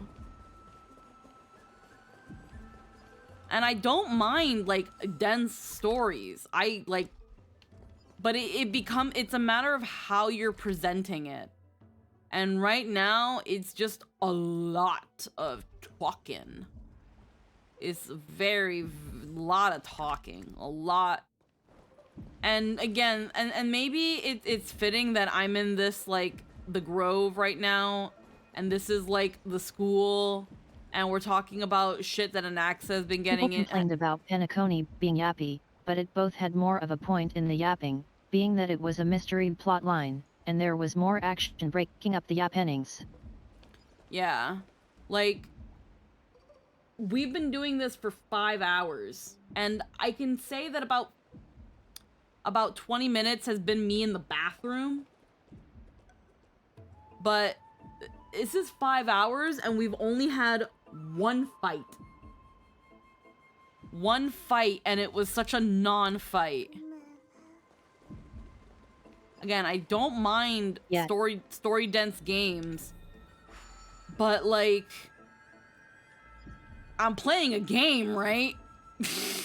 Or is this a visual novel? And there haven't even been dramatic cutscenes. No, there's been no cutscenes. Plenty of great art. Like, we know now, Anaxa is essentially gonna be collaborating with the Elders as essentially a big It's fuck nothing you. to be like, oh shit, tone shift. Like, here's the thing. Anaxa's POV can be summed down to 2 main points. He goes to the to Dawn Cloud, where the Council of Elders are, and he says, "Hey, I'll conspire with you guys because we both fucking hate Aglaya." And it's like, that's all that happens there. Nobody in Akama likes Anaxa. Less so people in Dawn Cloud, because again, it's where the Elders reside. They don't, but Canis wants to work with him because again, it sure would piss off Aglaya if one of her Chrysos heirs is not on their side. Fine. And they want the core flames of all the Titans, but the quote-unquote bad Titans, because they want to go back to what they consider is the golden age of Amphoreus. Got it. That didn't need to be an hour and a half. The second thing that happens in Anaxa's POV is he's now going up to talk to Kefali, and now he's seeing some shit and seeing some flashbacks involving Calypso, Nias, which is interesting, and then another third person. And just before we start really getting there, where Anaxa's like, this is just proving everything I said right, this is proving me right, this is proving me right. What was your point, sir? And they leave us at a cliffhanger. Anaxa's POV, though, was like 2 hours, and it could have been condensed into half an hour. Either way, on our side of things, the Trailblazer, we learn, we go... He has some larger plan, though he's being cagey with it, and he's going there under the pretense of working with the Elders in order to use it as an opportunity to get to Kefal and validate his thesis. That's pretty much it for him. And at the end of that, several hours, we get our moment of, oh wow, that's some very interesting information. Yeah. So, and then before that, we have the Trailblazers POV, which wasn't that long, mind you. It but just took way too long to get it yet. Yeah. With Trailblazer, it was go do the trial, turns out you're dead, and Mem can talk now. That was it. Like, so far, this patch this could have been an email. The easiest way I can sum up this patch so far is, this could have been an email. Not literally, mind you, I'm just the phrase of, this could have been an email.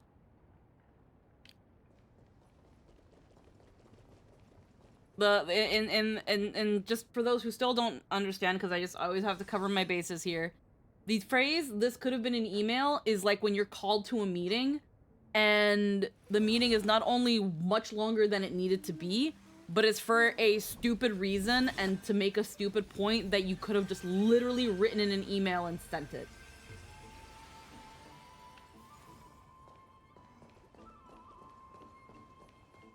This is the place, but It didn't need to take that much time, is essentially. everything? The Trailblazer one was definitely better set, since Yes. it wasn't as long and gave us a fair bit of information that it was nice to get directly from the source. All gone. The black tide destroyed it all. I wonder we didn't see any defense mechanisms along the way. Have you ever been here before? It really doesn't help that Don Hung is just quiet this whole time. I will say, Don Hung being quiet is what's keeping me awake, but it doesn't help. No, not even close. Not only are alchemy experiments high-risk activities, Yeah. Professor Anaxer also has a penchant for using bizarre materials. Students often saw him walk in looking bright as rain, but come out covered in soap with his hair singed. Naturally, no one dared to come near this place. Huh? That bookshelf over there seems to be the only thing still intact. But say, a big problem with Amphoreus is that it feels too ambitious at times. It has a lot on it's putting a lot on its plate. There are materials requested by Anaxagoras, documents of various fields, University of Seoul, Academy, Alchemy Doctrine, and so on. Most of the materials look to be within the research domain in these points. However, a document titled "A Study of the Chrysos Heir's Background" is mixed within. And y'all be doing too much of this. Too much of this. Like, okay, I understand that they like to give us supplemental reading and that this is something that you can read. I understand, like, when in Belobog and in Penacony, when you're running around and you find documents and it's like, oh, how does this play on the story? And you can take your time and you can choose to read that. But when you do this in the main story, where you're given a document and it's just like, hey, read this. Why? Why do I have to read this? I know I don't have to read it, but why do I have to read this? Why are you giving me this?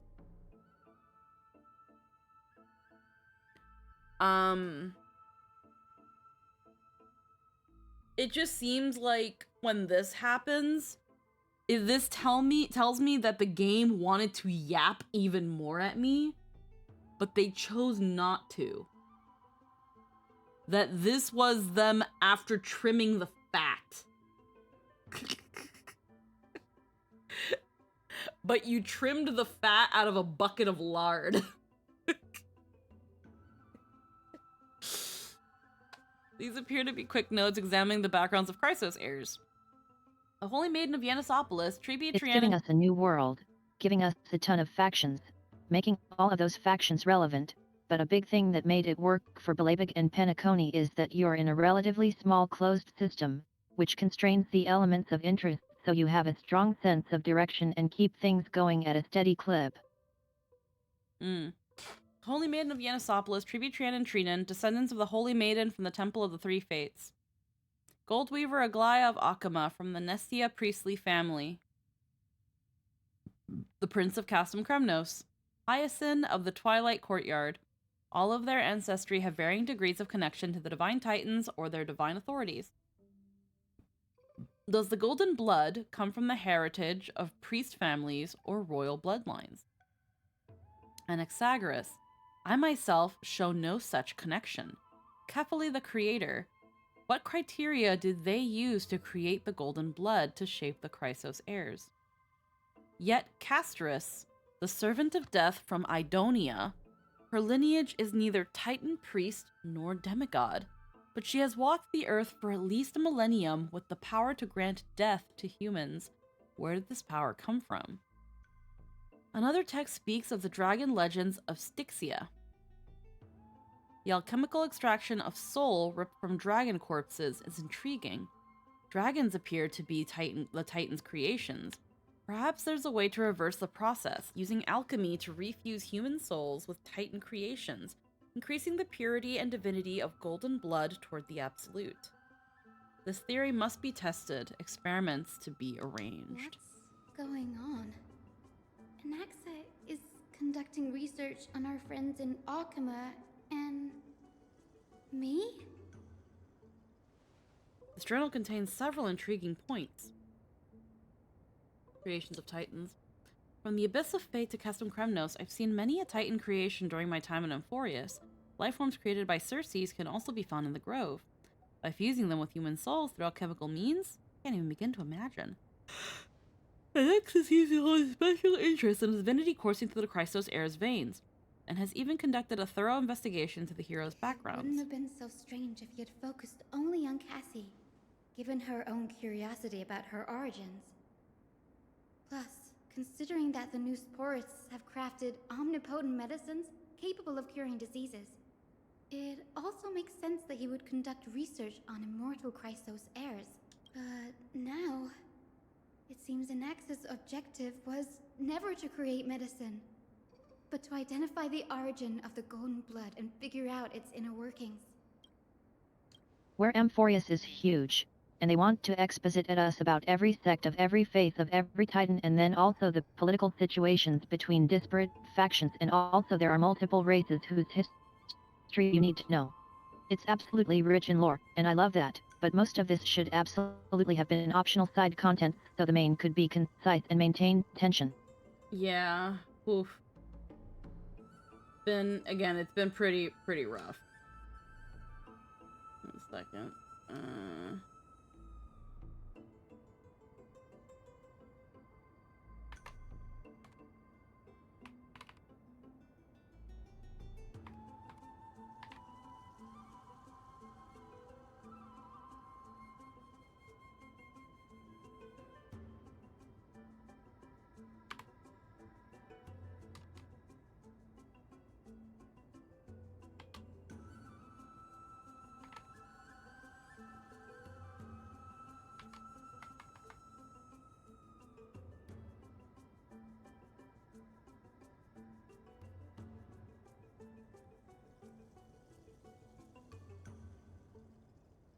Okay. Yeah. There's just a lot going on, and they want all of it involved in the plot. And that's where I'm kind of like, oh, it's so much. Through alchemy, Anaxier aims to refine the golden blood in the Christos heirs to a degree of purity equal to divinity. This must be what he means by close to pure purity, but treating both Titan creations and the human body as materials to be used in alchemy experiments, that's rather extreme. Danny, look at this. I have a bad feeling about this. These documents appear incomplete. Judging from what's left behind, the important alchemical formula have been taken away. Only the author's reasoning remains. Previous approach has flaws. Fusing human souls with Titan creations does not purify golden blood. Even pure Titan creations are contaminants to the Christos heirs' golden blood. Soul fusions between humans and creations merely repairs impurities of the soul or maintains a connection to dying souls. While creation myths tell us that Christos heirs and other creations were all made by Titans, the nature differs fundamentally. The Titans' creations are no intermediate products of an alchemical process, and the Christos heirs are closer to the Titans than the creations. Which can work, but Paniconi juggles it a lot better, by only focusing on what matters and cutting the chaff most of the time. It still has a lot of yapping, but you have strong verbs and have a solid idea on what you're doing, while it also doesn't let you stay comfortable for too long before something shows up to throw you for a loop. The leisure of Amphoreus makes it a lot less engaging. In other words, I should not have considered Titan creations equal to Christos heirs. The hypothesis I should focus on is one painted towards the Titan themselves, pointed. Such rare chances to study Titans demand a meticulous selection of research subjects. Yeah, again, it wants to It wants to put everything on its plate and tell you it's a meal, and it's very bloated. There's a lot of bloat. Such rare chances to study Titans demand a meticulous selection of research subjects. Living Titans prove impossible to restrain, and dead Titans offer no insights worth pursuing. But dying Titans, they are the perfect research subjects. Only by understanding the fundamentals of creation can we ensure perfection at the moment of everything's birth. Through my own hands, I will melt a Titan and reach the true essence of the soul. My biggest fear. It's come true. After going through his notes, I think I can piece it all together now. I don't think it affects us a lot, but given we have some voiceless characters at the moment, it makes certain parts seem off-putting or something like that. Anaxa was carrying out experiments on soul transmutation. You look so surprised.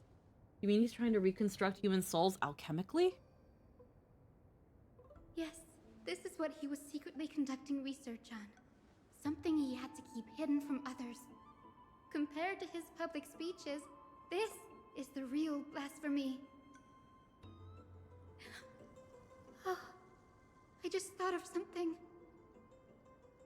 What's wrong? Do you remember when the Black Tide was approaching? The Grove had planned to send Cersei's core flame to a safe place. But an accident happened along the way, and Anaxa lost his life in the process? Hyacinth, mind emoting?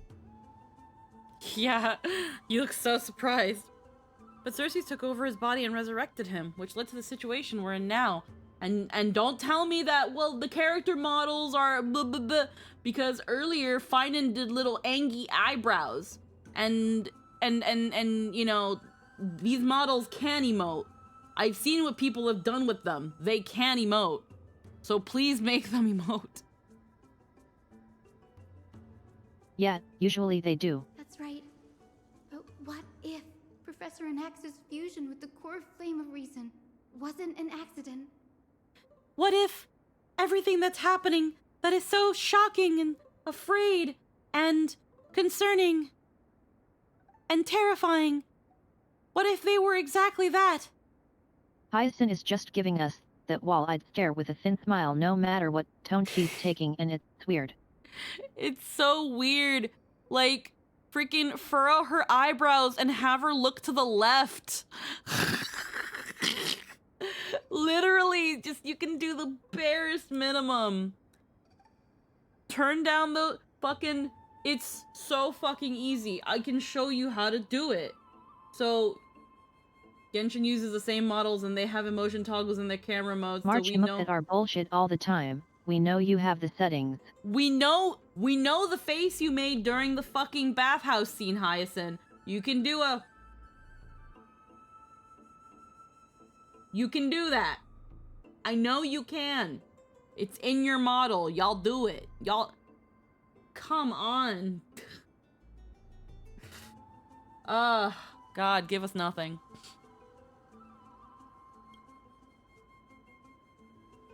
What do you mean? Put yourself in his shoes. Knowing that the Black Tide was closing in and your time was running out, what would you have done? And again, this is as easy as programming a toggle, which again, if they have emotion toggles in their camera mode, guess what? You can activate those toggles in cinematic mode. Too much work. I guess fucking so. Small indie company. It fucking... Like, it's literally have it so that when it reads this line, because it has to run these lines of code, when it runs this one, freaking also activate toggle for an animation. Like, come on. Like, 14 was doing this shit, and it's fucking 10 years old.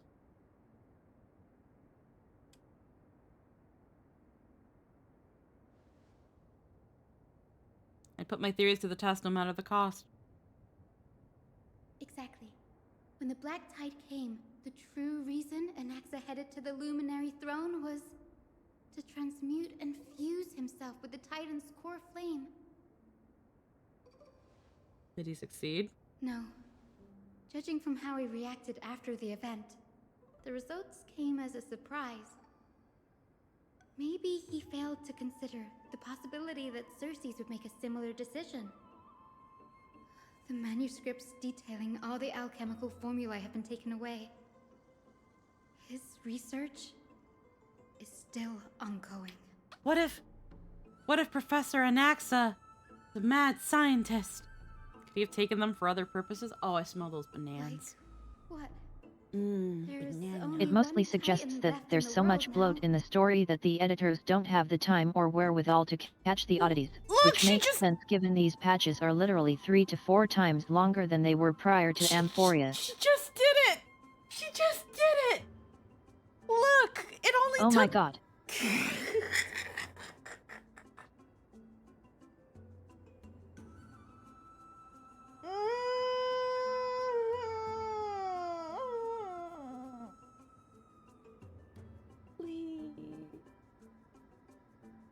What iPhone do I have again? This is an iPhone 14. I have a 14, a regular 14, nothing after the 14. Your face caught up with how you're talking, and it only took 6 minutes of yapping. No, I'm not trying to suck your toes, but hey, pretty girl, I'm sucking toes. The way you do the things you do reminds me of me sucking your toes. That's why I'm all up in your toes. Oh my god. Y'all's is killing me. What you mean her face is now going to contort? Small indie company, guys. Small indie company. Oh, it's gone.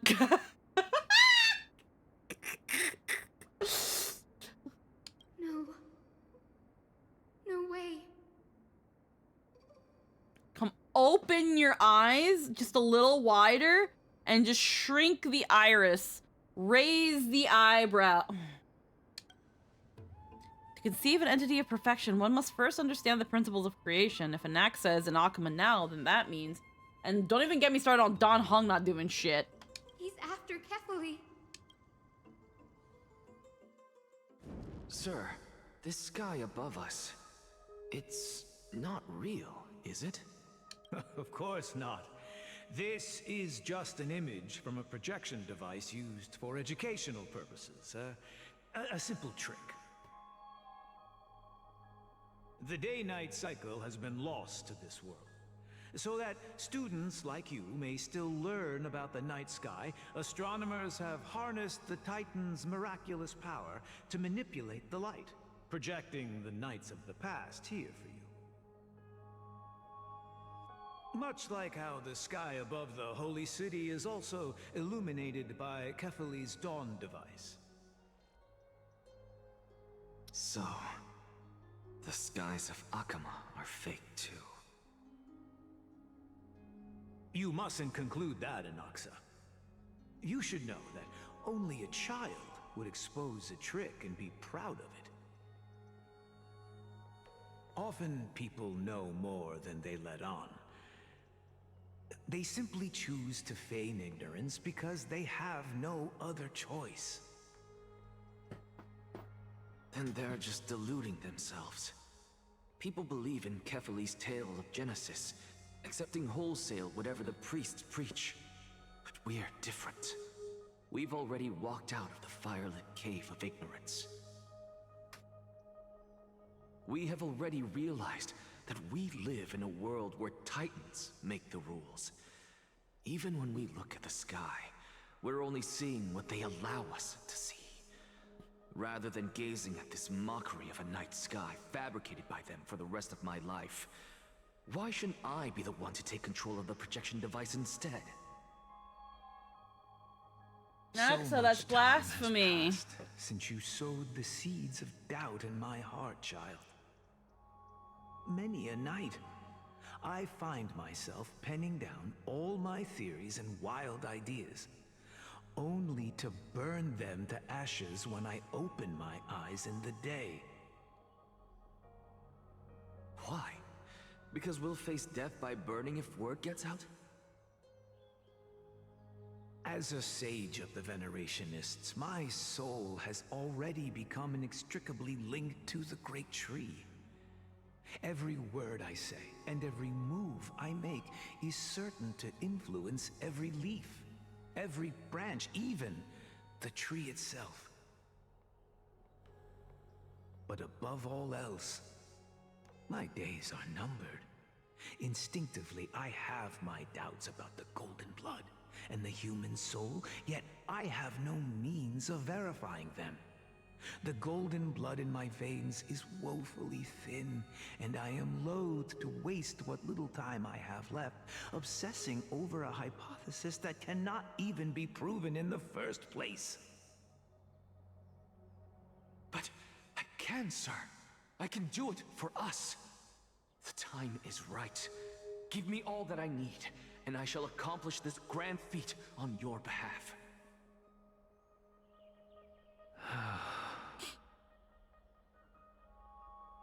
You're right. I shall do just that. In the next meeting of the sages, I will spare no efforts fighting for the rights you deserve. Go. Establish your own school of thought. Find out what we are. Become the one who conquers the ultimate truths of the world. And now we know that Anaxa is after Child of Kefli. humanity. You didn't go to such lengths for an audience with Kefli. Just ask him a few questions, did you? So, you figured it out. If I were as foolish as a Dromus, perhaps I'd throw myself down and prostrate before their greatness, begging for the gods' prophetic wisdom. Well, sorry to disappoint, but I'm no Dromus. Alas, I am a human, standing tall on 2 feet, possessing So that both whole aside with intellect Dan Hung, I think all we got was a break from the dramatic moment to explain the dramatic moment before going back to it.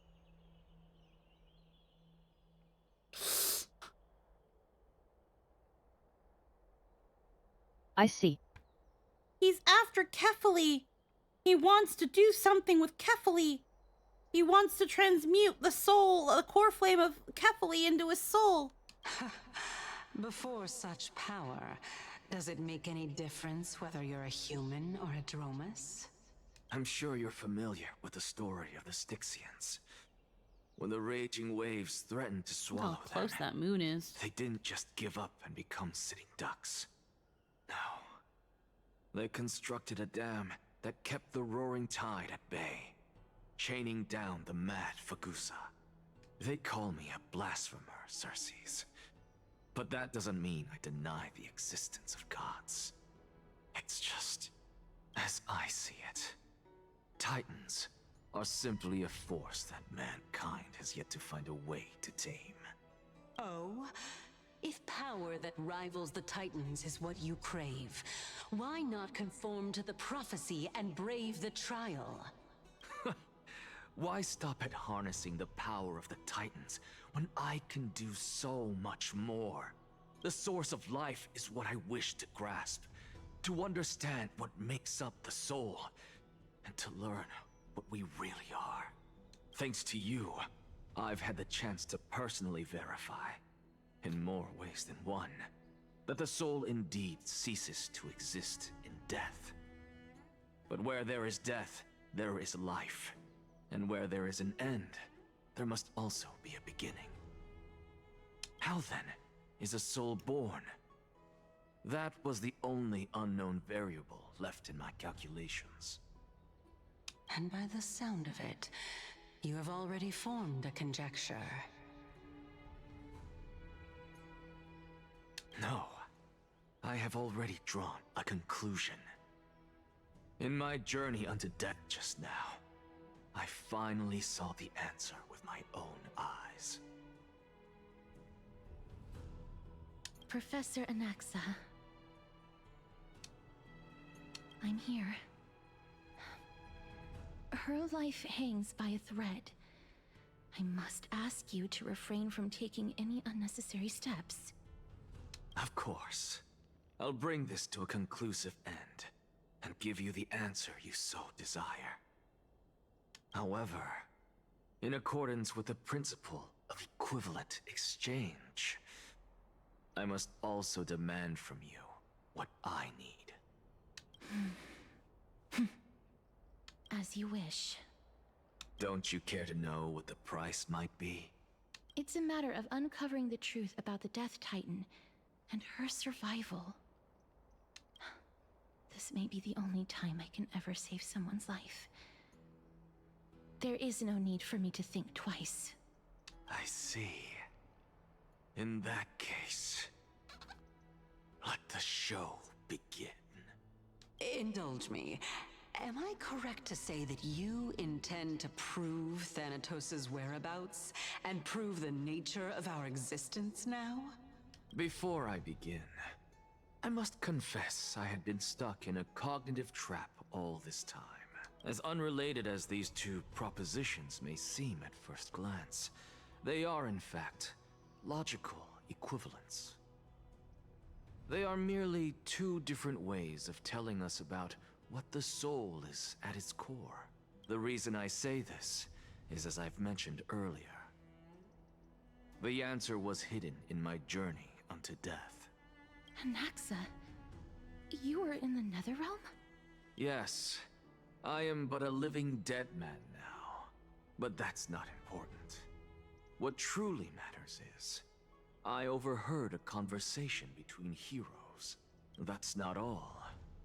Remember how I said you were a part of that conversation too, Circes? And I've told you that I have no recollection of such an event.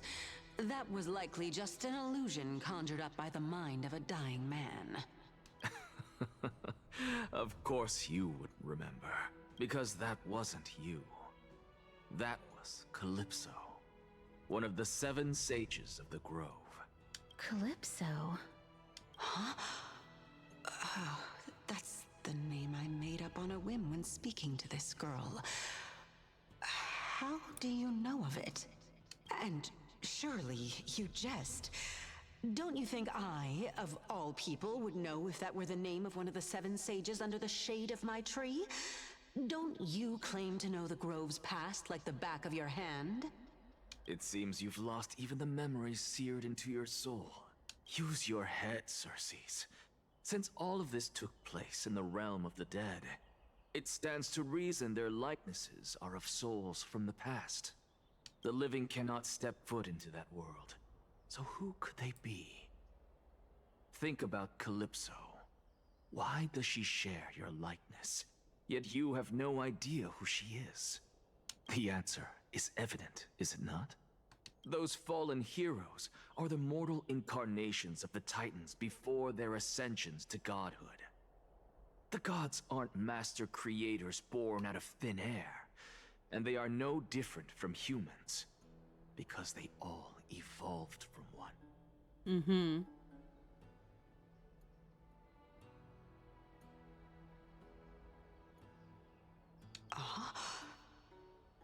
Does this answer disappoint you? Titans are people! Yes, because you've answered nothing. If I truly was once human, as you claim, then where do the children of humanity come from? Even on the off chance that you speak the truth, this brings us no closer to grasping Thanatos' whereabouts. How are we to find them? I knew you would say that, but it matters not. I know what I'm doing. Actually, why don't we have this supreme being standing before us tell us everything? You can revive a Titan? Humans cannot return from the dead. Neither can gods. But all we need to do is look at this from a different perspective, and the problem will resolve itself. The solution is simple. Just like what you did to me. If I'm reborn as Kefali, I can rebuild the world and all within it as they once did. Simple, is it not?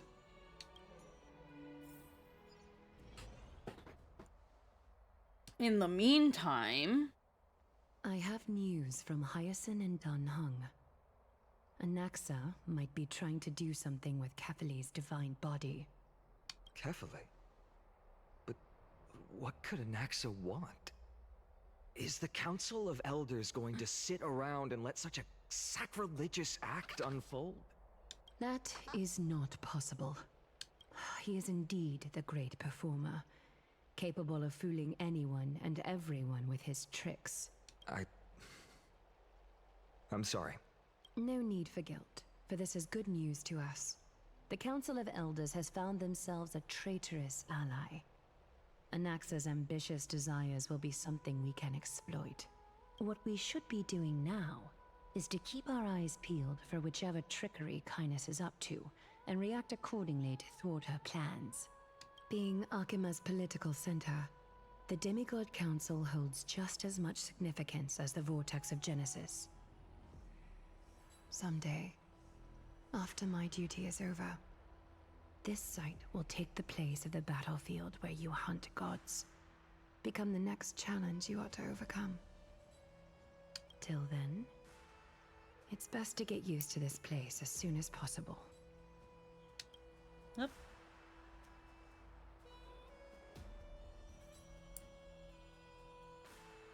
Preposterous! The Christos heirs only have their standing because of the Council of Elders. How dare they trample over it? Well, these people are shooting daggers with their eyes. It's been a while. Hello, Oleg of Amphoreus. But we've never met. Hello, Oleg of Amphoreus. What is that supposed to mean? Is this really the sort of person that the young lord praised as a ferocious warrior? Hi, Zanget. How you doing? It has indeed been some time, Lord Krateros. What brings you here in such haste? Shh. Keep it down. Be more vigilant. See those duplicitous dogs over there? They do the dirty work for Kindness. I've already ordered my people to hold them back, but we should still lay low. Unless you're itching for a bloody fight to get a workout in. My bad. So, did something happen? Did you hear thunderclaps last night? Hooray, it's Acheron. Someone's coming to save us. God, okay. It would be hard not to notice thunderclaps in broad daylight. Thunderclaps are beacon signals of strife. They are a message from the young lord. He threw a spear bearing several words at Akama. Watch out. The Flame Reaver is back. I guessed as much. We didn't actually kill them back at the Kremnos Arena. I figured this is something you would want to know. We Kremnoans never back down from a fight. So if you plan to take that thing down in a battle, reach out to me anytime. You have my gratitude. I will let Aglaya know about this right away. Remind her to be on her toes while you're at it. That vicious Kindness has been unusually active lately. Those lackeys she keeps under cover have been going in and out of the city a lot more frequently these days. Some even seem to be getting Kremnoans to defect to the Council. Oh.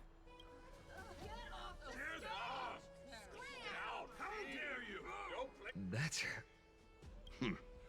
Looks like you can see it for yourself.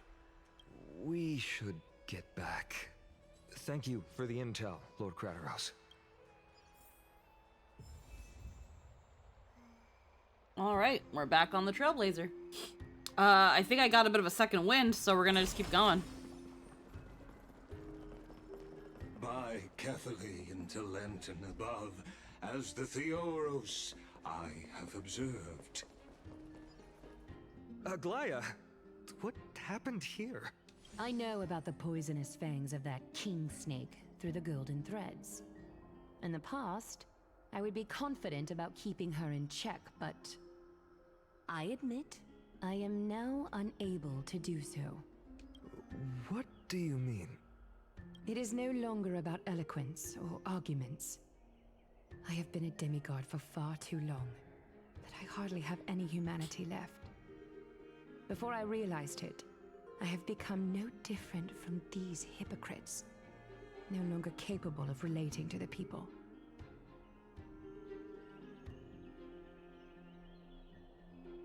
This has come a lot sooner than I expected. But perhaps it is time. I need you to step up, Finan, in order for me to retreat behind the scenes. Yes, this is my duty, but... It is far easier for the Council of Elders to fool many than just fool one person. Their so-called more support is no more than a ruse to distribute power using words instead of lances. There is no glory in winning this debate, but that makes having respect for humans so much more priceless. Finan, you are a Chrysos heir without flaw, capable of relating deeply with humans. I can make a couple. I appreciate what you've taught me, Aglaya. I hope we'll live up to your expectations and win this debate.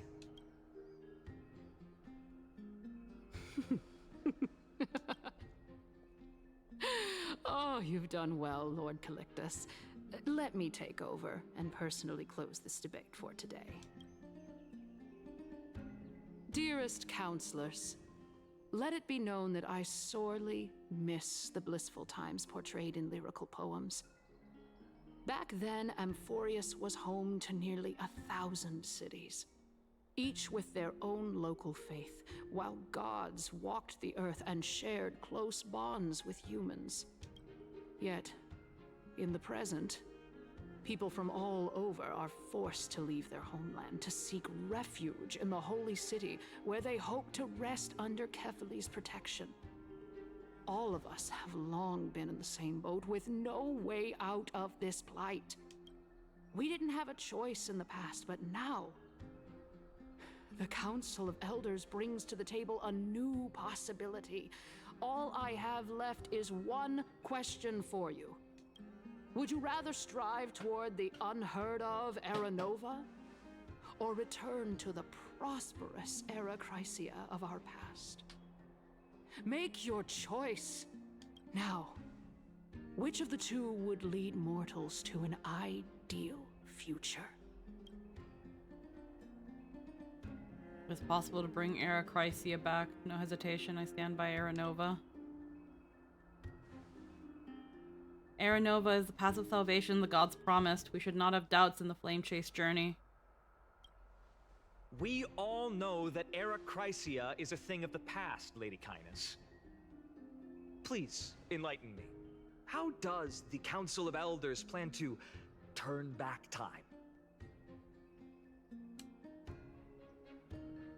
Let the 3 Titans of Calamity be born, and Era Chrysia is nevermore. But bring demise to those Titans, and Era Chrysia will descend upon us again.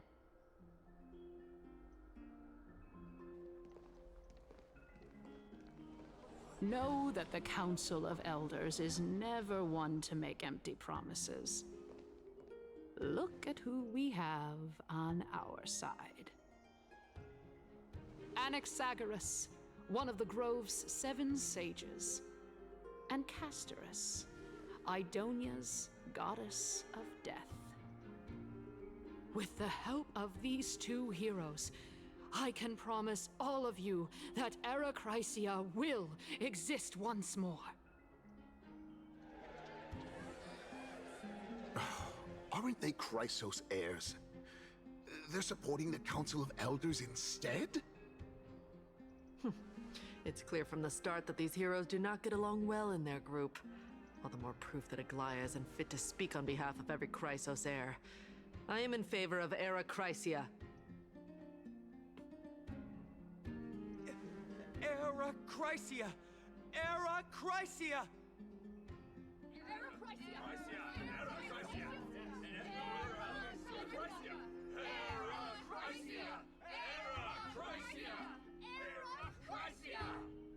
You all sound very enthusiastic.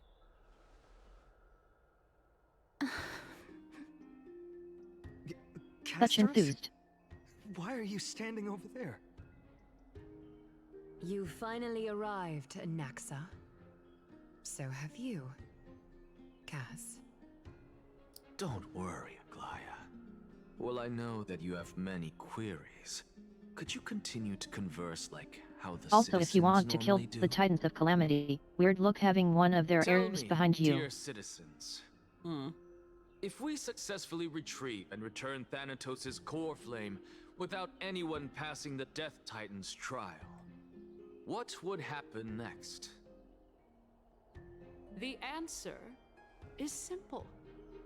We will have a chance to rid the world of death and bring Amphoreus back to an era when all beings live forever. We'll usher in a new future that will be entirely different from the flame chase journey.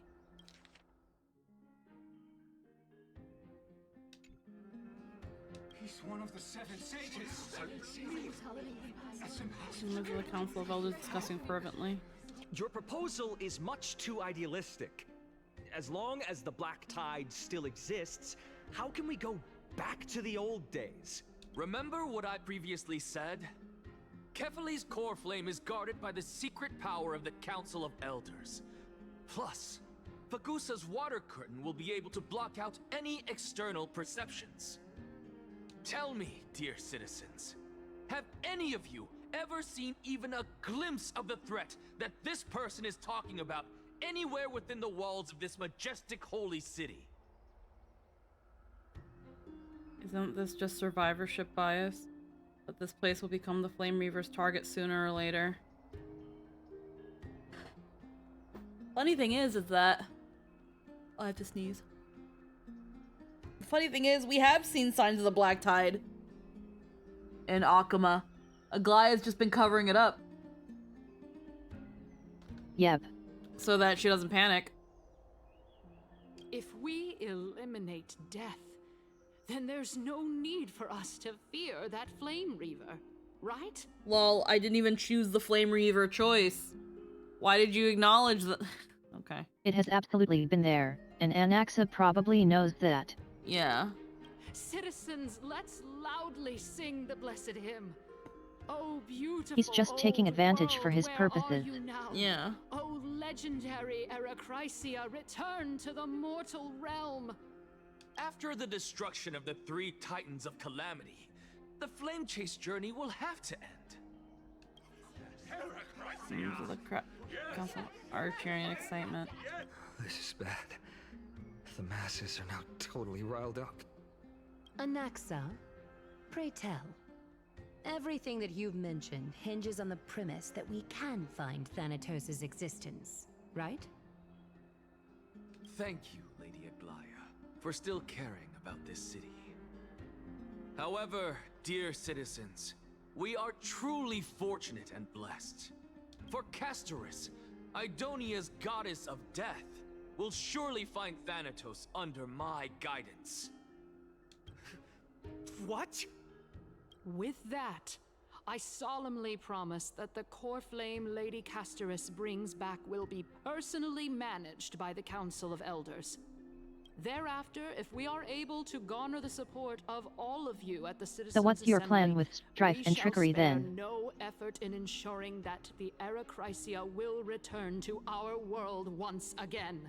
Yeah, what are you gonna do with Mighty?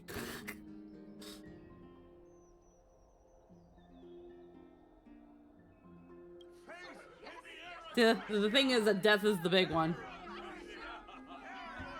With the balance shattered, the result is clear.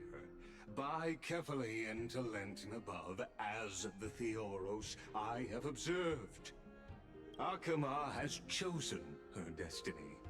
The issue up for discussion at this Citizens' Assembly shall be modified to the suspension of the Flame Chase journey. This resolution shall be put up on the Wall of Heroes, such that all citizens are aware of the city's way forward.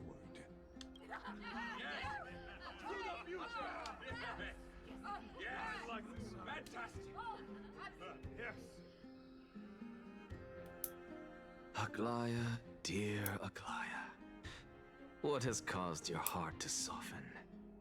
You also don't seem to be as quick-witted as before. Wag your tongue as much as you like. Since the flame chase journey has been preordained by the prophecy, our failure has never been on the cards. Well then, I guess we'll find out if that's true at the Citizens' Assembly. Lycus announces the conclusion of the debate and the attendees part ways. Amphoreus, what's going on?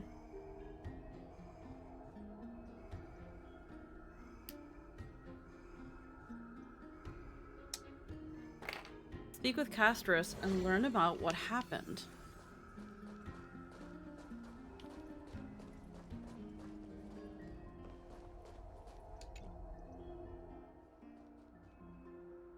Well, it seems that when I sent you to look for Anaxa, I unintentionally facilitated your partnership with him instead.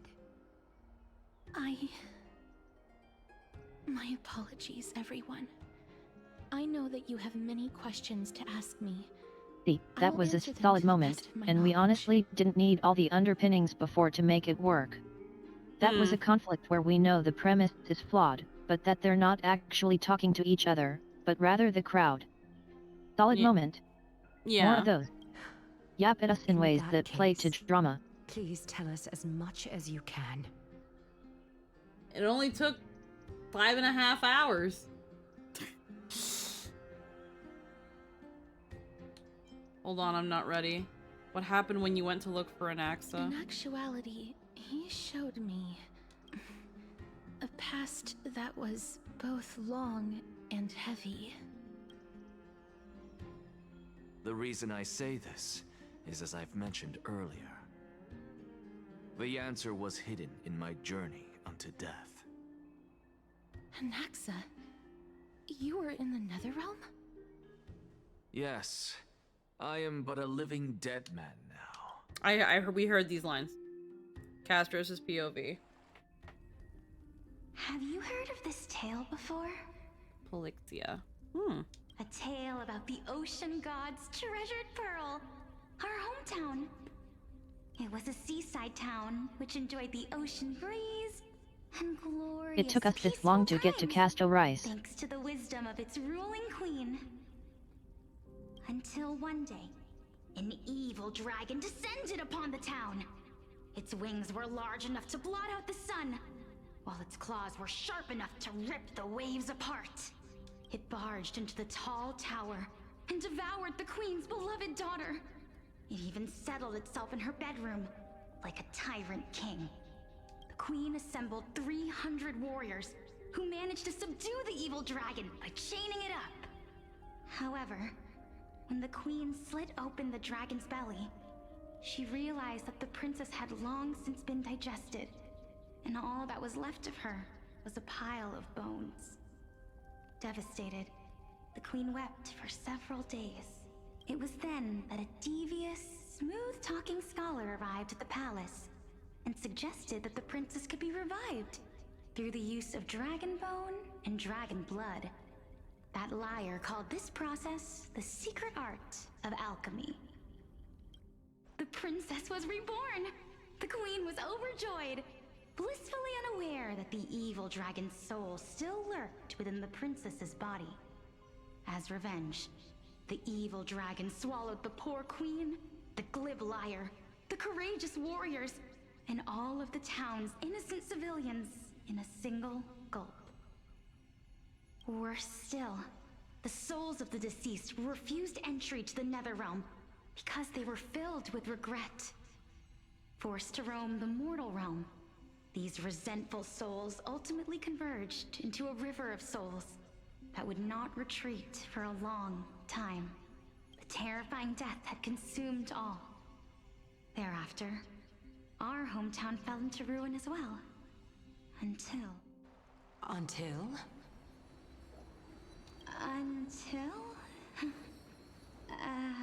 Actually, I don't know what happened next either. Oh my...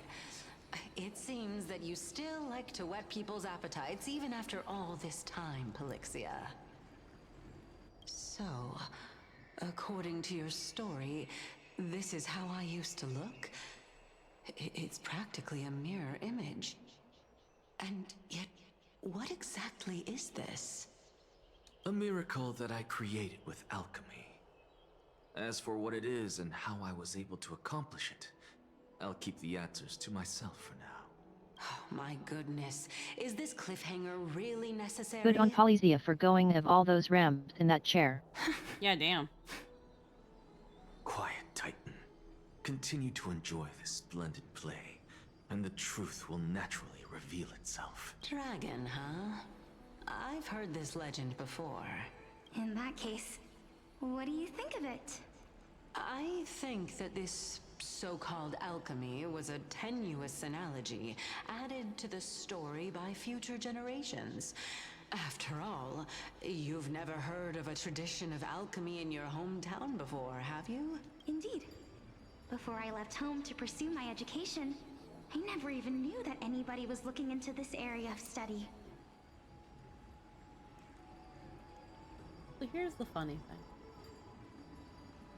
You know how last patch we were complaining about why they didn't give us a model for Trevios?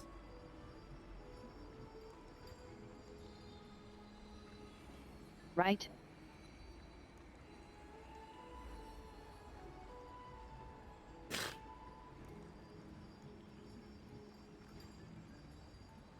I'm about to reach for some fucking liquor. What the fuck?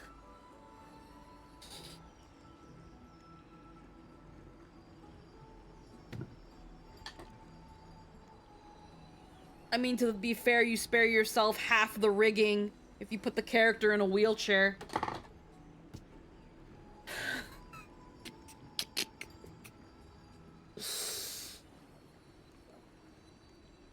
Oh my god. Really? I mean, to be fair, it's just... Weirdly enough, it was probably more effort putting her in the chair. Well, here's the thing. Here's what I'm looking at her. It's just Castorus's head with the eyes closed without all the embellishments and that weird thing on her face. Obviously, the body's different, but the head is just Castorus. Yep. But still, they made a model for Polixia.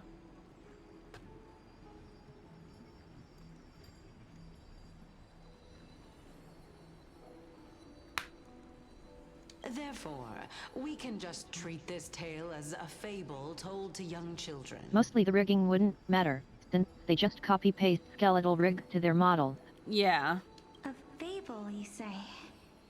If so, what moral is it trying to impart to the kids? Modeling the chair is way more work. Be the concept of equivalent exchange? Oh?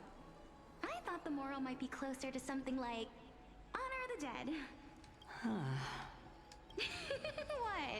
At a loss for words? No.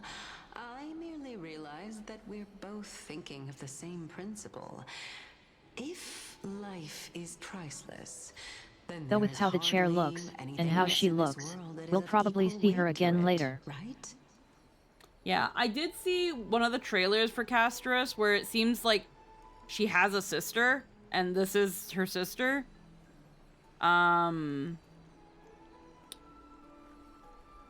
But they don't really say how they fit, but it essentially, the trailer pretty much says like, yeah, Castorus has a twin sister and it's Polixia. I don't know what that says for the theory you had that she's looking for March. But No, that's not me. someone had a theory of like that Castorus was looking for March. That her sister was March. Or that they're two halves of a whole or something. Indeed. As expected of the wisest scholar in the land. You flatter me. Why don't I ask you a question as well, as a form of equivalent exchange? Of course. What is your question? If I imparted my knowledge of the art of alchemy to you, would you use it to resurrect someone you loved? What? Pathetic. The mark on Polyzia's face looks like a hand or claw, and the chair looks like it's made of bone. And with what Anaxa discovered, Polyzia should be Thanatos. Anyone, right? Mm-hmm. The Hand of Shadow. Yeah.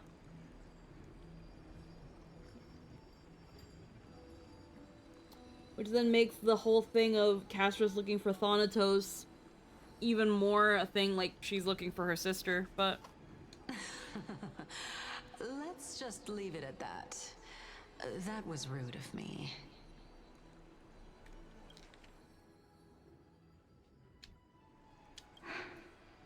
Yes, I would. Oh? Death is inevitable. In the days to come, We actually already know she's looking for Thanatos to find her sister. She just presumably did not know they were one and the same. If such a mighty power really existed, I think I would use it without hesitation. After all, you, me, and the rest will all have to face that fateful moment eventually. It just kind of... It just kills... maybe it's just me, and maybe I'm just being whiny. I'm really sad that looking at this character, who I know isn't going to be No, playable... they absolutely should have made one for Tribios. They really should have. Like, they had a whole ass design. There is no excuse. They had a whole ass design. She was used in trailers. There was CG arts of her. And there was even in-game footage where instead of using a Trebios model, they used Trebi. And they used the in-game reason of, well, we don't remember what we looked like. Then why do you have the CGs of her? Like, immediately... Which is actively contradicted by the art, yes. Immediately contradicted. And then you see this, and it's like... Because I know some people were like, well, maybe they didn't have the time. Well, maybe they didn't want people, blah, blah, blah. No. No. Absolutely not. Small indie game, guys. Small indie game. Come on. You could have made a Trebios model. You could have made a Trebios model. You guys freaking copy and paste, you copy and paste your fucking rigs and your model templates. Like, you could have done this. There really was no excuse. They just didn't want to. So I'm just looking at this and I'm just like, I'm just upset. They just really did Trebi dirty. My time is finally here.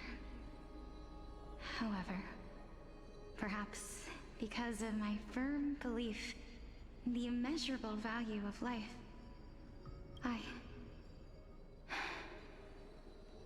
I am unable to complete the trial. You shall wither, and through that, the dead will sprout again from the remains, and be reborn with the dead flame. It is a pity that fate is such a cruel mistress. Is there no other way of interpreting those words? I'm afraid that the meaning is clear. Between my sister and me, one must pay the price. Our trial can only be completed when the one chosen sacrifices her life. I'm afraid that the prophecy might even have selected a pair of twins for this exact purpose. Fortune makes fools of us all. My sister is prepared to sacrifice herself. And yet, I can't do the same.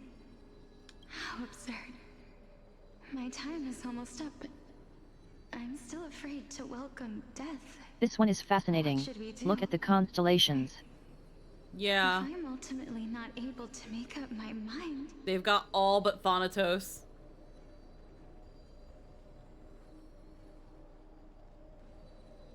Since Chaos is willing to guide all of us and leave this trial to the end, This heavily suggests this is a time loop of sorts, and this is the end of the previous flame chase journey. Mm-hmm. That's right. Don't allow the fog of an uncertain future to cloud your mind. Trial, prophecy, the topics that they're discussing seem familiar. But these three people must not have left their names in the epics. Otherwise, I would have some recollection of this. Amphoreus' history before the Titans were born was complete chaos. Is that not strange by itself? I have long held three hypotheses about this. However, let's continue watching for now. Calypso, Polixia, and this warrior. I seem to have met him somewhere before. Regarding this matter, Nias, are you confident that you'll complete your trial? Of course. Though, I am worried about what will happen once I've emerged victorious.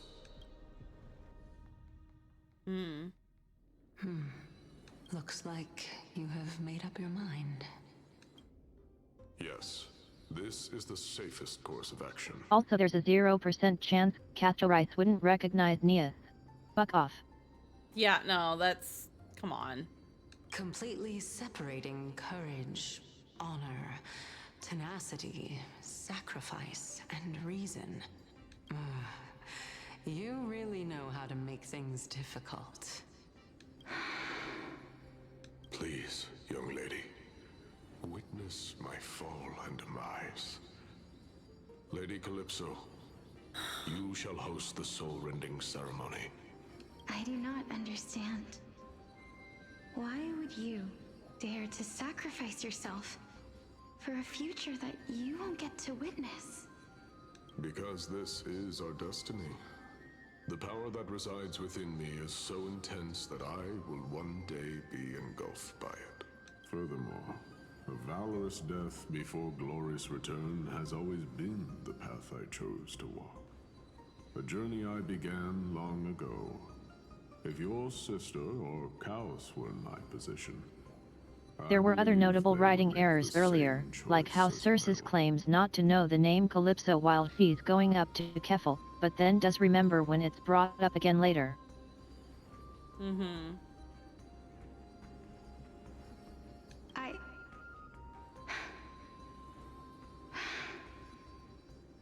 I'm not that brave.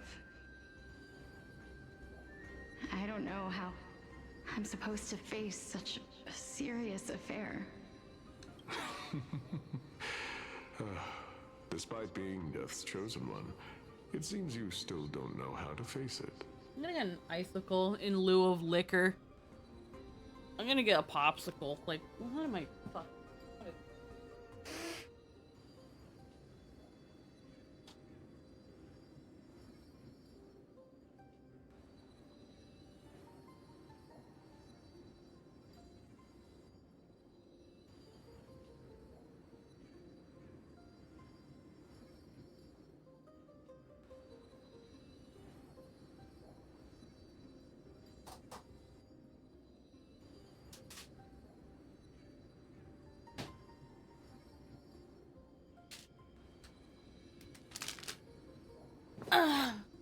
Amphoreus has been a jumbled mess.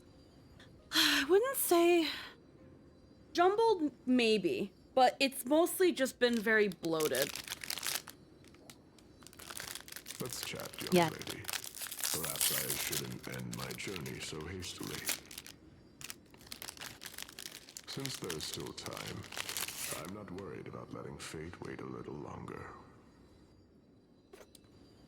Of course. This warrior is Lord Anaias. Took you long enough. As the embodiment of Nikador's divinity, It seems like a strong he case for, entrusted his if I life had to more us time, I'd have and prepared allowed for you a shorter humankind letter. to end his madness. That means that what I'm currently seeing before my eyes is, in fact... The fact that... Looks like one hypothesis of mine has already been proven true. These heroes are the true forms of the Titans, before they attain their divinity. The fact that the NPCs have better lip syncing than whatever the hell Castrus's model is doing is so weird to me. If so, the chosen one of death that he speaks of is actually... Yet it's weird. Polixia is the previous form of Thanatos? But her appearance... If this is true, as long as we can find out where she went, we'll naturally be able to figure out the location of the Death Titan.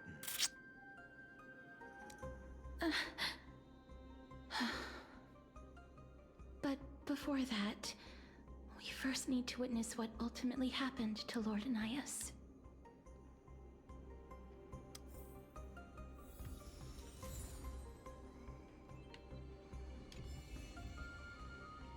POV, ashes fall like butterflies. There's like 7 different plots going on and they're all mixed with no real rhyme or reason beyond timeline, and unlike Penacony, it doesn't feel like it's done with purpose to the mystery. It's...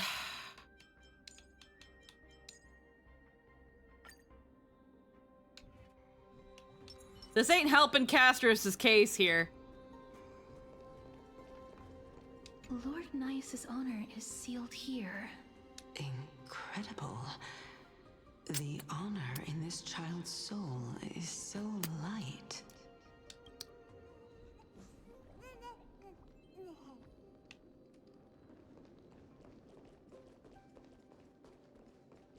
I believe that his tenacity is sealed within this statue. Before we fought Nikador, we also released it from the stone statue.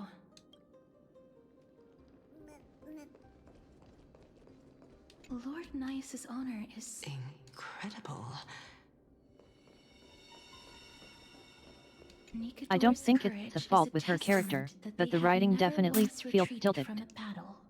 I've heard that these words are still engraved in Castrum Kremnos. I'm not saying this as a... This is making me like Castrus less. This patch has not been the best. Sealed within this statue is undoubtedly a sacrifice. They use their own body as our city walls, keeping out and protecting us. And I don't think Castrus is gonna save it. They are acutely aware that if the end times were to arrive, there would be I'm still willing to give it benefit of the doubt. But I'm not sure if Castrus can save this mess right now. Honor, courage, tenacity, sacrifice. And finally, the only thing that remains is reason. Cheer up, young lady. There is I no like need to Nia, shed tears but the over writing a definitely glorious needed death. another pass or two to trim and catch inconsistencies. All farewells in this world. Her son. No, young lady. As a warrior, I have witnessed too many bitter deaths. But now, all I feel is peace. I did not know until this moment that mortals could live their lives in such a way. Although only a sliver of your soul remains, you remain so optimistic. Or maybe the truth is that you aren't able to feel sorrow anymore. To be honest, I don't know either. But I am certain of one thing. This is not an acceptance of death nor apathy toward it. It's not even a feeling of despair. I am just enjoying what remains of my life to the fullest. Enjoying? Indeed. Along this journey that we've taken together, not only have I changed the world, I myself have also changed in the process. And now I have reached the journey's end. When I look back and see the grand epic that I've personally written, how could I not revel in that fact? But when you depart the mortal realm, won't all of your accomplishments be reduced to nothing? Separation and death are two sides of the same coin. Reconciling this doesn't come easily for a mortal. One can say that Nias existing in general, when we first met him too, is foreshadowing that the Titans used to be people. Yep. And like, duh. Duh.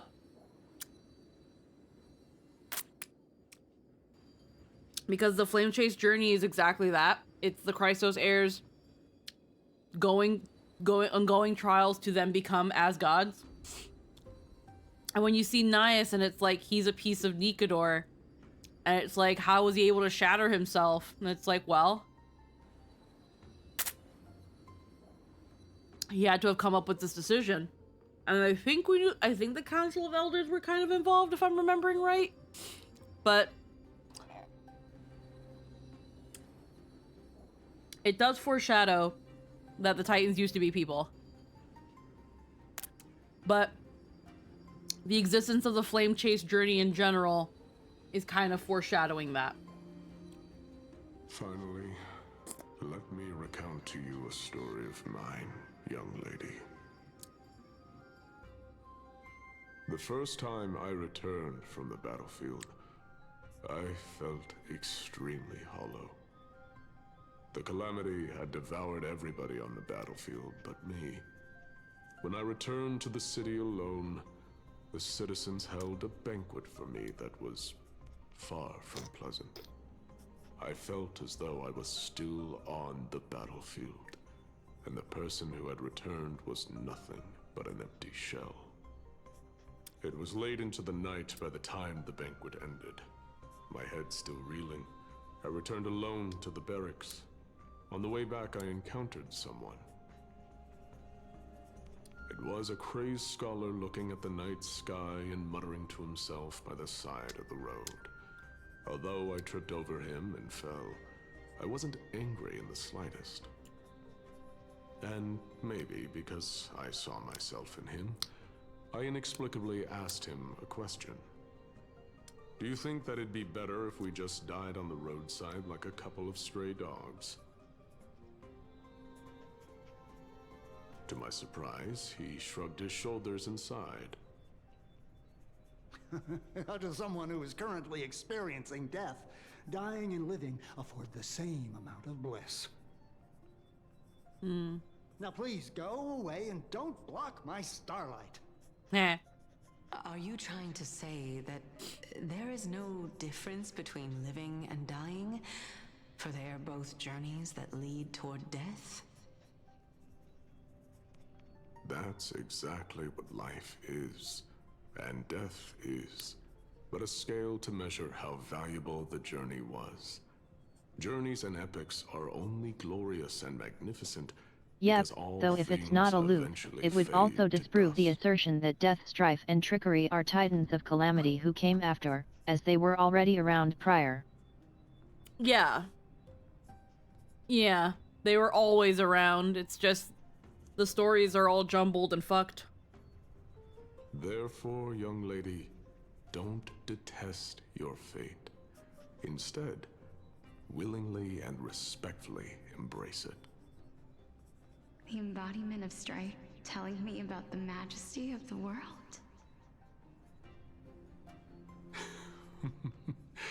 Indeed. I believe that when the fated moment eventually arrives, you will be able to understand my words. It is time for me to knock on death's door.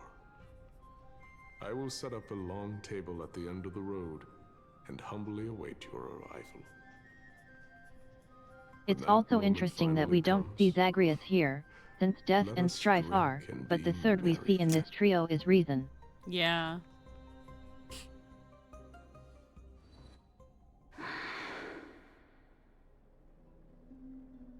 I knew this day would eventually come.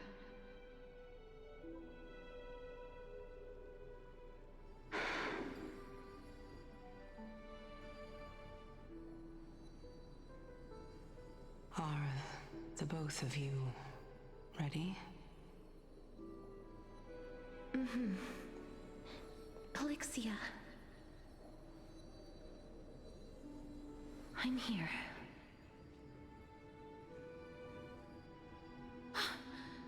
What? This... This is quite interesting indeed. Is this... Elixia's sister? Is it... me? Now, it's time for us to fulfill our promises.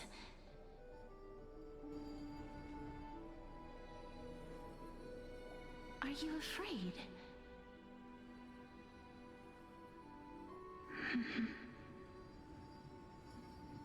What are you afraid of? That I won't be able to do it.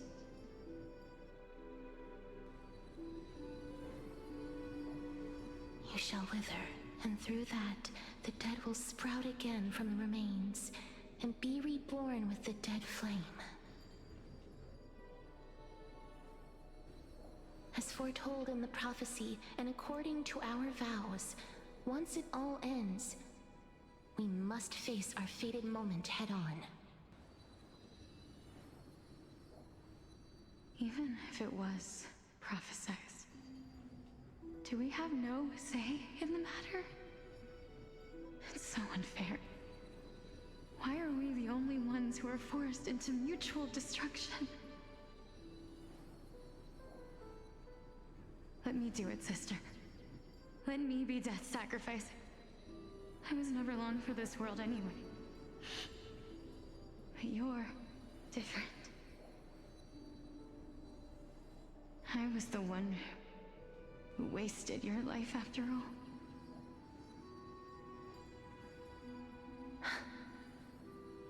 You're wrong, Polixia.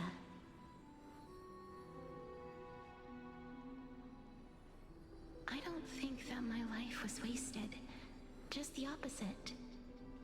When I finally arrived at this destination and looked back at the journey I took, I discovered that flowers had long since bloomed along the path I walked. It was you who sowed the seeds for this sea of flowers, one that is more beautiful than the promised land at the end of the world. Besides, I have lived a fulfilling life. Even though I was fated for sacrifice, none of the things that I've experienced will dissipate. Instead, they'll forever live on as memories inside your head. Will they not? How could my memories of you ever compare to the actual you? Well then, tell me. What exactly are we?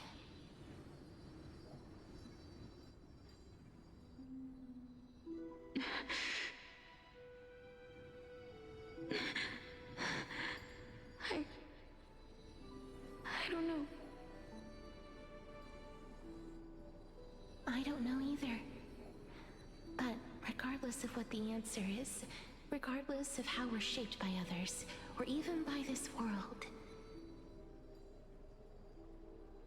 Ever since we were born, the fact that we existed was predestined, and nothing could erase it. This is why I will always, always be by your side.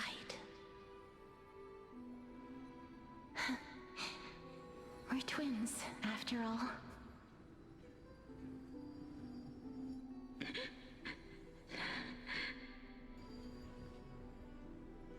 All right, my dear Polixia.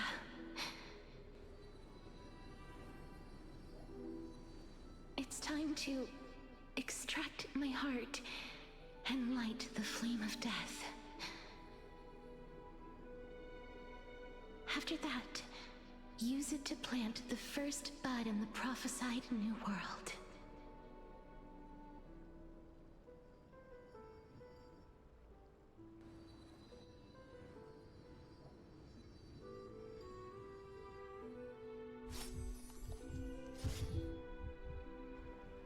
If I imparted my knowledge of the art of alchemy to you, would you use it to resurrect someone you loved?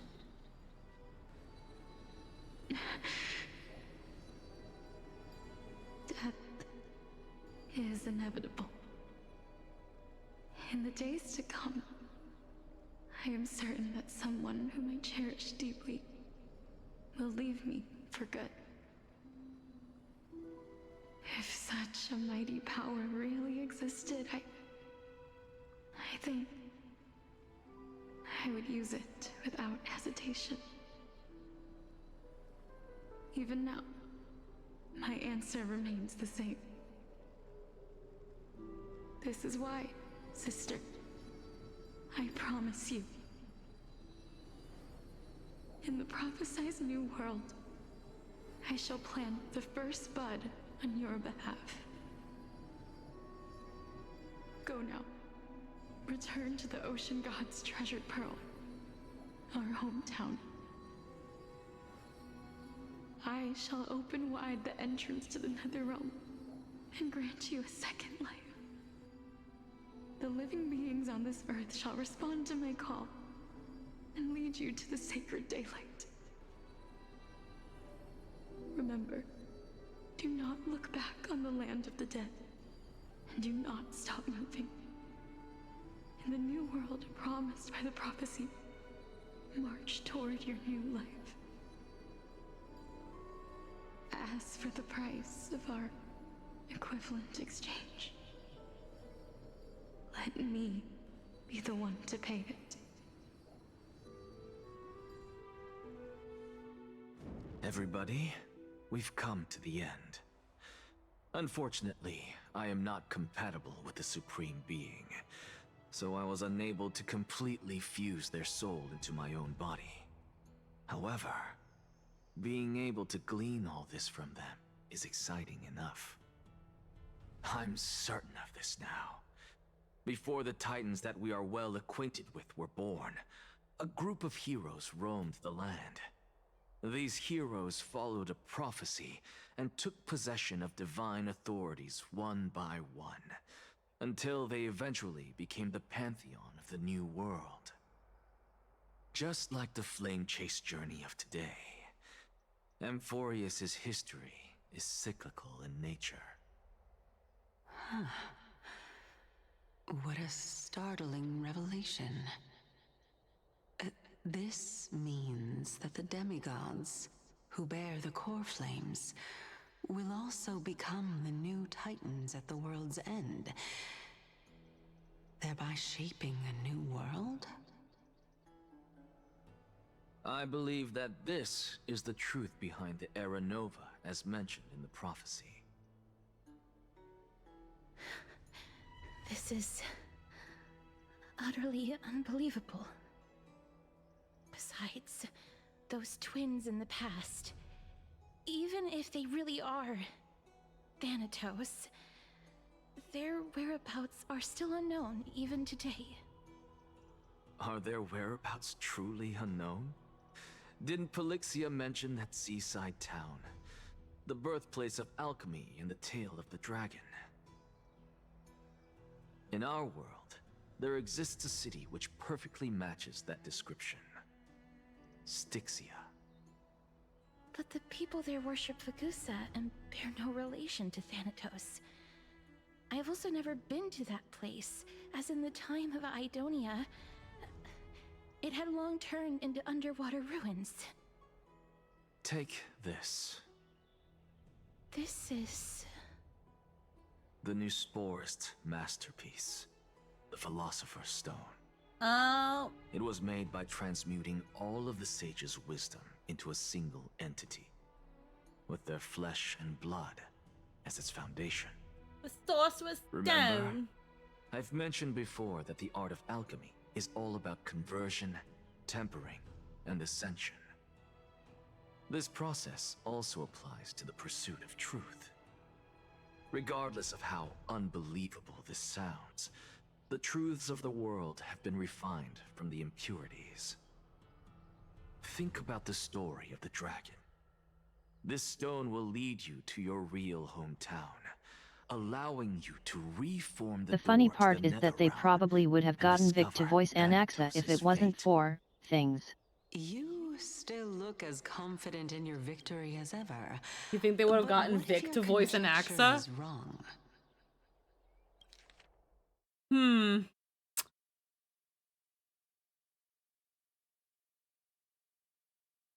I don't think his voice fits. Vic's voice is too young. With all the alchemy references, and how Hoyle likes to do references, yep, probably. Maybe? I feel like that's something the localization would do. But because of the many myriad of issues with Vic, yeah, no. See, I agree, but mostly we've gotten used to this more mature voice for Anaxa. Yeah. I would need to hear like clips of Edward Elric over Anaxa. Again, I'm not saying that it would be bad.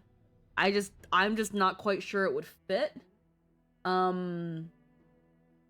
He would have to bring it down. He would absolutely have to bring it down, and on top of that, I would as soon as he opens his But he mouth. has the kind of pretty boy look where it wouldn't be completely wrong, and I like this one. Just saying, they probably would have wanted him. Probably. He probably would have been considered, definitely. I just don't know if he would get the part. Unless he did something deeper than his usual protag voice. Because Vic's voice is so identifiable. Yeah. Like, funnily enough, a voice that he did that took me a while to realize it was his was Ikaku from Bleach. Because he does something lower.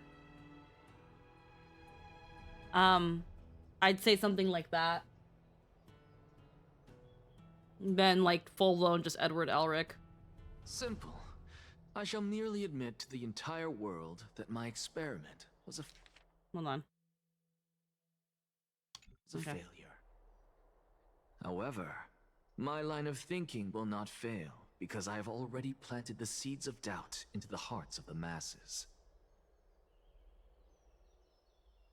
Actions speak louder than words, Castorus.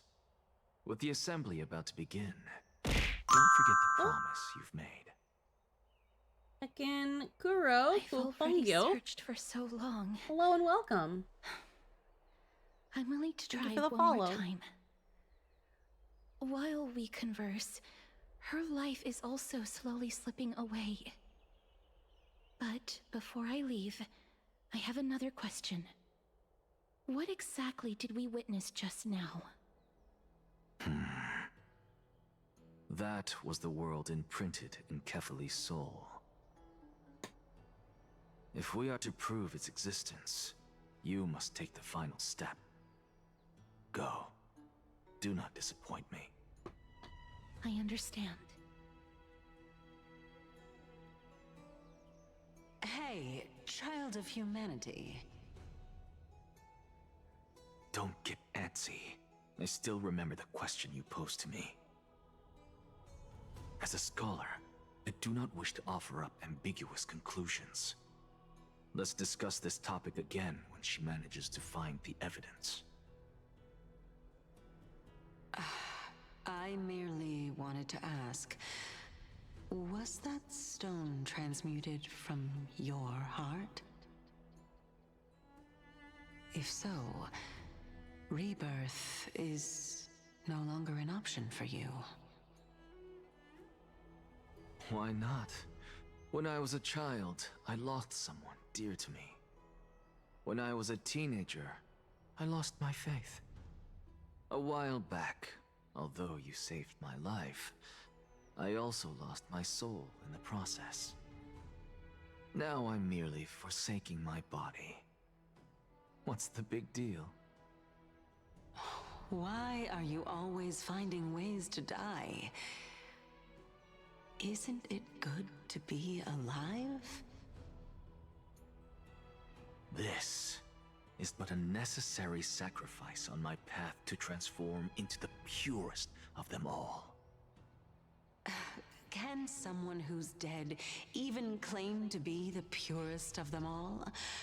Furthermore, if your hypothesis is proven correct, does it not just confirm that the myths are true, and thereby invalidate all your theories? No, it's just the opposite.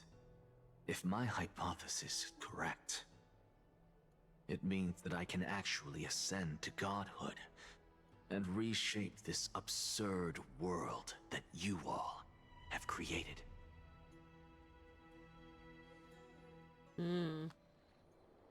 Currently. That's a lot to take in at once. And you should have seen what he said after I left. Lady Aglaia, please, let me explain. Hear me out. I trust you, Lady Aglaia. I have valid reason, and I know I explained everything. But let me explain it again. Go on. You know that the core flame of death has always been the greatest unknown regarding the Era Nova, which is why both you and Kindness desire to gain the power to control that core flame in the approaching Citizens' Assembly. Professor Anaxa has come to a consensus with Kindness. They want to suspend the trial once Thanatos' core flame is reclaimed, hoping thus to eradicate death from this world. If they're successful, then the flame chase journey will cease, and Akama can enjoy everlasting peace. But I know this runs counter to your wishes. So long as we do not usher in Era Nova, the Black Tide will never be eradicated. Even with Lord Mighty on the front line, and the Black Tide not posing an immediate risk, the danger nevertheless remains. Honestly, it's difficult for me to assess the pros and cons in this decision. But someone must bring the core flame before we can begin negotiations over it. The Titan could be very near. I cannot let this chance slip by. Besides, someone has to make this trip to bring back Mrs. Soul. Well said. You already had every reason to seek an audience with Thanatos. It's that great performer who has weaponized your wishes and placed us in this difficult situation. A world without death. Do you desire that too? If fate dictates that my path must oppose yours, I will do all I can to resist it and protect what I aspire to achieve. Lord Mighty showed me that without taking the first step, all talk of what follows is moot. Amphoreus, you've changed.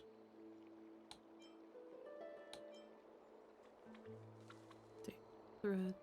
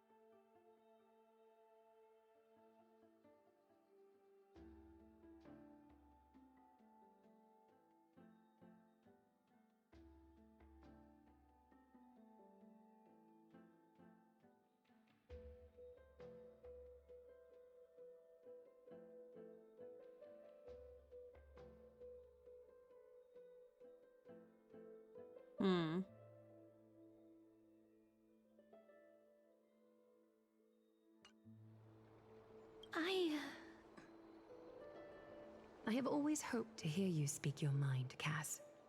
And I am glad to have heard your true thoughts. Styxia.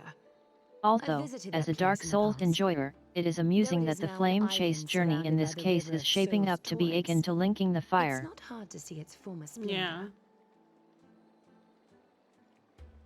Go.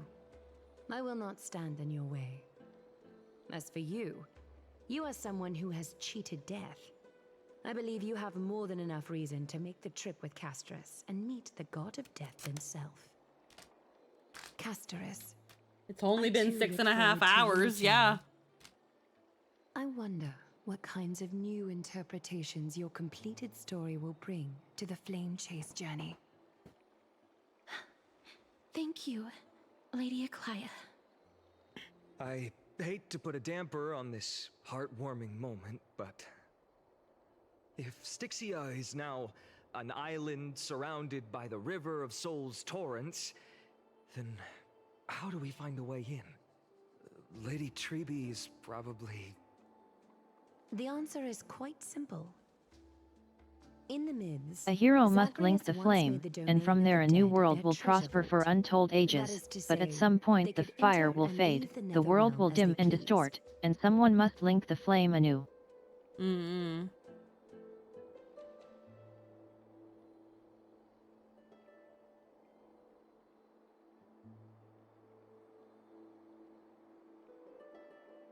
And if they could do that, then it follows that the demigod who inherited their divinity must be capable of the same. Are we gonna meet Cypher? I'll see you at Memorial Palace at Action Hour tomorrow. I hope Cypher so. shall be your guide to finding that ancient city. Tumultuous day finally comes to an end. Everyone disperses, each lost in their own thoughts.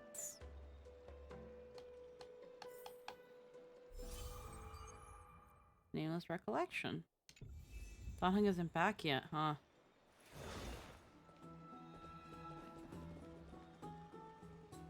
And Mem wasn't with us at all. Hey, friend! Is the debate finally over? Did you win? So in a normal patch, this would be where the story ends. See you next patch, but it's Amphoreus. The upper hand is ours, we've thrashed them. We're tied with the Council of Elders. We managed to win ourselves a glorious defeat. Oh, that means victory is around the corner. Well, moving on. I was hard at work even while you were at the debate. I borrowed a mountain of books from Cass to see if I could find a way to solve your problem. Let's see. I still have I think that was Paimon's rig just now. only 32 books to go. Yes. Really? Oh, that's fantastic news. I knew it. Hard work always pays off. Especially if you're as diligent as Mem.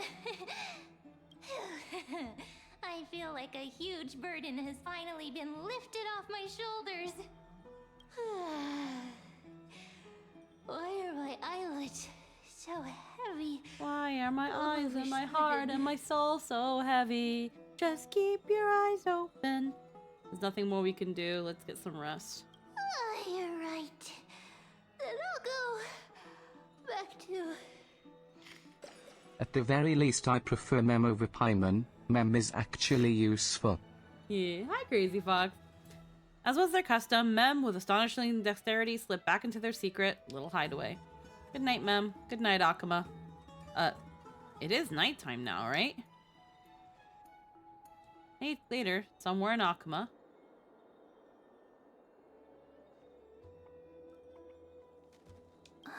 Cass? What a surprise. Lady Treby. Is something troubling you? I just wanted to speak to Lady Trian for a bit before I set off. No matter how breathtakingly beautiful Styxia once was, the place is now the domain of the departed. There is no telling what we'll encounter there. I don't want to have any regrets. Has anyone told you that your eyes are sparkling today? Is that a figure of speech? In the past, when you did smile once in a while, all of us could see that your heart remained troubled even as you smiled. Lady Treby, you know perfectly well that see you tomorrow is nothing but a white lie. I hope your toughness is not a mask hiding a lonely heart. Cass, you hardly ever talked of your past. None of us knows what you went through, apart from Maggie. But we know it must have been filled with pain and hardships, as it is the fate every Chrysosaur is destined to live out. We are just happy for you that the core flame you're meant to inherit has finally surfaced. Isn't it a little too soon to say that? But you already know where tomorrow is, don't you? There is no need to rely on anyone else. Just give it your all and leave no regrets. We have always believed that your embrace is just as warm as everyone else's. Because we embrace others to comfort them. And Cass, you're the kindest Chrysosaur we know. Thank you, Lady Treby. This feeling... it's hard to put into words. I suddenly found myself with so many wishes. So much I want to accomplish before setting off. Then go do it, Cass. Trian was actually working on a surprise gift for you. It's a pity she didn't get to finish it. But now Trinan and I are working on it, and we'll make sure to give it to you. So, let's meet back here when you return from Styxia. Safe travels. See you tomorrow!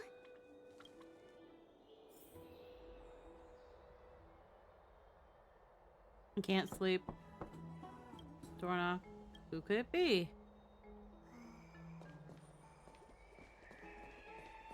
It's me.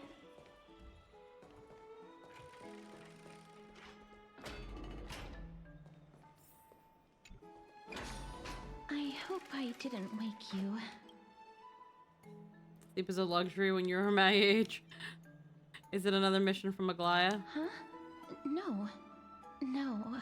I'm here because of private matters, actually. If it isn't too much to ask, I'd really like it if you could come along with me to retrieve something. We went full visual novel now, guys. We've gone full visual novel now, guys.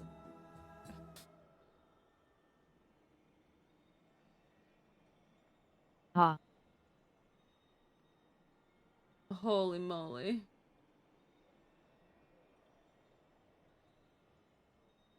I'm fine with this.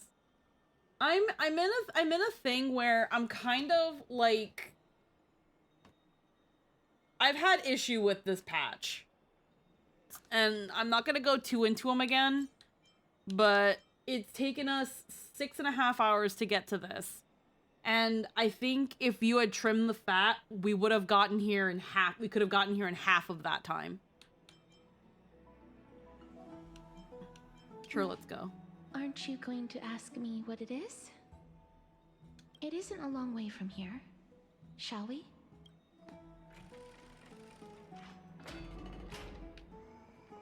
I'd love to go in and take a look.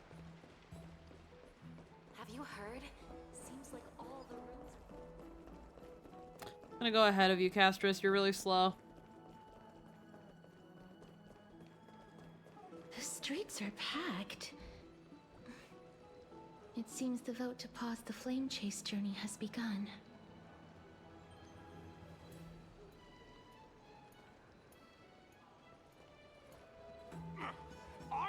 So far I like what's happening now. Things have picked up since the debate in terms of drama, but getting there took way too long, and it all felt like exposition.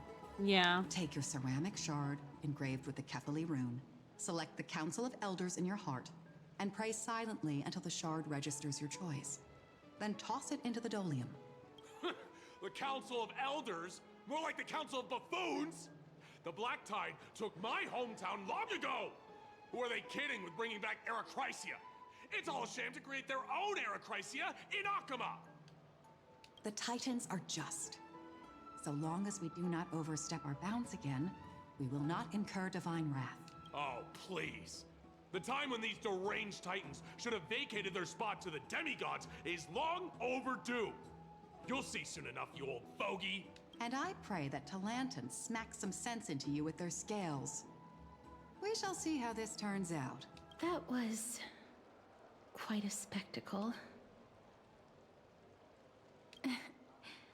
I suppose peaceful is technically correct if no actual violence happened. To this day, I still find it almost unreal that Akama is the only place illuminated by light amidst the crumbling ruins of Amphoreus. And its people are even holding votes to reconcile differing opinions. This peaceful sight is making me forget that this is the end times. Trin, you've gotten used to it by now. You look very confused with what the Flame Chase journey is all about.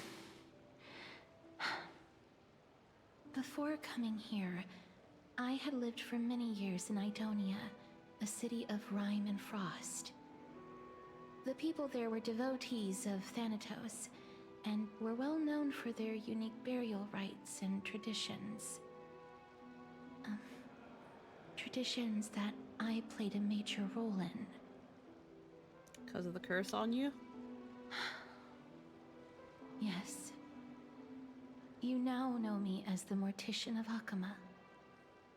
But back in those days, I was Idonia's Maiden of War. I was trudging across the frosty plains on my own when the Idonians found me. They saw the curse in me as a blessing from Thanatos, and believed that my hands could correct the Erechrysia's mistake and lead them to meet the great god of death. They provided me shelter, but in return, I was expected to grant merciful deaths to war captives, prisoners bound for execution, and heroes alike. Is that some sort of... Isn't that just an executioner? Yes. No matter how kind or cruel the means, nothing can change the essence of death.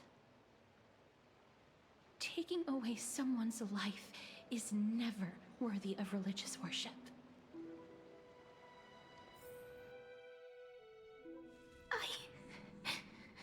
I can't do it. Their voices, they pierce my ears. The pleading, the thanks. All I hear are screams. Ah, I know that feeling, child. I was once as lost as you are now. This patch felt like it dragged on for much longer than it needed to. Could they really not have gotten a a different hair and face for another elder than the one that's on kindness? Okay, I'm gonna stop. But you Come on, guys. must respect those walking towards death.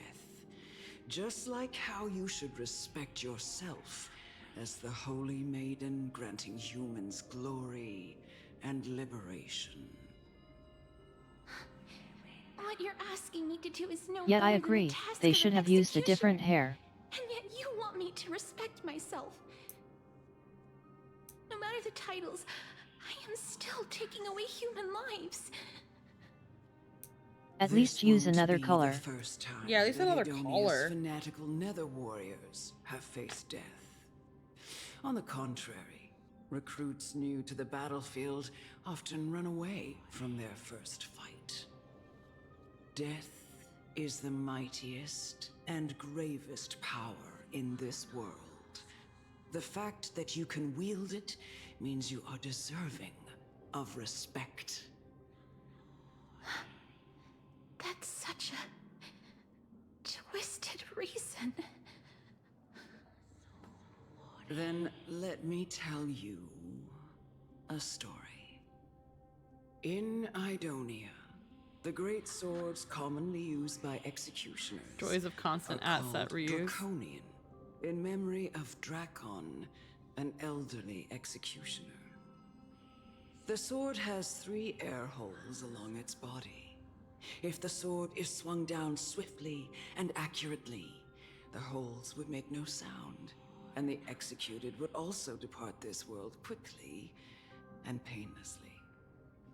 But should the executioner have any hesitation, the holes would produce a piercing whistle. On that cue, the screams of the executed are sure to follow.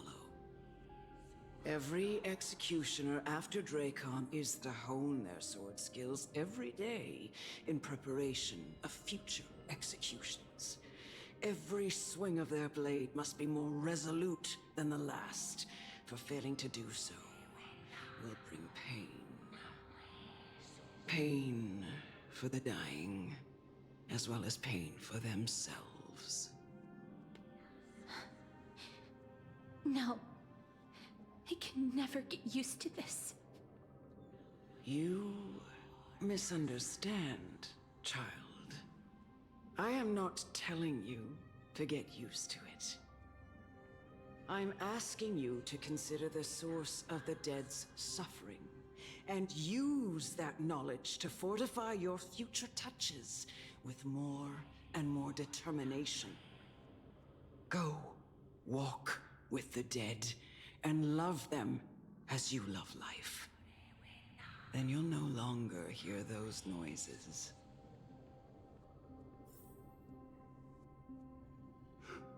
Please, don't kill me.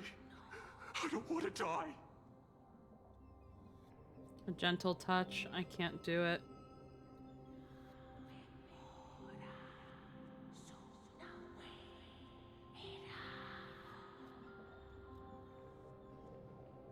I'm gonna say this because it's probably gonna make us choose the first one anyway. This is your duty. Remember, consider the source of the dead's suffering, then give them the respect they deserve. Thank you. I beg you, don't listen to her. I can't. If you cannot learn to accept Return death, of the red text, then but yet. Idonia has no place for you. This is your last chance. Do it. No, please. I don't want to die. Please, I'm begging you. Heh. A gentle touch. No.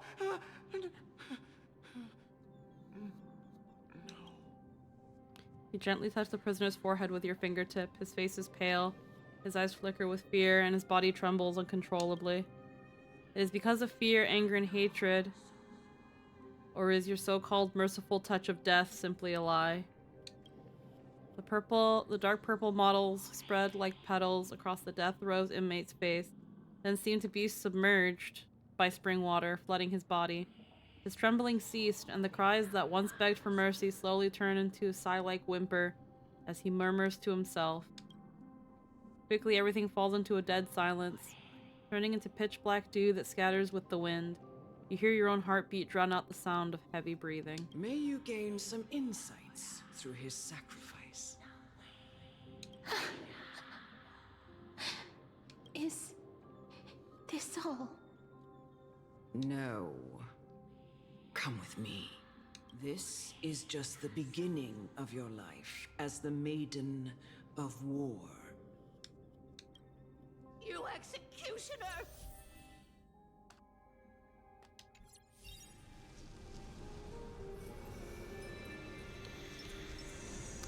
Oh, it doesn't let you change the character.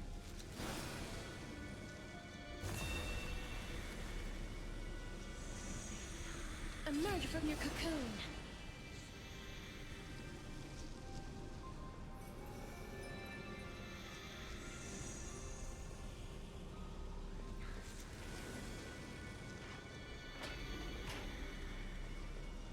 Execute the courageous warrior.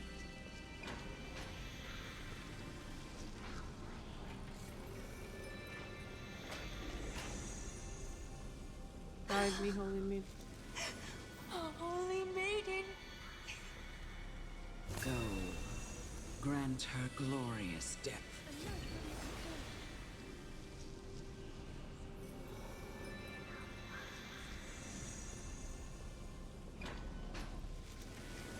Bestowed with honor.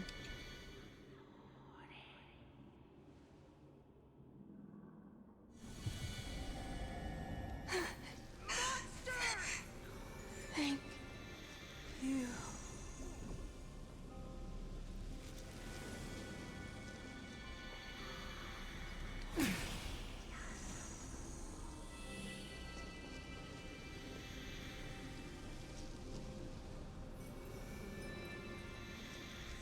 Execute the Outlander Do it war then, captive.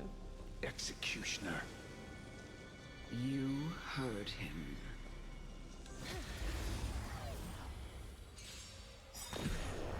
You can fight these guys.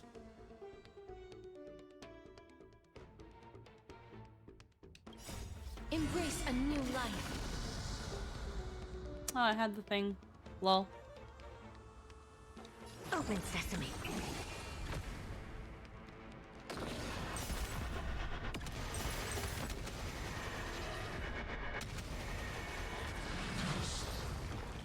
Do it then, Executioner. You heard him.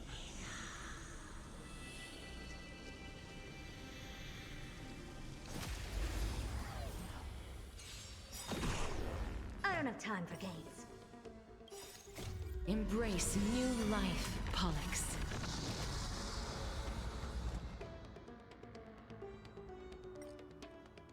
Expand your thinking. You two will head to the Nether Realm. Darkness with me. Do it then, Executioner.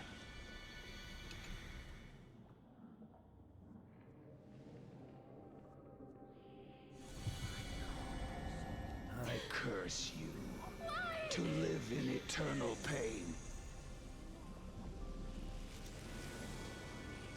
Execute the ill herder. Please. Grant me release. You know what to do. Try to find like the right distance.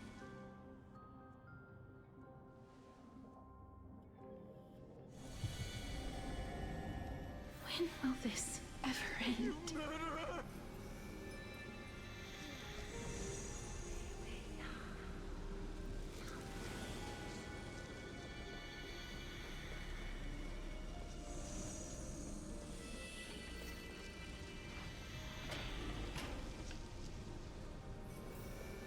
Guide me, holy maiden. Sadistic murderer. Pain and suffering.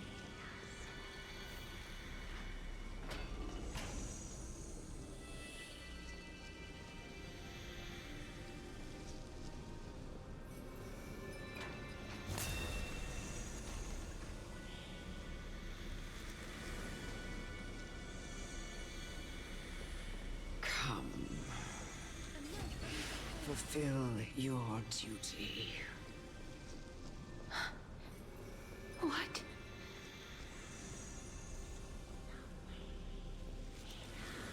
Speak with Elder and learn about the duties of an executioner.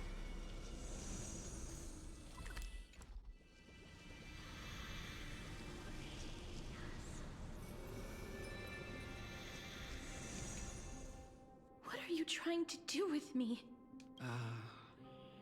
I have aged.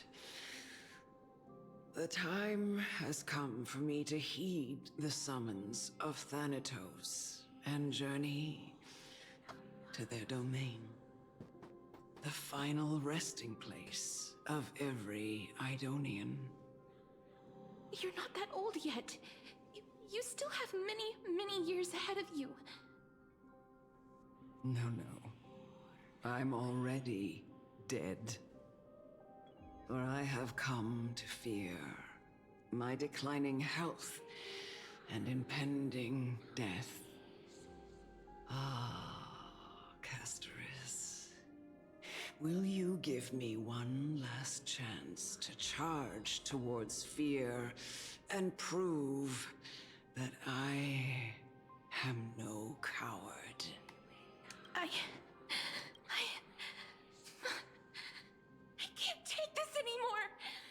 Child, it was I who brought you here, from the frosty plains, and set your farcical fate in motion.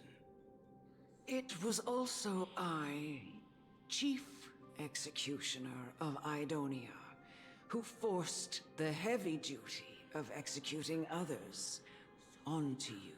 I've always known that you have doubts, and even anger about my faith, and about me. I never had a choice. Indeed. We essentially abducted you. Yet you can end any sinful life with just a touch of your fingers. Shouldn't it be easy for you to escape from here? I'll never do that. It doesn't matter how lightly the Idonians take death, or how readily they accept it. I simply can't do it.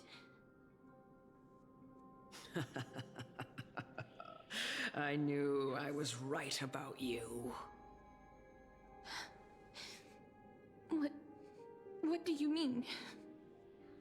I've taught you and cared for you as my own daughter all this time because of this blessing that's been with you since your birth. I know no one else in the world would understand the weight of life and death more than you do. In the eyes of an Idonian, death is the end of all life. A destination we will all eventually reach. Humans should not resist it, but learn how to face it. You can only live your life to the fullest after understanding this principle. And when you do, even if you eventually leave Idonia's protection, even if you must carry the curse forever, you can live with your head held high, like everyone else. No! How can I? Come now. It's time. I've already taught you all that I know. Show me that you are a fitting holy maiden.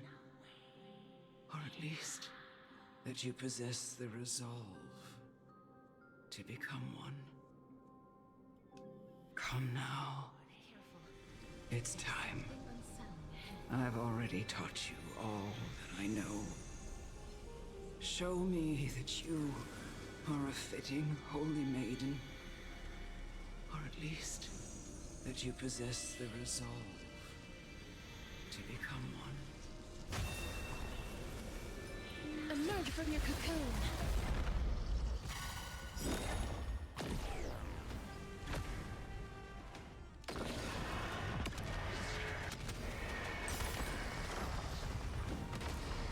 May death protect us!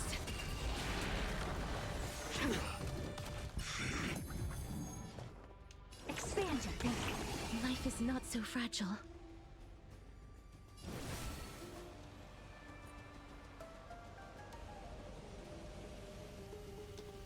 Root here.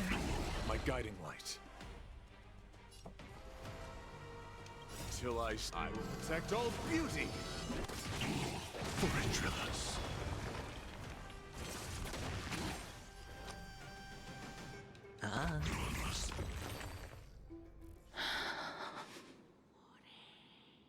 This was the last time I followed her command. I gently touched the elderly woman before me. The executioner, who had seen too much death, died the same way as everyone else. A gasp for air, a wistful look in her eyes, and a barely perceptible tremor in her fingertips. Elder Amunet, the person who tried to teach me about death, ultimately vanished like dew in the morning mist. She spent her life embodying the beliefs of the Idonians, and when death finally came, she embraced it exactly as their doctrine had taught. I have nothing but respect for her.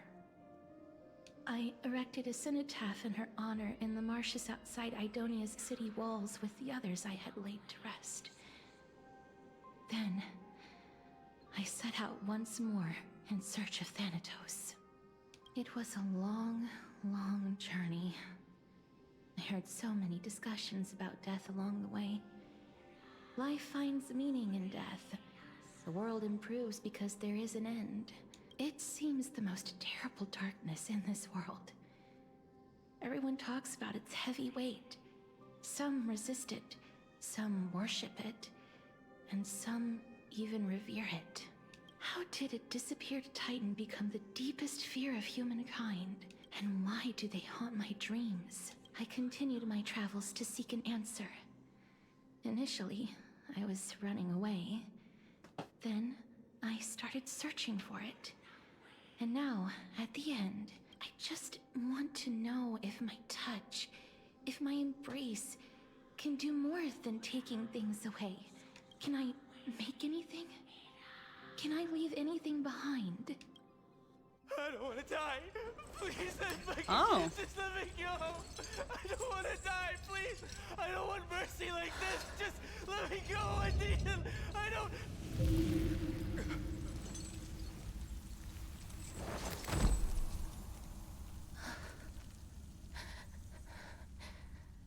I hate these icy hands.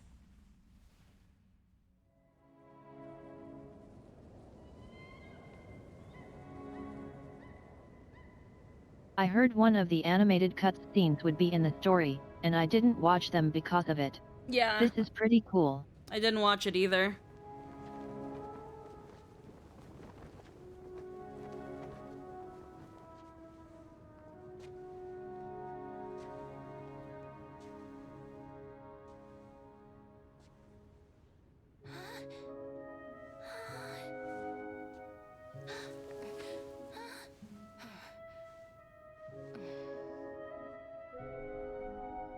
I'm glad they're going down the impact route and putting more animated shorts. Yeah. Get it over with. End its suffering.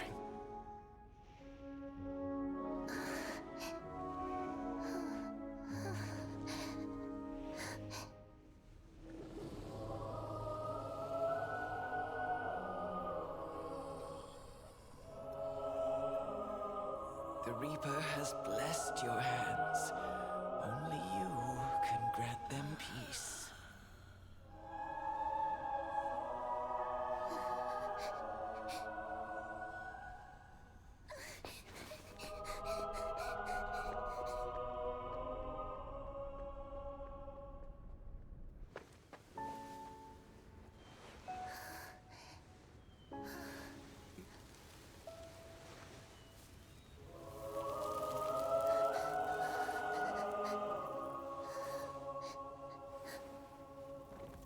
Embrace death.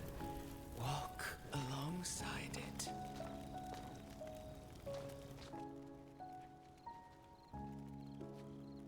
Freaking Casterus, Timmy's mom, Casterus.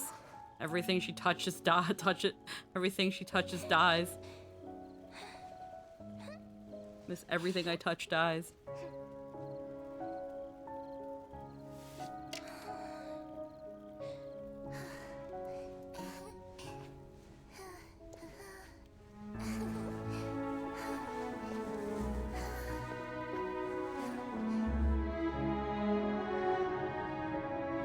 Yet.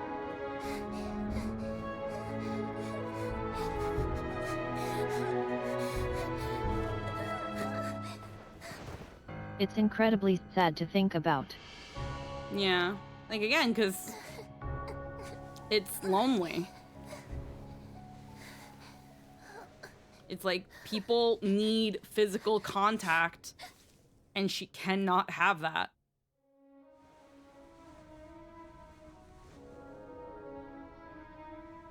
Yep. So it's very, very isolating. And then the only people she can have contact with are people that are going to die.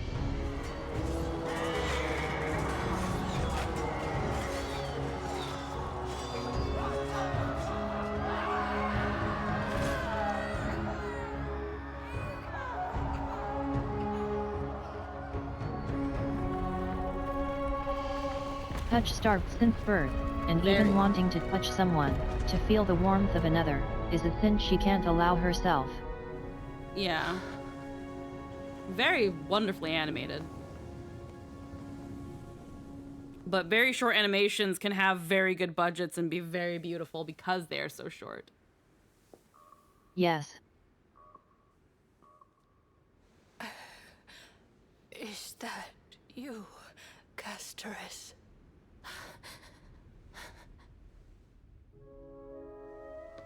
All of them have gone, heeding death's summon, crossing into their domain.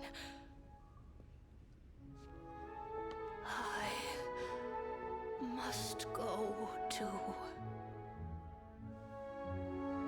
I don't fear it, just I have some regrets. Watching people leave this world again and again, it must be lonely for you. You must want to desperately embrace them before they go. I can't.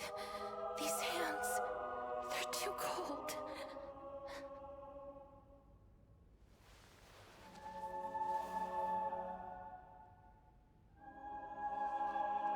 But Big Sister Casterus, your hands are so warm.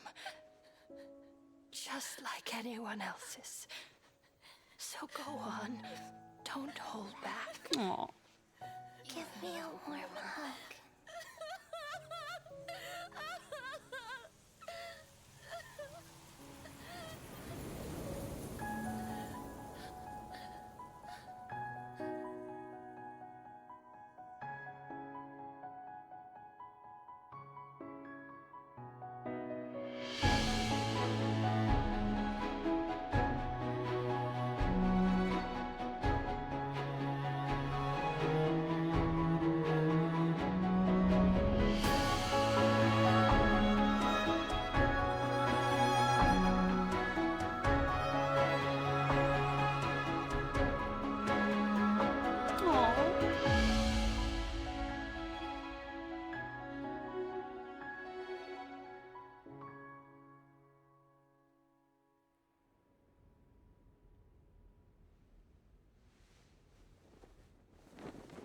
It's sad. She just really can't have that.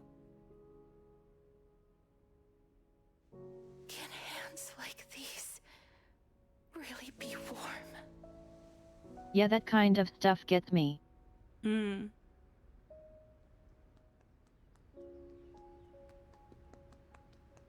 Oh, the deer.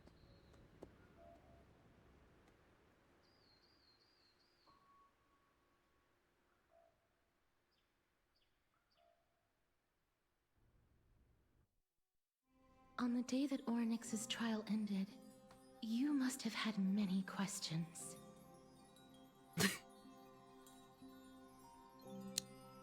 This is that sort of thing of when I look back at the... I don't know how they would have fitted into the story of Penacony, but I kind of wish they did this with Fireflies.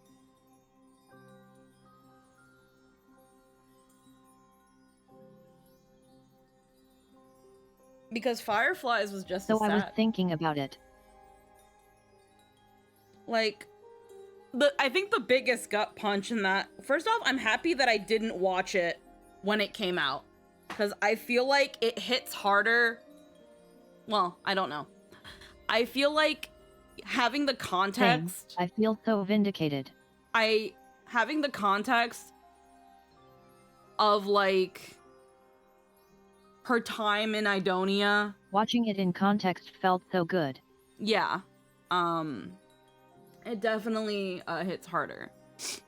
I'm not full-blown crying. I did get a couple tears out, but mostly because it was the last bit where it shows had she been able to have interactions like a normal person, having friends, being able to have a normal relationship with the elder because the elder raised her, being able to grow up and, you know, keep playing with the children, generations, the animals. She can't have any of that. Yeah, I like not having to search out all the extra videos to find the full story of characters. I prefer them to be in the game like this. Yeah. Now, I know that in terms of trailers and stuff, like, you can't really help that. When it comes to, like, those animated moments, I do like the idea of them being in the game. Hi, Hux. I do like the idea of them being in the game, especially if they're going to be, like, in context here. Like, obviously, with this one, they took it out because you don't super need the context. It's pretty much kind of what we already knew. It's the information we literally just got, but now put into... I think Fireflies could have been, but they hadn't made the call yet. Yeah. I feel like the reason... Now, this cutscene was specifically made with the intention to also be able to have it on its own. And that's fine. Yeah. But that cinematic didn't give us any new information. It just gave us a better visualization of how her life was being in Idonia. Because yeah, we had our whole little railroad of her killing people and being like, no, I don't want to do it. I can't take it. It's too much killing and that's all my life is and it sucks and I fucking hate it. And it's like, okay, yeah, but like you got to do it. You're unfortunately you're in Deathland and everybody loves death here and you just landed in the wrong fucking place. And it doesn't show the isolation she went through. It just shows that this is her life. It is just a trail of death, death, and more death. But either you do it or someone else has to, and if someone else does, it can get messy. Yeah. That whole little railroad was the elder saying, hey, you need to, like, obviously because of their faith, you have to embrace death. You are the embodiment of death. You were brought here for a reason. This is your destiny. You can't escape it. So embrace it. You literally can't embrace anything else. Walk beside death and find comfort that you are bringing these people peace in their final moments. And she's like, yeah, I can respect that. Now that I'm a little better, I can respect that. But I don't want to do this. I never chose this. I never had a choice. And it doesn't help that she had to do this as a child. It felt almost like the elder was trying to give her purpose to her. Yeah, the elder wasn't bad. The elder took her in and raised her and taught her the idea and the value of a gentle death. And like Lynn said, if you don't do it, someone else will, and it's going to be messy, it's going to be sloppy, and people will suffer. You have the chance to completely remove the most of the negative connotations of death, of the suffering and the end and the finality and the coldness, and it's able to be warm and gentle. But the problem is that Castris is also a child, and because she is also a person, she is, again, I know she has got the little elfie ears and shit, and she's a demigod or whatever, or like a Chrysos heir, but she is also a human. She is a person.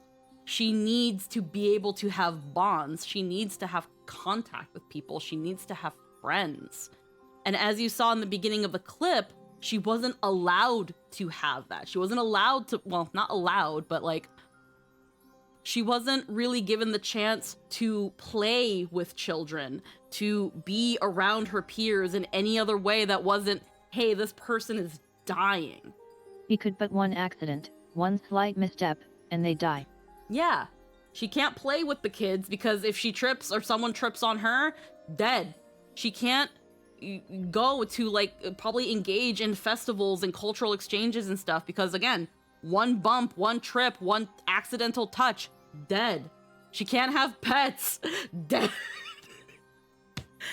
Anything and anyone she ever touched and interacted with that wasn't the elder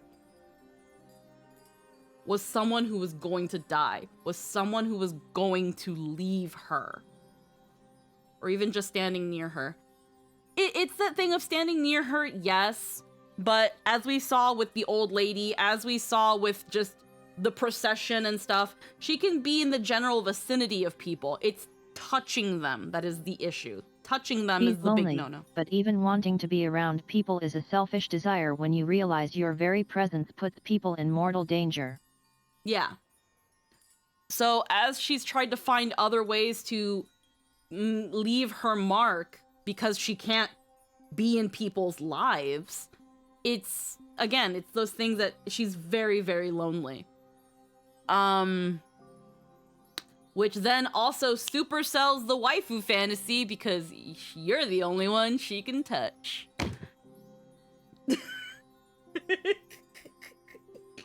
You can't be in crowded areas in general, or even in trafficked areas, because any jackass shoulder checks you, dead.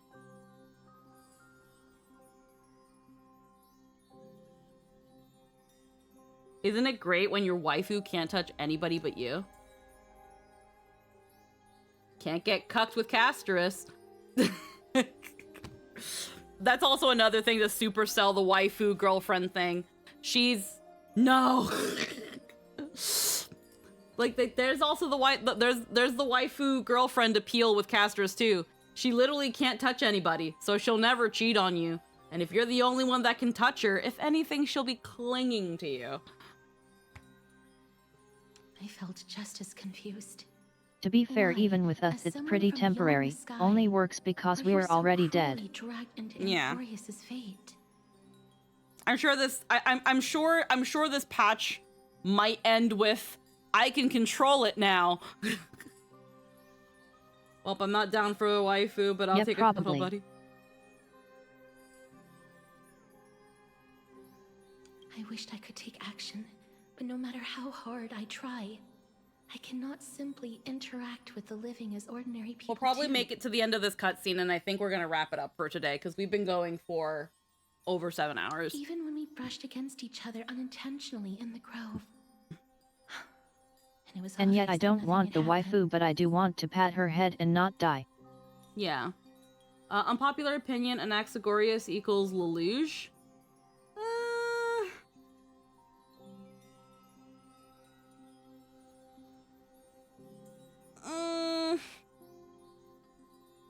I can see Johnny Young Bosch. Would have to see more.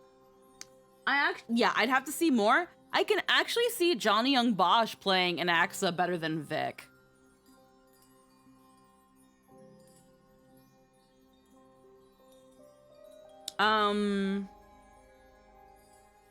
I mean by the look. Lelouch's big thing is that he's a megalomaniac who is doing it all to save one person. Same eye patch?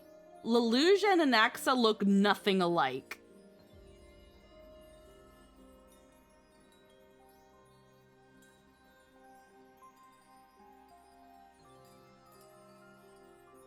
That's not an unpopular opinion, Hacks. That's just a wrong statement. They don't look anything a lot alike. When an almost unattainable hope finally welled up in my heart. When I thought that perhaps my touch would no longer bring sorrow, fate declared to me, it wasn't that the curse of death had finally been lifted. It's that you were dead. But that your soul no longer belonged to this world. And there was nothing left for my hands to take. Nothing. And did I really think this time would be any different? It's not that I don't understand this reality. Just that I'm unwilling to accept it. Having walked such a long road, I am still unable to find the answer to life and death. I am resigned to eternal despair. Anything I wish to hold on to, death will inevitably wrest from my grasp. From that moment on, I lacked the courage to confirm it again. Until Ornyx laid bare the cruel truth before us. But now, perhaps I might have one last chance. Long ago, Trinan read a prophecy to me. At the end of the Sea of Flowers, the souls of the living shall warm thy fingertips, and after an embrace, there shall be eternal separation. I found no surprise in it, for her words sounded not like a foretelling, but a perfect reflection of my past. Anyway, we already knew we were dead, because we touched Rice Ball when the Flame Reaver attacked us, knocking back Rice Ball. Embraces in this world are born of reunions. Yet, my touch speaks only of farewells. In that moment, I had no doubt that this destiny would weave itself through the entirety of my life. And yet, things have taken a turn for the better. Now that I can finally have an audience with Thanatos, perhaps I can rewrite the meaning of that fated prophecy. I have no reason not to give it my all, for your sake, and for my own. Thank you for telling me. Should I just pretend I didn't hear any? Yeah, no, thank you for sharing. I won't have any regrets.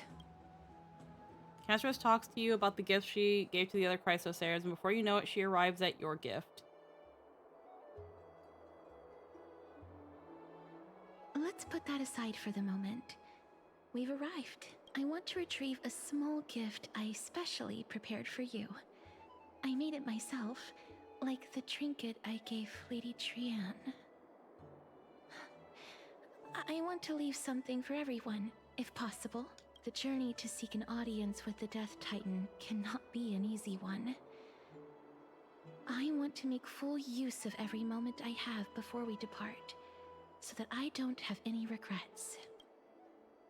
Is it a brooch with my face on it? No, it isn't. You'll know when you see it. Look, it's right there. Is it a scroll? Huh? Where did it go? What's going on? Like someone left something behind. Did you get into trouble with some Phantom Thieves? My god. This is Oh. the coin of Zagreus and a slate. So it's her. Holy moly, a kitty thief. You know, I'll take, okay, game, I'll take the stupid choice for once. No doubt about it. This is her favorite symbol. It's a Lady Cipher, the demigod of Zagreus whom Lady Aglaia had spoken of. She's a master thief, who's left legendary tales all over Amphoreus. So many years have passed, yet she's still announcing herself in such a crass manner. Let's just do as the slate says and look for Lady Cypher. Dear Princess Homebody. I did see Castrus's keeping up, and it was Cypher that was doing it, and her voice is really nice. Walking through but I don't know why she's called Homebody. I don't know why she's called Homebody. Walking through the busy garden, I discovered the remarkable gifts crafted by Princess Homebody. They are truly splendid, and I am most impressed. I've also taken with your charming presents prepared for fellow crisis heirs. In your right parlor, I observed the beautiful felt dolls, the beige and lavender striped tapestry, the classic Idonian tripod table, and in the left parlor, the jewelry and exquisite art pieces meant as gifts. This time I've claimed only this modest gift. I fear it would attract tasteless little thieves, so I shall safeguard it for now. Naturally, I left appropriate payment, a single coin. If the price pleases you, feel free to negotiate its return. Though should that happen, I won't be satisfied with merely one coin. Should you wish to find me, visit the Memorial Pop Market. There lies a golden short spear I've left. You know what to do. It shall guide you to me, and before you ask, I won't accept any questions. Please forgive the small intrusion and accept my highest regards. P.S. Who displays biological specimens at home? They're quite unsettling. You might want to store them away when entertaining guests. P.S.S. Despite your considerable investment in the Idonian ossuary hanging in your parlor, I regret to inform you it's fake. The original was craftily switched by those cunning scholars of the Grove of Epiphany. The full story can be found in the yet published memoirs of Cyphera. Sincerely, Kitty Phantom Thief. Fucking rip. She's like, by the way, that thing you really love and you hung up on your wall, it's fake. Look, it's right there. This is the golden short spear mentioned in the letter. Okay, well, I already said we're gonna stop here. Which means that we will be meeting Cypher next week. Not today. We've gone for a very, very long time. The most I can do, I know. The most I can do is if I'm able to stream tomorrow instead of 16, we do more Star Rail. The thing is that again, that's if I'm able to stream tomorrow. So I need to make some food. I'd like to freshen up, and I'd like Jester to be able to have his night. And then it throws off scheduled stuff. Yeah, and then it throws off schedule stuff. Yeah. So we will be back on Sunday, same time as before, and we will be hopefully finishing up the plot of 3.2. It had a very rough beginning. Very fucking rough, but Castrus's side has been nice. It makes me sad because it's like the first half didn't even really feel like Anaxa's half because... Yeah, the first 3 hours felt incredibly slow. Yeah, the first 3 hours were incredibly slow, and I almost don't even know if I should call it Anaxa's half because he was only half of that. So, rough. But we're gonna wrap things up. We had some good moments, like when Anaxa was narrativing for himself in the Netherworld. Yeah, we had some good points, but again, was pretty heckin' rough. We're actually gonna raid. We have a very small gaggle of people, but because I didn't raid anybody yesterday, Hyacinth felt like it didn't need to exist, or could have been one scene. I don't think we needed the scene with Don Hung and Hyacinth. Doesn't help that it was only Hyacinth talking, but I think we are going to raid Scylla, who's currently playing Reaper with some buddies and with their husbando. So we have a small little gaggle of people, but we'll throw you over there at Scylla. So say hi, show some love, say they're cute. They're our resident non-binary fairy finey. They also play Treevee, Trian, and Trina and Honkai Star Rail, and they're a really good friend of mine. I love them so much. And we will see you probably tomorrow.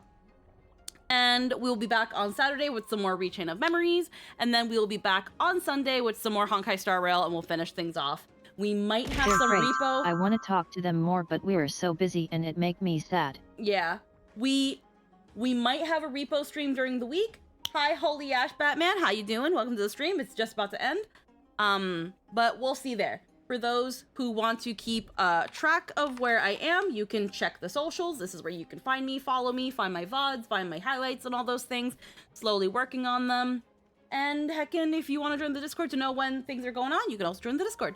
I hope everybody has a good night. I will see you all next time. Mwah. Bye-bye, everybody. Bye-bye.